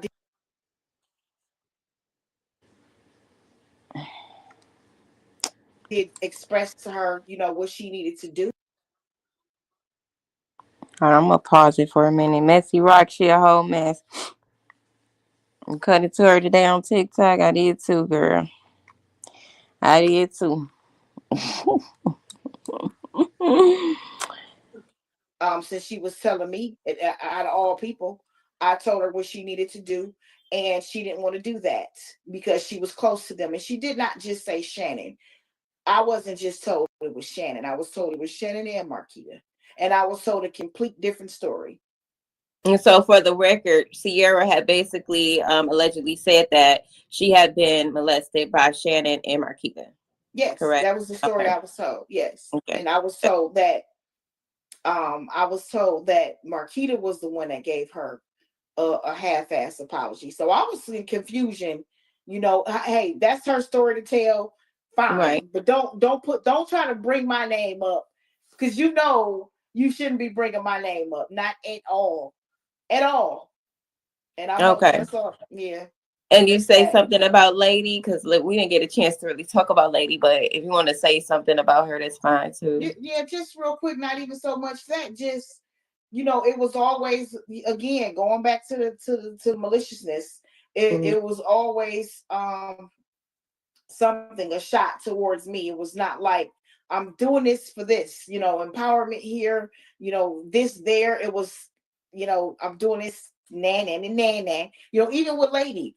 Mama P is someone that basically like godmama my cousin Lady. And she fed Lady, let Lady take showers, her daughter, would pay Lady to do work. That's On. Mrs. Lady was a child when Lady That's when started she running was away at before 13. this. Okay, absolutely. Now, and we were all downtown at that protest that Jernell said we should do. We were down there, and that very day, Mama P came and approached me and was having a conversation with me about Lady. She know who I am. She recall who I am. Again, I grew up with them, and she was, spitting some things in my ear. We were conversing, and and Jernell overheard it, and me and Jernell and her start talking, but the other two, as far as Mark and Roxy, they really weren't supposed to be in on a conversation. She wanted to specifically speak to me. She didn't want them to know what she was talking about.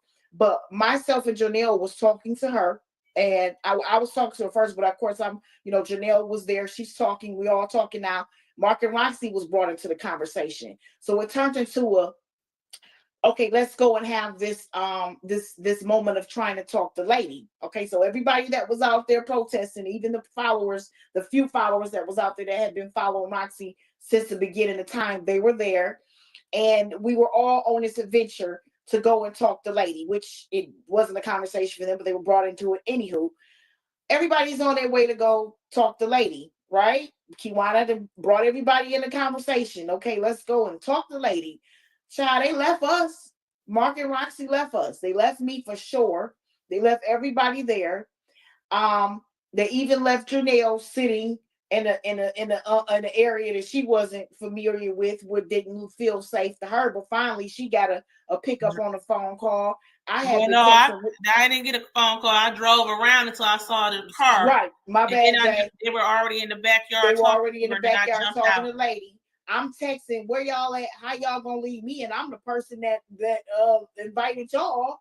How y'all? And her and Ladies is like sisters. Yeah, we her and Lady are sisters, not cousins. So I'm trying to get to Lady. Child, by the time they finally Mark texted me back, we getting something to eat. We doing this, we doing that to throw me off, but they already in the. Okay, y'all. So I did post these receipts in the video that's already posted on my YouTube. Okay, so basically what she's saying is they were at the protest.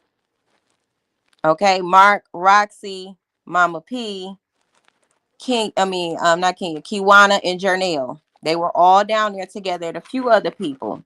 Okay, they were all supposed to be going to basically have an intervention with Lady because she was ducked off somewhere at Mama P house or around the neighborhood in that area, right? So Mark and Roxy took off over there before anybody else can get over there first when they was all supposed to be going together.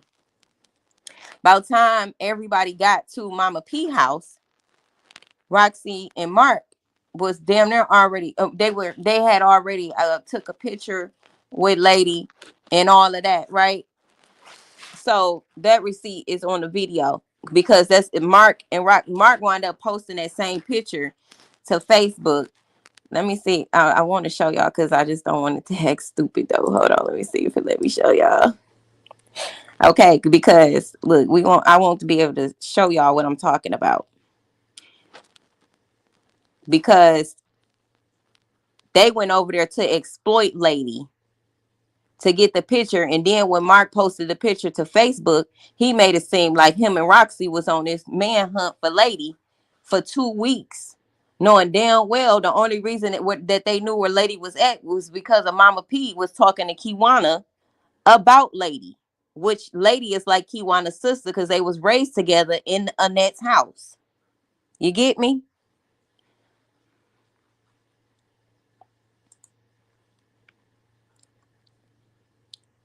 All right, so let me share my screen. Seems like my computer acting a little better.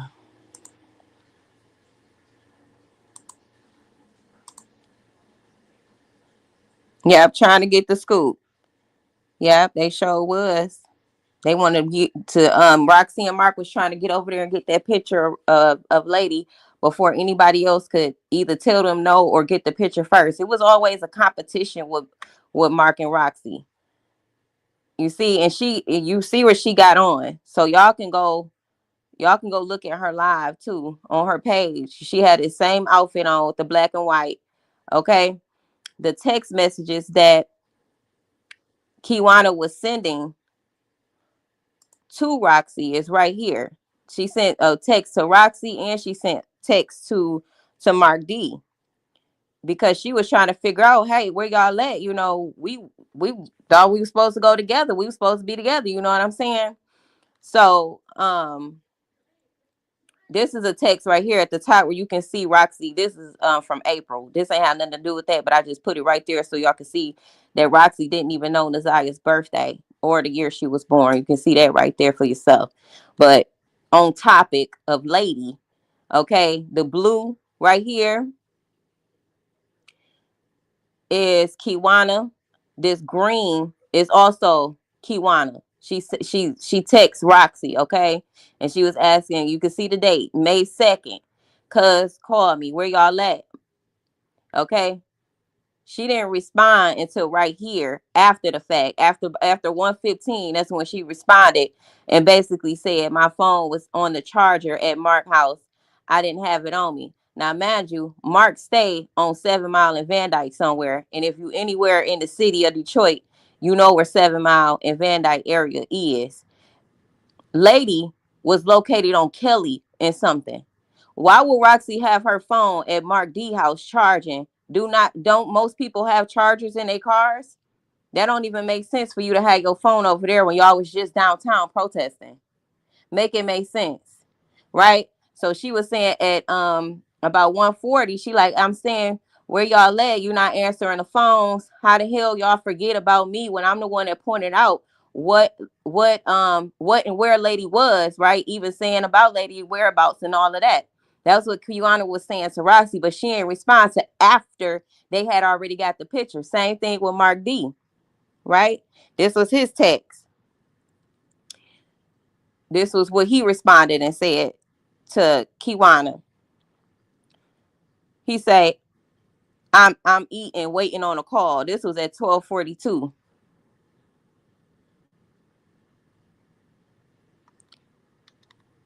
Right? Okay. You talking to Jay Steele, whoever that is, just did.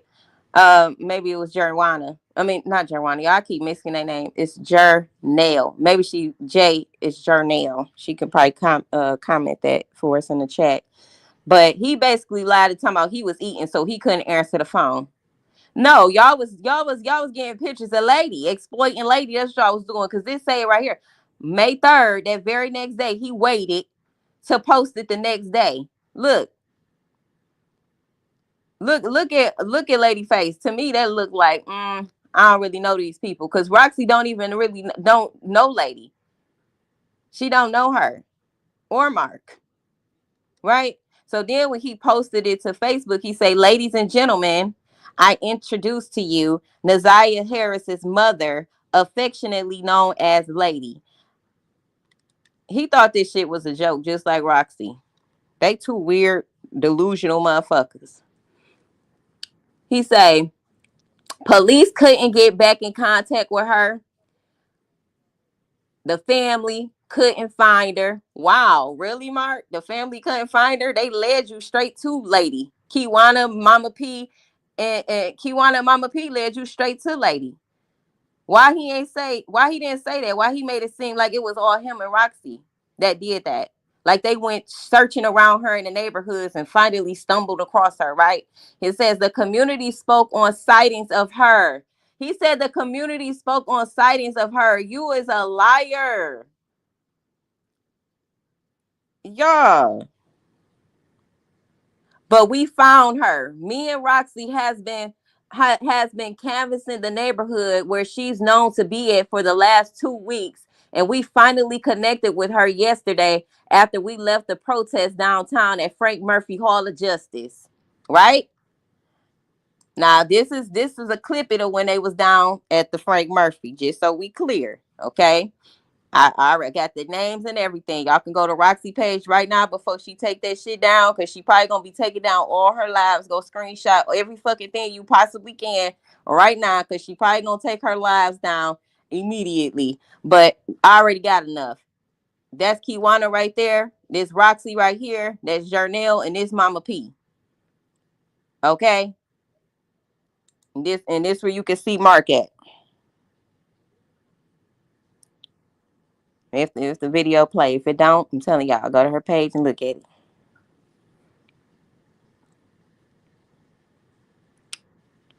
Well, hell, we ain't got to play it.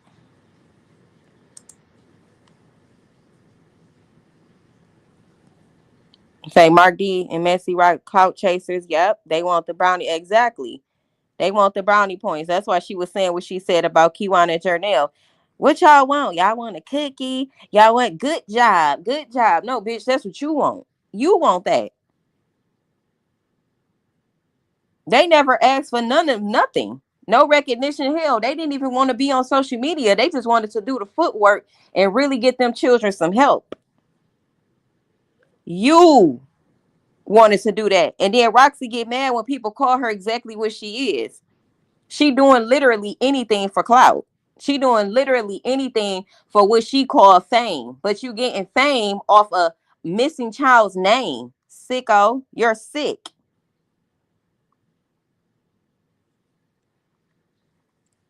I don't know. The video ain't played, but y'all see it, right? Y'all putting two and twos together. It say despite the rumor of her daughter possibly being with her, or being hid by her, Neziah is not with her mother, and regardless to her being where she is, let me see if I can zoom this in a little bit. Very sad, very sad,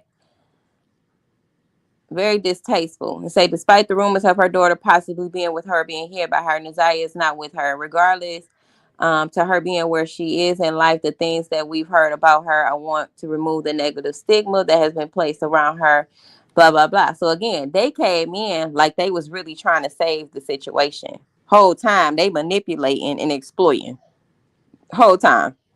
When we asked her what she knew, she said the last thing she heard was the shoes that me and Roxy found.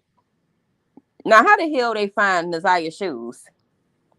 Why ain't nobody never questioned how the fuck Rock and look, I be mixing their name up. What Marksy? How the fuck Marksy, Mark and Roxy find Neziah's shoes? And y'all still don't think they ain't had nothing to do with this case? You can't fool me. You can't fool me. And that she had been cut off from all the family inside the house where her daughter lived. So she knew nothing about them. So she knew nothing because they wouldn't speak to her after Neziah went missing. She did. She knew. She knew. She knew. It's been said that lady was actually in town the day that Neziah went missing, y'all. When she asked us what we knew, we told her some of the details. She started shivering and spoke. Coach, she this evil ass demon shit happening. They the damn demons the whole time.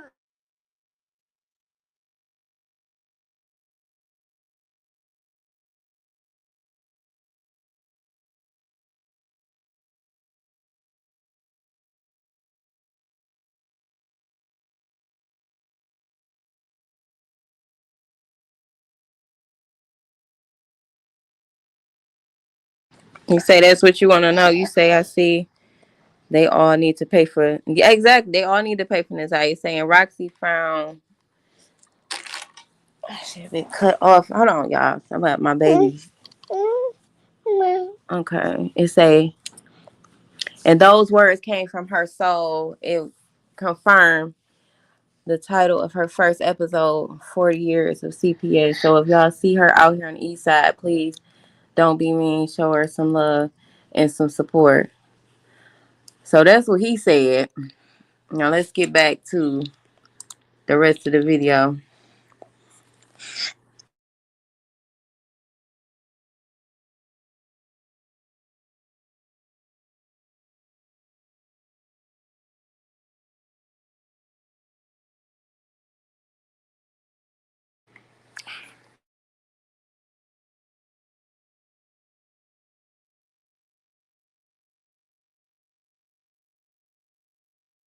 In the backyard, get pictures of ladies. Yeah.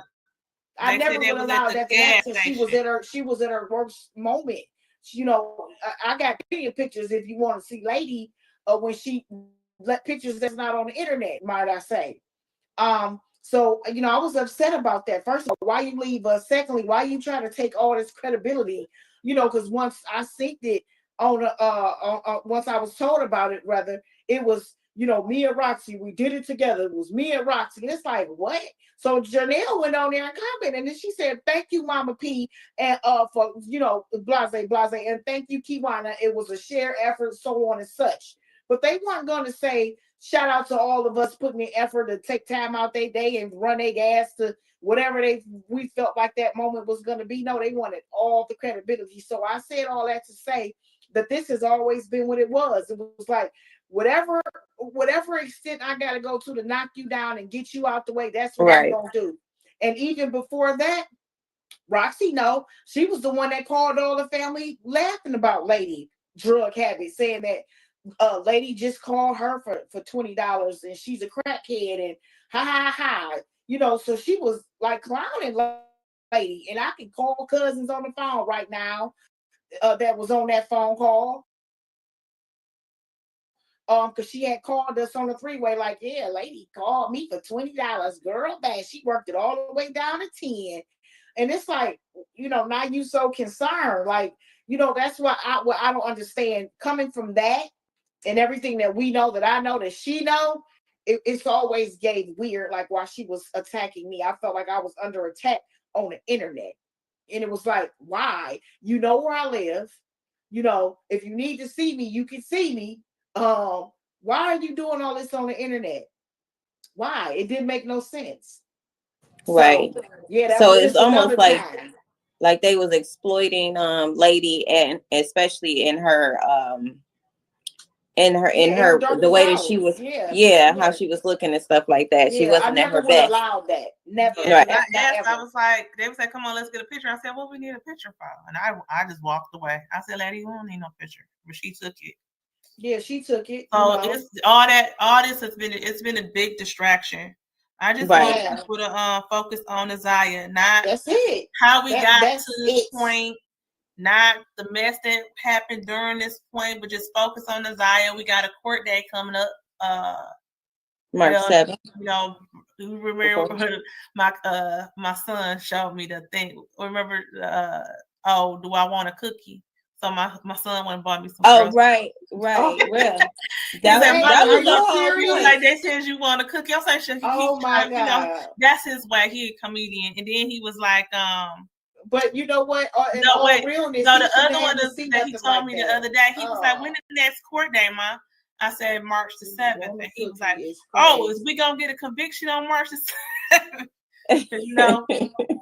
I wish. We all wish. Yeah, I wish or whatever. But it's just funny, like how people just try to make a mockery of you to throw you off. That's it. That's the word right there. Throw you off. Like, and I still kept on moving, and she did, and kept me going too, Jernell. You know, and I just kept on I'm thankful for that. You know, I didn't care about that stuff, but it just seems so aggressive, though. Like me on the outside looking in and listening to it, it's come off really aggressive. That's not the energy that I get from Kewana or Jernell.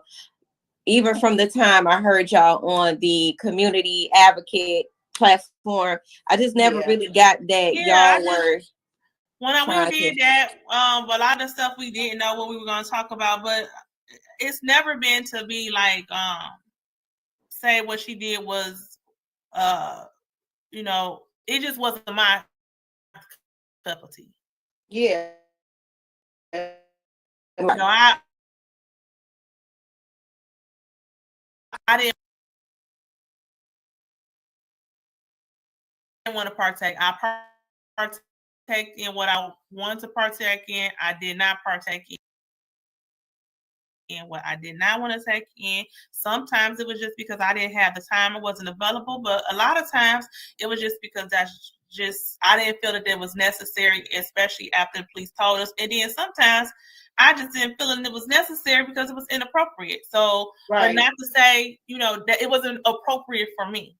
For her, I never especially minded. with the especially with dealing with Tammy and being led all over the place on the adventure, as Kewana would say, and with a Yeah. girl Mimi as well, where Yeah, we heard a lot of mess about that. Like where I Roxy wasn't. popped up at the location where Mimi was as well.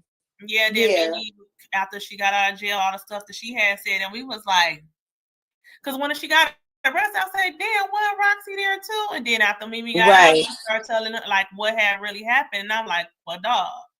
Right. And then the same thing with the other guy Yeah. other social media guy, he was saying things too, and we was actually siding with Roxy. And then now we thinking like, well, dang, did he? Because he got in trouble too with the police. And Right. she didn't. That's a little strange because Yeah. we And the all only seen thing, her on the and what camera. was weird to me is they were doing the exact same things that she was. So why? Right.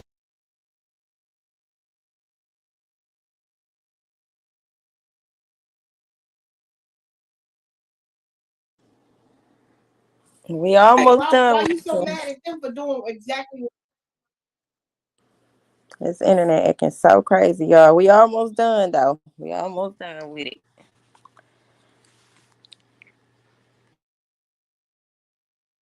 Exactly. Roxy told that girl to meet her there. Then she got on her page acting crazy like she ain't know Mimi was already at that location.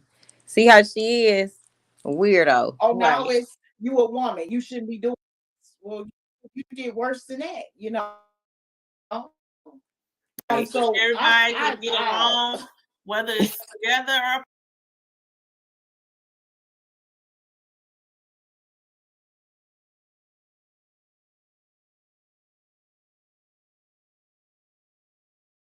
it's you a woman. You shouldn't be doing this. Well, you did worse than that, you know.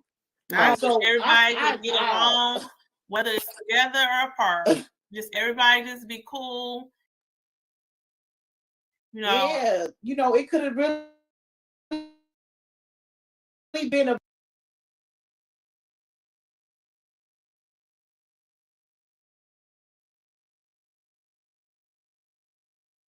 big deal where if everybody worked together, you know, you bring your hammer.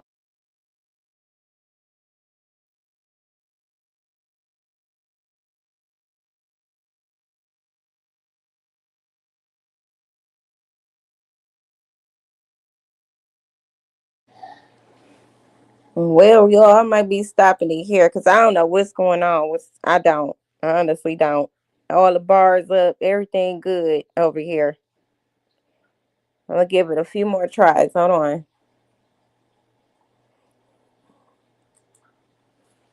Mm. I got my screwdriver. You got some. All right, let's build a house. just get this It didn't together. never have to be. This is my hammer over here.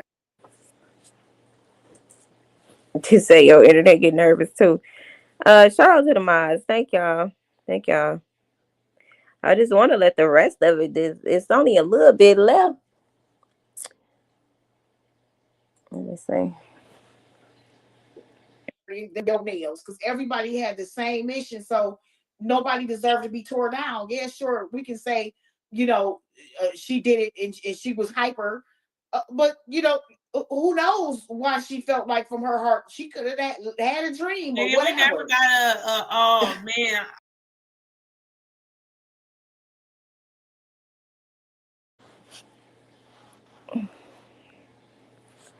All right, let's try it again. You know, like we never got a Facebook apology. Look, they ain't gonna get. Unfortunately, they ain't gonna get one. At this point, if Roxy get on the internet and apologize, we know she is phony. Okay, it's not to be accepted. If she get on the internet and apologize, at this point, girl, bye. Hey, VM. She say, "Hey, Lady Isis, you're getting a lot of compliments on your panel." Or That's what's up. clear up or anything. She just and then she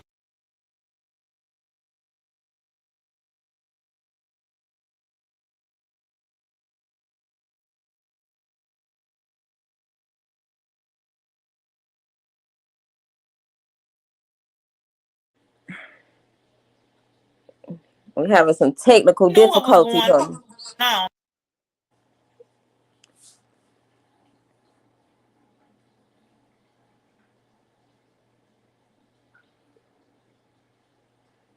I'm gonna go back a little bit so we can catch what Jernell was saying. See what she was saying right there. If it play right, y'all. If You know, not, y'all like can always go look at we the never video. got a Facebook apology or a clear up or anything. She just, and then she knew what was going on, like from Yeah, it keeps stopping at this. Her action. Same part. So she knew that we were being threatened. She knew. Let me reset the whole tab. Hold on, give me a second. But I believe Jernell is saying right now that Roxy knew that they were being harassed. Jernell was getting threats at her job, and both of their houses were vandalized at some point, and Roxy knew about it. Didn't say nothing. Apparently, didn't do nothing. Wasn't worried about it. Nothing. Makes me wonder: did Roxy have something to do with that, or her following, or something? I think Jernell said her following might have had something to do with it. I think Roxy probably had something to do with that. What put it past her?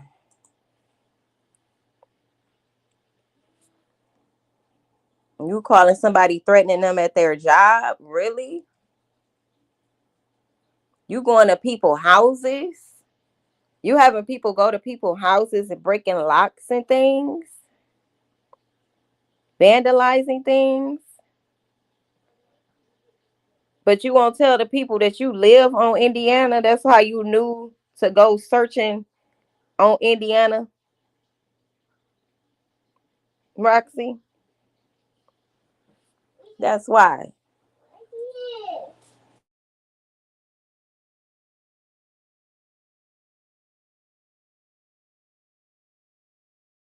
Look, BM, you already know. See, she one of the OG followers at this point. You already know I never gave two fucks about Roxy for real. This just confirmed everything for me. Yep. So let me go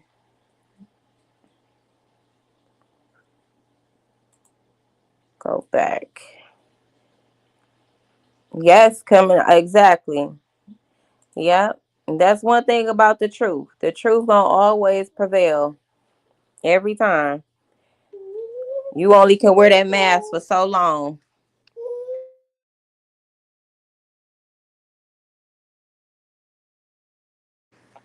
You don't get to exploit children and come up. That's not what we gonna do. Not not if I got something to do with it. That's what we not finna do.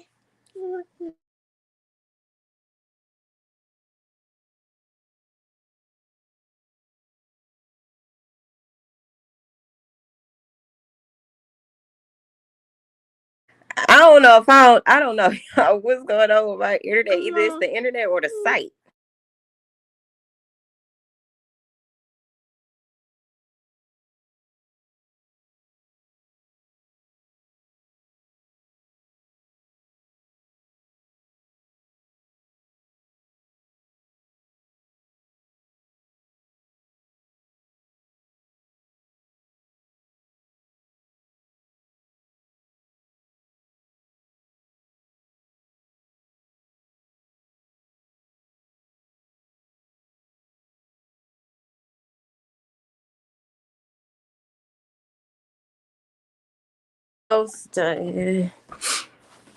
Let me see. Let's see what's going on here.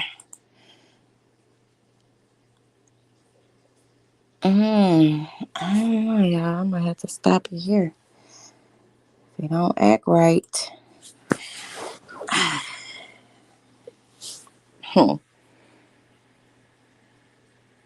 I forgot what I was about to say, y'all.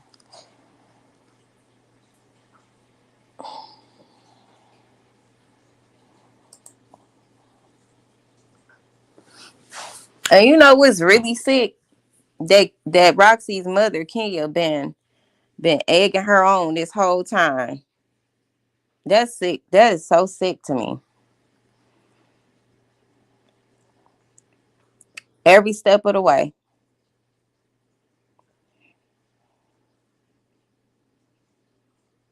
Knowing damn well she ain't give a damn about them kids. Per her words. She said she wasn't doing no questions or asking questions to Shannon or none of that. Them ain't her kids. All she care about is her kids. So why you up here on panels talking then, ma'am? Hmm? That's what I like to know.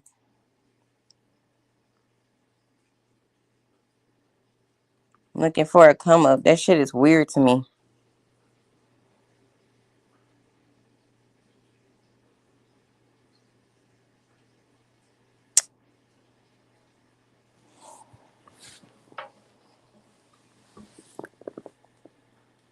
And all of a sudden, Kenya not related to Annette. They don't want nothing to do with Annette. You been knowing all this weird shit been going on for a long ass time. You been knowing this. Kenya, all of y'all. Well, you and Roxy. Let me clarify. Both of y'all.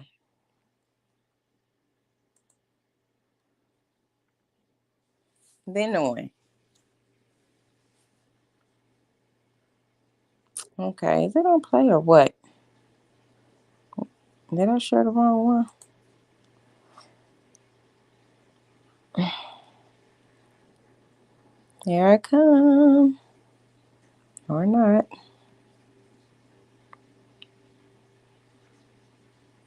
I don't know, y'all. I'm trying to play the ending for y'all, but yeah.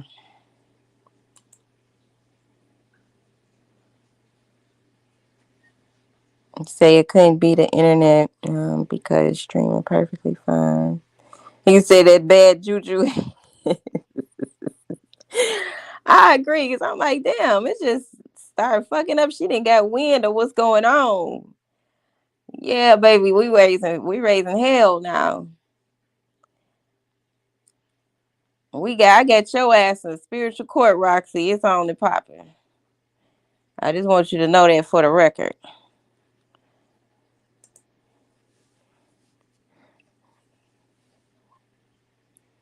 All right, let's try and see.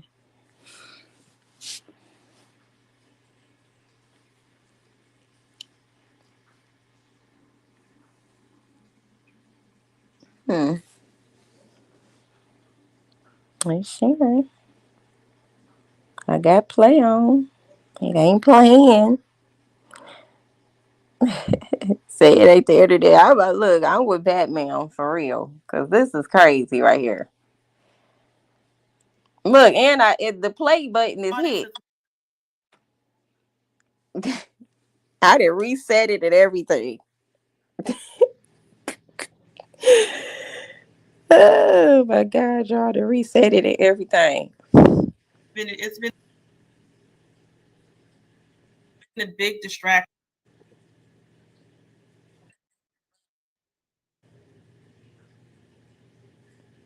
Y'all see what I'm seeing? Y'all seeing what I'm seeing? Don't try to stop it now, Roxy. Messy Rox.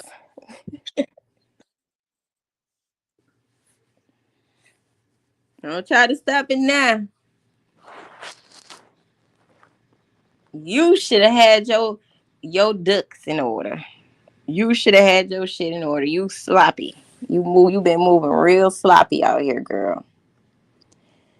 See, and I really think that she thought because Jernell and Kewana do not really show up on the internet, right? They don't really do social media. Put a focus on Isaiah, not that's it. How we. So she thinking, what a perfect opportunity to make my grand appearance. What a perfect opportunity to drag them while I'm on my way doing it. right? What this would be this was a perfect setup for her, so she thought. But what her stupid ass forget is that you text motherfuckers, right? We got receipts, photos, videos, all type of shit.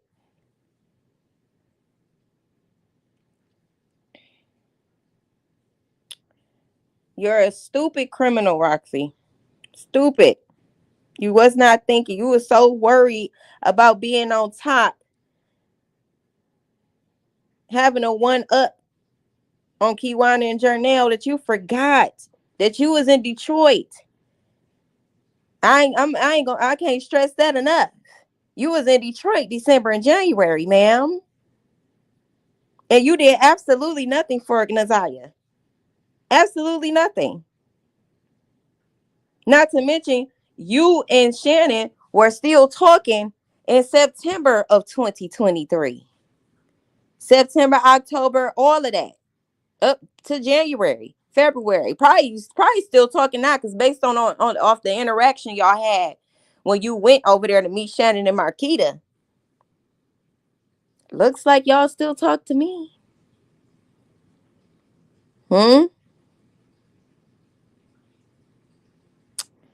Looks like y'all still bestie cousins to me. Kewana funny for that, bestie cousins. Looks like it to me.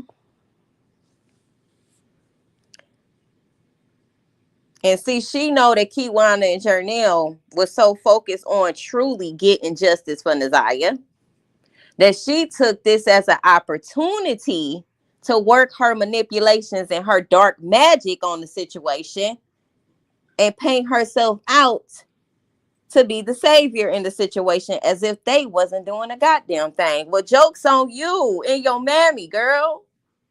Y'all wasn't doing shit. Joke's on you. And that ugly ass Mark D. Joke's on all of y'all. Ugly ass fucker.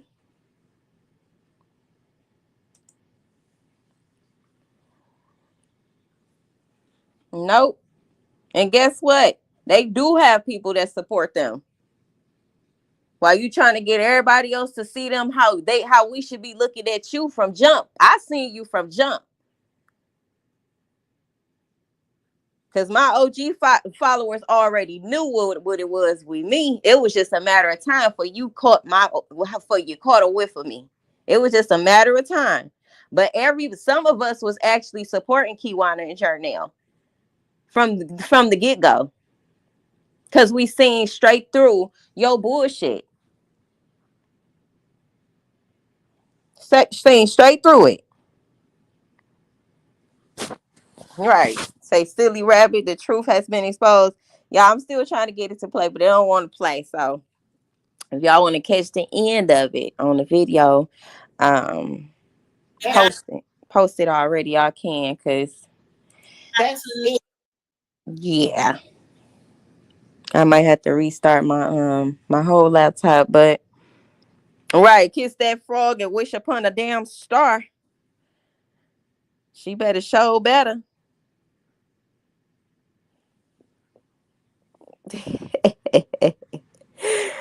She better hope that frog turned into her prince, because it's a wrap. Now, shit, old Vicky might be walking away. She might be walking away from your ass now. What you gonna do, Roxy?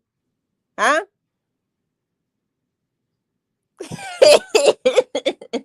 I play too much. Let me stop.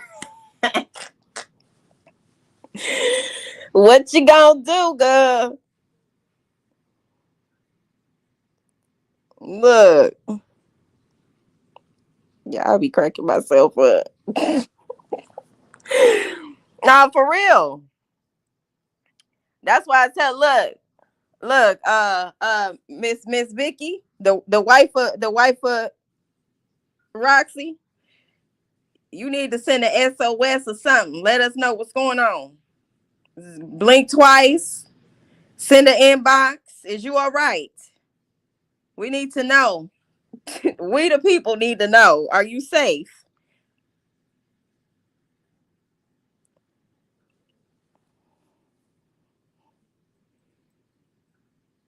I need to know. Because I could just imagine what it's like being married to a person like that. If you like this on the outside of your house with people, right? Your family, and girl, I could just imagine the hell that your wife go through in that house with you. And them kids. I could just imagine. I could just fucking imagine.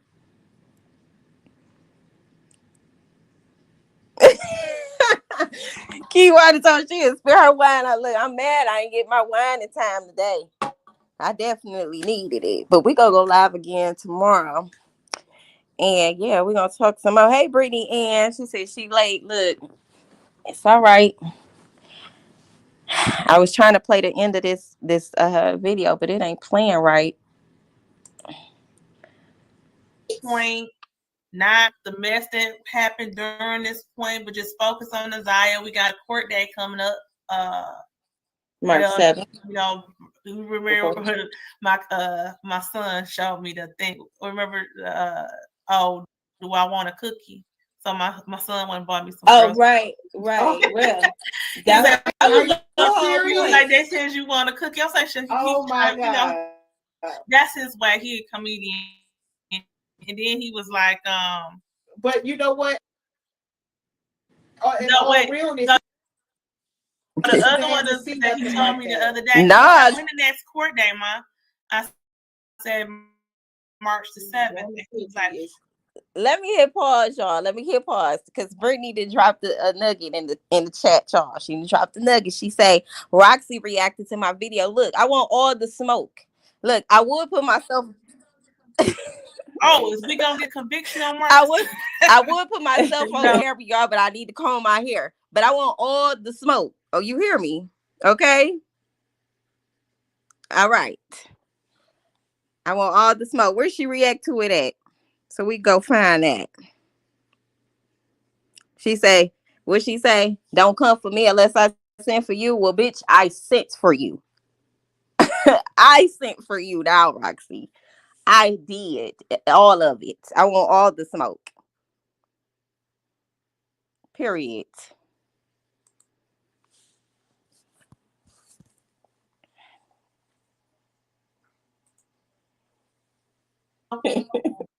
I wish. We all wish. Yeah, I wish or whatever. But it's just funny, like how people just try to make a mockery of you to throw you off. That's it. That's the word right there. Throw you off. Like, I still kept on moving, and ooh, she did, and kept me going too, Jernell. You know, and I just kept on I'm thankful for that. You know, I didn't care about that stuff, but it, you know. It just seems so aggressive though. Like me on the outside looking in and listening to it, just seemed it's come off really aggressive. That's the energy that I get from Kewana or Jernell.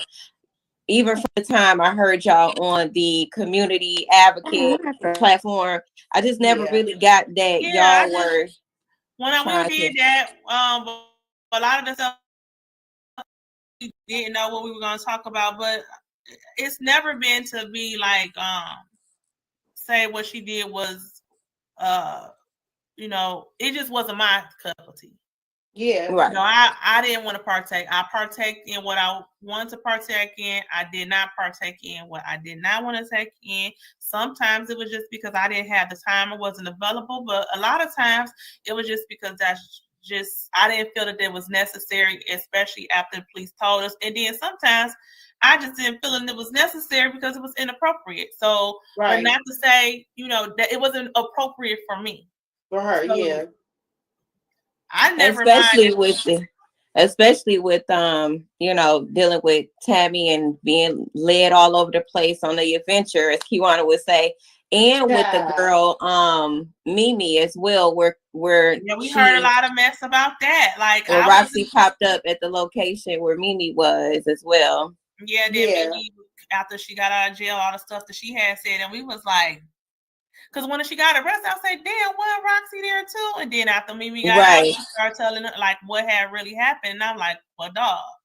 Right. And then the same thing with the other guy the other social media guy, he was saying things too. And we was actually siding with Roxy And then now we thinking like, well, dang, did he? Because he got in trouble too with the police. Right. And she didn't. That's a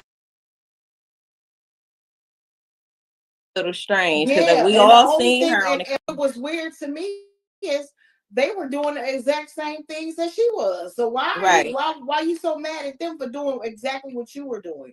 Oh, now it's you a woman. You shouldn't be doing this. Well, you did worse than that, you know? Right. So everybody just get along, whether it's together or apart. Just everybody just be cool.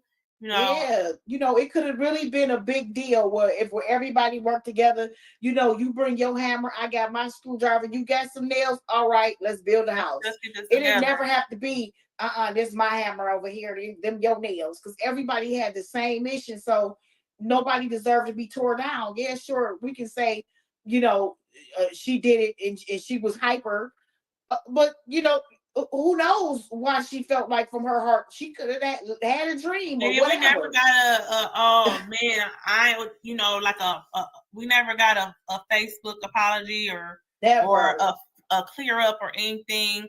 She just, and then she knew what was going on, like from you know her actions. She knew that we were being threatened. She knew that people had vandalized our home. She knew that people was calling my job. She knew all this because we told this to her mother about, and of course that didn't resolve anything, but she knew that all this stuff was going on for no reason, like but don't I'm moving past and I don't even don't I'm just waiting on everything to end.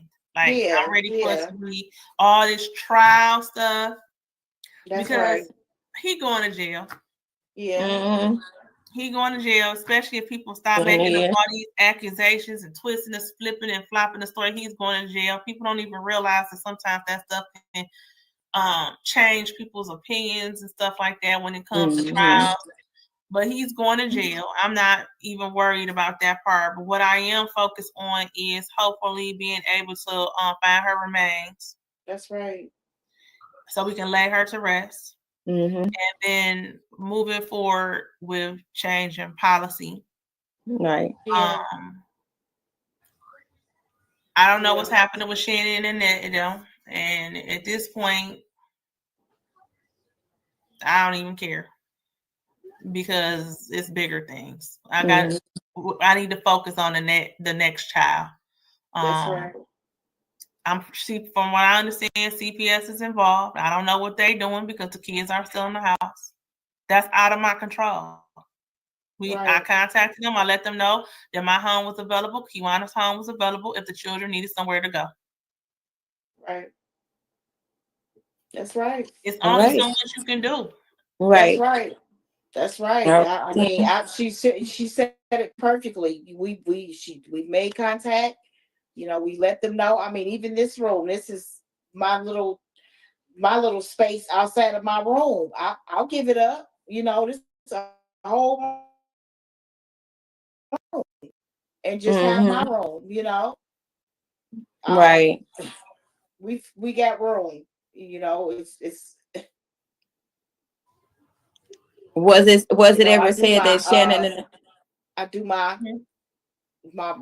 getting myself back strong in here, but you know, I do my rehab in here. You know what I'm saying, on my knees and my back and so on. But I'll give it up for the children's sake. Okay. Well, that's good. That's that. And, you know, they have somewhere safe to go and somewhere where they'll be properly cared for. So I don't see what the issue would be as far as, you know, transitioning the children over that needs to be at this point. Luckily, the people who are in opposition to you guys' movement and the organization that you're getting started and things like that, luckily they showed you exactly who they was, because you didn't want to have nobody around as you trying to build and they tearing it down. Tearing at the foundation. So say that. Yeah. Say that.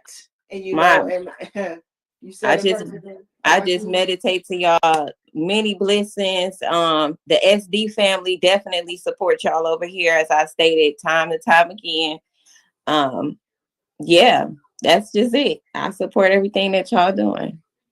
I don't. appreciate that. you. Yeah. Absolutely So, appreciate you. I appreciate y'all coming on. Y'all welcome here at any time. You know, Yeah. hopefully this don't be the last conversation. It might not need to be No, this long. we I know still got a Jernell whole like, lot, a long ways to go. Yeah, we do. We got a lot I've to been told unpack. this will We take do. We another have a year, lot maybe. to unpack. right. And like I said, once this is all said and done, once we get complete justice for Naziah, as Jernell would say, I have a whole lot of story to tell. You know, it's a whole lot of things that we need to that we need to unpack and talk about. But we'll do it when that time is right. You know. Okay. Yep.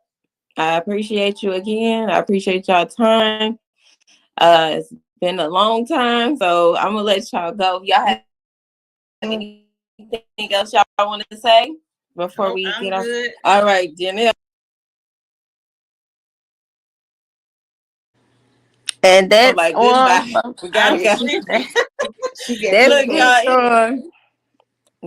That's pretty much it. I did want to show these videos when Roxy was on her live earlier, and she didn't want to address the fact of the questions that was being asked about the where the proceeds are going while she collecting money. She never wanted to answer those questions. Thank you. I see through you. Cat, I like that name too. You say, yep, she was referring to this video. I say, do she got any receipts? Because at this point, we're going receipt for receipt. If Messy Rocks ain't got no receipt, then we ain't nothing she's saying true to me. Nothing. You say she mentioned that too. What she mentioned? What she mentioned? Girl, what I just said. What I just say? Oh, earlier on the live when she was getting questioned. Yeah, because we need to know. At this point, we need to know. Miss, I want to bully people on social media, but don't do shit in person. But run in a car with Mark D. We need to know. The one who said she'd catch a case anytime she ran across Shannon, but ain't do shit when she went to the house, but with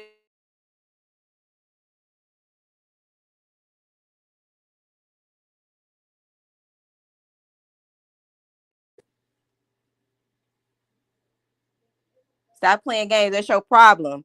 You think everything a fucking game.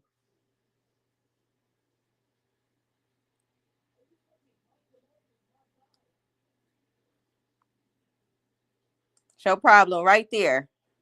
Think shit sweet. You think shit a game. You think won't nobody say shit to you. Won't nobody see the truth. That's your fault. The jokes is literally on you. All that laughing you've been doing, all them subliminals you've been doing on the talk. We see you. Yeah, we see you. Just know. Mm-hmm. You not like us. Keep that in mind. You not like us. And until you produce a receipt, nothing you say is real, is true. We don't believe the delusions in your mind, Roxy. You can convince yourself for that bullshit, but we the people, mm-mm. Okay. And I'm gonna need you to fix that wig. Okay.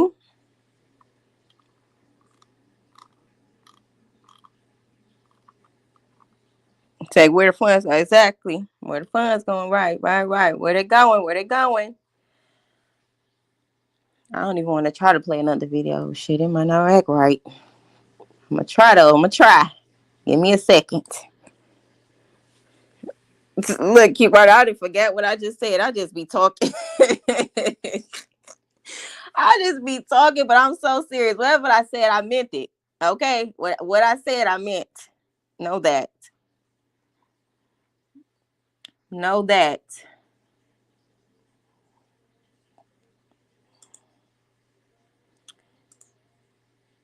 real quick, y'all, before we get up off here. Because it's late. It's late, y'all. Let's see. These, I think these kind of short. It was 1, 2, 3. Let me see. Yeah, speaking the truth, I know it. And look, one thing about me, I'm a Scorpio.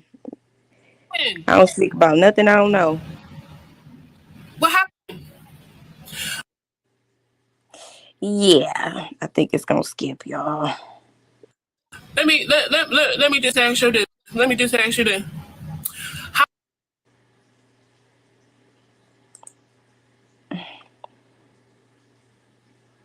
Mind y'all, I was in this live and I was the one asking these hard questions she could never find herself to answer. Instead, she deflected every time. She deflected every fucking time. Remember how you kept saying to Kewana on that live, answer the question. You had everybody in the comments. Answer the question, Kewana. Answer the question, you liar. Answer the question. Oh, you can't answer. She's slow. She is. Is you slow, bitch? Because you have not yet answered none of the questions that we the people wants to know. Remember that?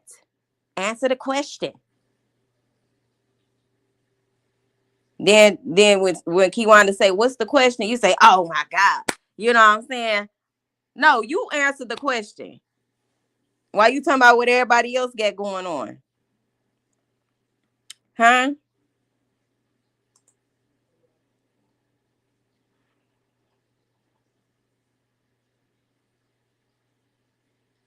Come on now. Act right.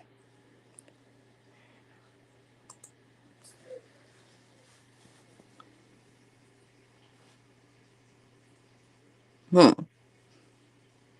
gonna see. If it don't, y'all, I'm gonna just come back tomorrow. Yeah, well, thank y'all for being here. Tuning into this live, y'all. Y'all hear me yawning. I'm getting sleepy. Anyway, it's been a long live. You say you dreamed the question. Oh my goodness. Kept talking about answer the question. Answer the question. She can't answer the question. She said, Kewana in the comments, like, let me in the live. Let me in the live. Why you ain't let her on the live?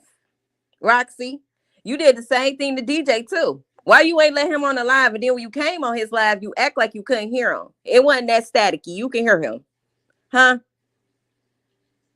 Why you didn't let Kewana on the live? Why you didn't do that? Exactly. Because you don't want nobody to expose you. So from this point forward, if you bring me up, you bring up Kewana or Jernell or anybody that is truly wanting justice for Naziah, you need to come with receipts. You need to stop taking people money without nowhere to put the money other than your pocket and your purse.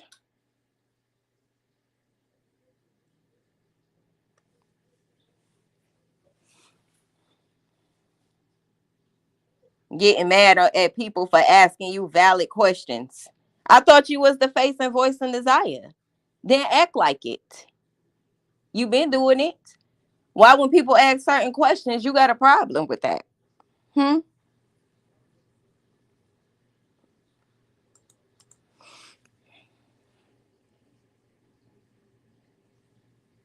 Exactly. But I'll be back to talk some more shit tomorrow. I'll probably be on TikTok with it. It depends. It depends. As I put my invisible hair behind my ear. It depends. Okay. But let me go and see what let's go and see if Kewana Jernell broke the YouTube internet. Let me go see if they done broke the internet, child. What you think, Kewana? What's going on? Anybody check?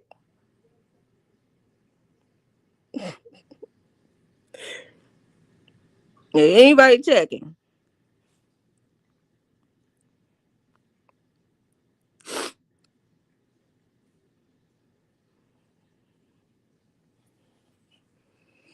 Somebody said she responded, so I'm gonna go check that out too. Cause like I said, y'all go leave some comments and let her know SD want all the smoke. Come to the panel. Right? Come to the panel. Come in the court. Get up on this stand.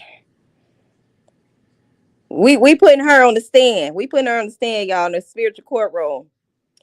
Get on the motherfucking stand. Because you might not be up there with Jarvis, Messy Roxy.